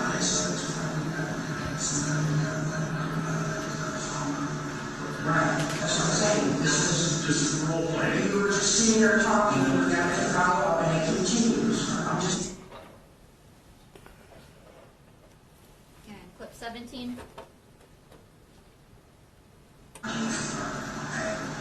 These pictures that she sent, what were the pictures?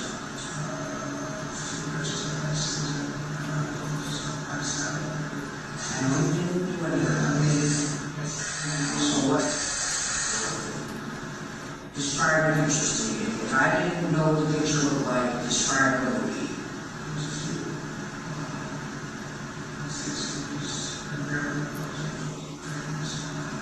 What was she wearing when she did it?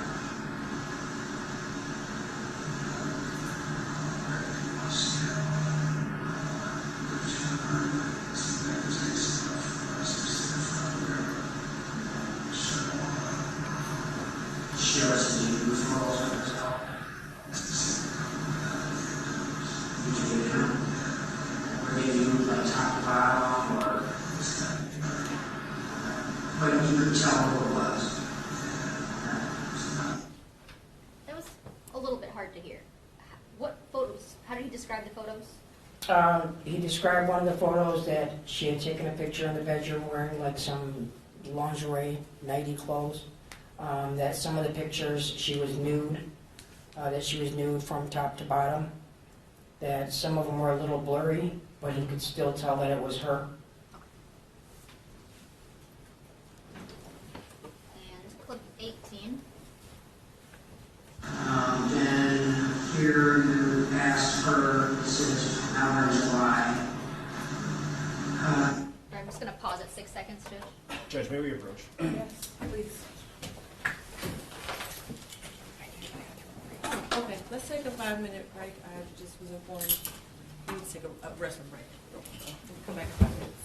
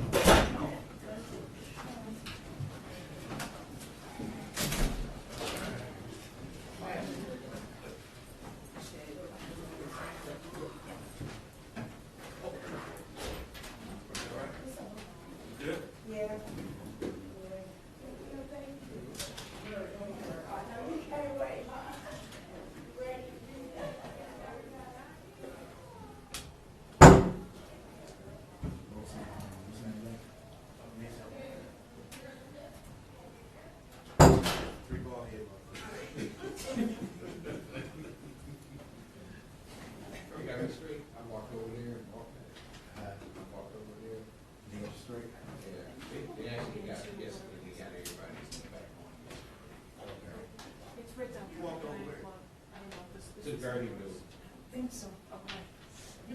It's cold out there. Right. It's cold enough. First of all, it is that cold. Well, I had a hoodie, coat, and You got your my hat, yeah. Y'all uniforms. And I was walking fast. Shoot. I'll be walking fast. I'll be running out there. Sometimes. Still get in here, be crying. I had a truck. Right. It's cold. I mean, it is, but I didn't get cold. Yeah. Me either. Yeah. I needed to exercise. I do too. Right. I'm just joking. I'm not. I'm so serious. He walked to the Guardian building today. He was being strong, so it's supposed It's to freezing, be right. You know when This one is, oh, You ain't lying. Gee, Greggy? Gee, it's different. Superman right here. Yeah.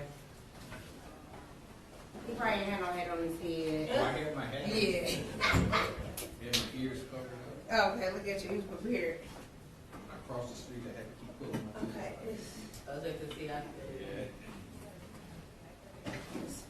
Everybody's not gonna lie. Yeah, they said they did. And like you said, everybody know PPO. They was trying to switch them over from 2024 to 2000. Some kind of glitch. Yes. They start asking because You okay over there? I started talking. Anything over there? You feel a little sore. I know, right? That's why I had to get up. She said that. I said, it's going over. You Are have you to not pay here for tomorrow? Medicare, but you have to get it. You hear me? Well, I don't know if I can. For Medicare. I mean, if I can get time. When you turn 65, we pay into My a other stuff. debit card. You have to pay for it, but they stop payment from your regular insurance. You still have that along with it, and your primary becomes Medicare, or vice versa. One of them becomes your primary, so you pick up whatever you cover. But you still have your. But you don't pay a premium. That's the only way you pay a premium. I have to do 10. Yeah, I have to do 10. We're at 4 exams tomorrow. You won't have to pay a premium like we pay now. Well, I will. Because she's. No, I'm talking about. No, because it was just supposed to be Monday. Initially it was Monday, Tuesday, Wednesday. Then she took off Wednesday because she thought she was going to finish in 2 days. So we added Wednesday. But it's looked like we're going to add tomorrow, right? Yeah. So I have PCCs at 8:30, but the first exam at 11, so we're going to have to do maybe 9, 10, maybe later. Okay. To finish.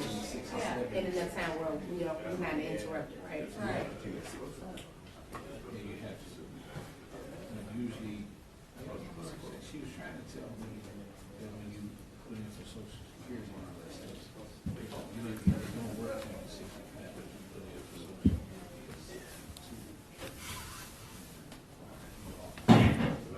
They give you ready to sign up, but you can't do it. Like Rob, you signed up.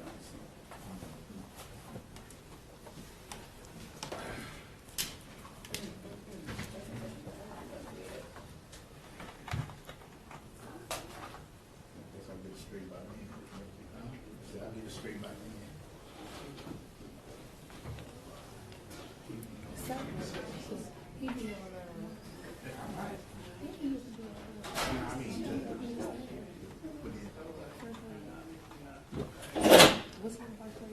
Lance?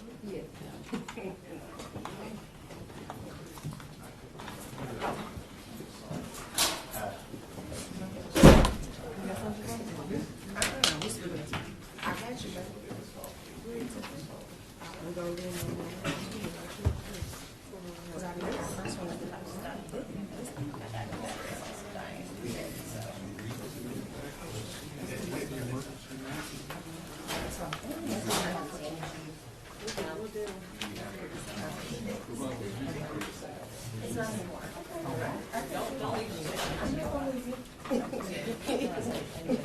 You ready? Oh, yes, ready.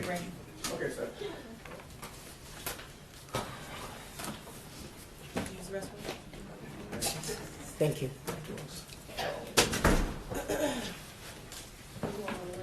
Yeah, we're back on the record. Oh, we need to go back on the record. Oh, definitely, no. It's on here. It's not showing through, but I don't know why. I'm in it. Oh, use the place. You know, you.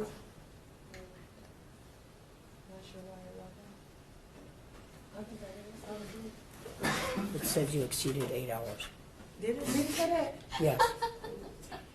Is it? It said you exceeded 8 hours, the call is ended. Oh, that ain't never happened, right? I've never seen it. Just because I didn't pause it or. Wow. Okay. You gotta let me, let me see right on this one.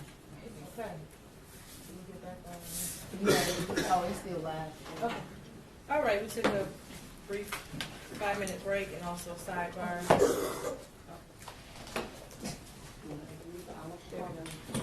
We're back on the record, 2459617, the people of the state of Michigan versus Jarvis Butts. took a brief moment to have sidebar with all council to discuss timing. We've all agreed that we cannot finish today by 4:30 or 5 o'clock, and that this would be a good time to break until tomorrow at 10 a.m. Is that correct? That's correct, Your Honor. Yes, yes, Judge. And we'll come back at 10 o'clock and hopefully finish tomorrow. There's by no argument and being done with the case tomorrow by 4:30. Thank you, Judge. Thank you. Anything else for the record? No, No, Judge, thank you. Okay, you're done for today.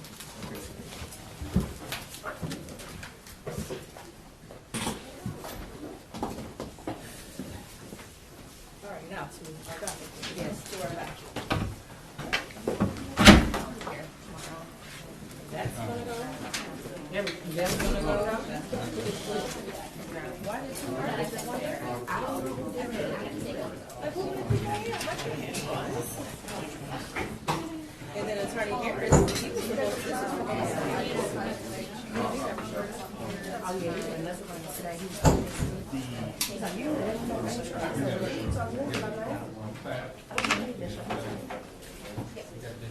Oh, I put this on the like because it didn't show up last time. Yeah.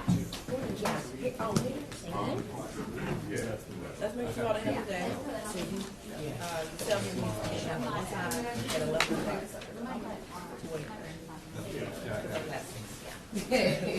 But the complainant was here, she missed work, she had child issues, so her schedule was good, because we won't be here for it was there.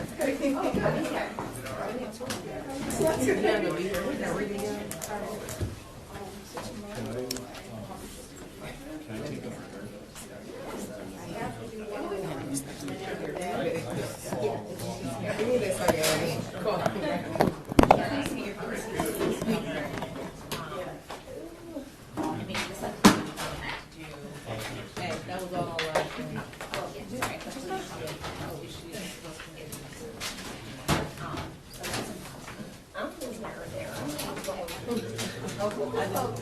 I tried to find out. We still didn't say anything.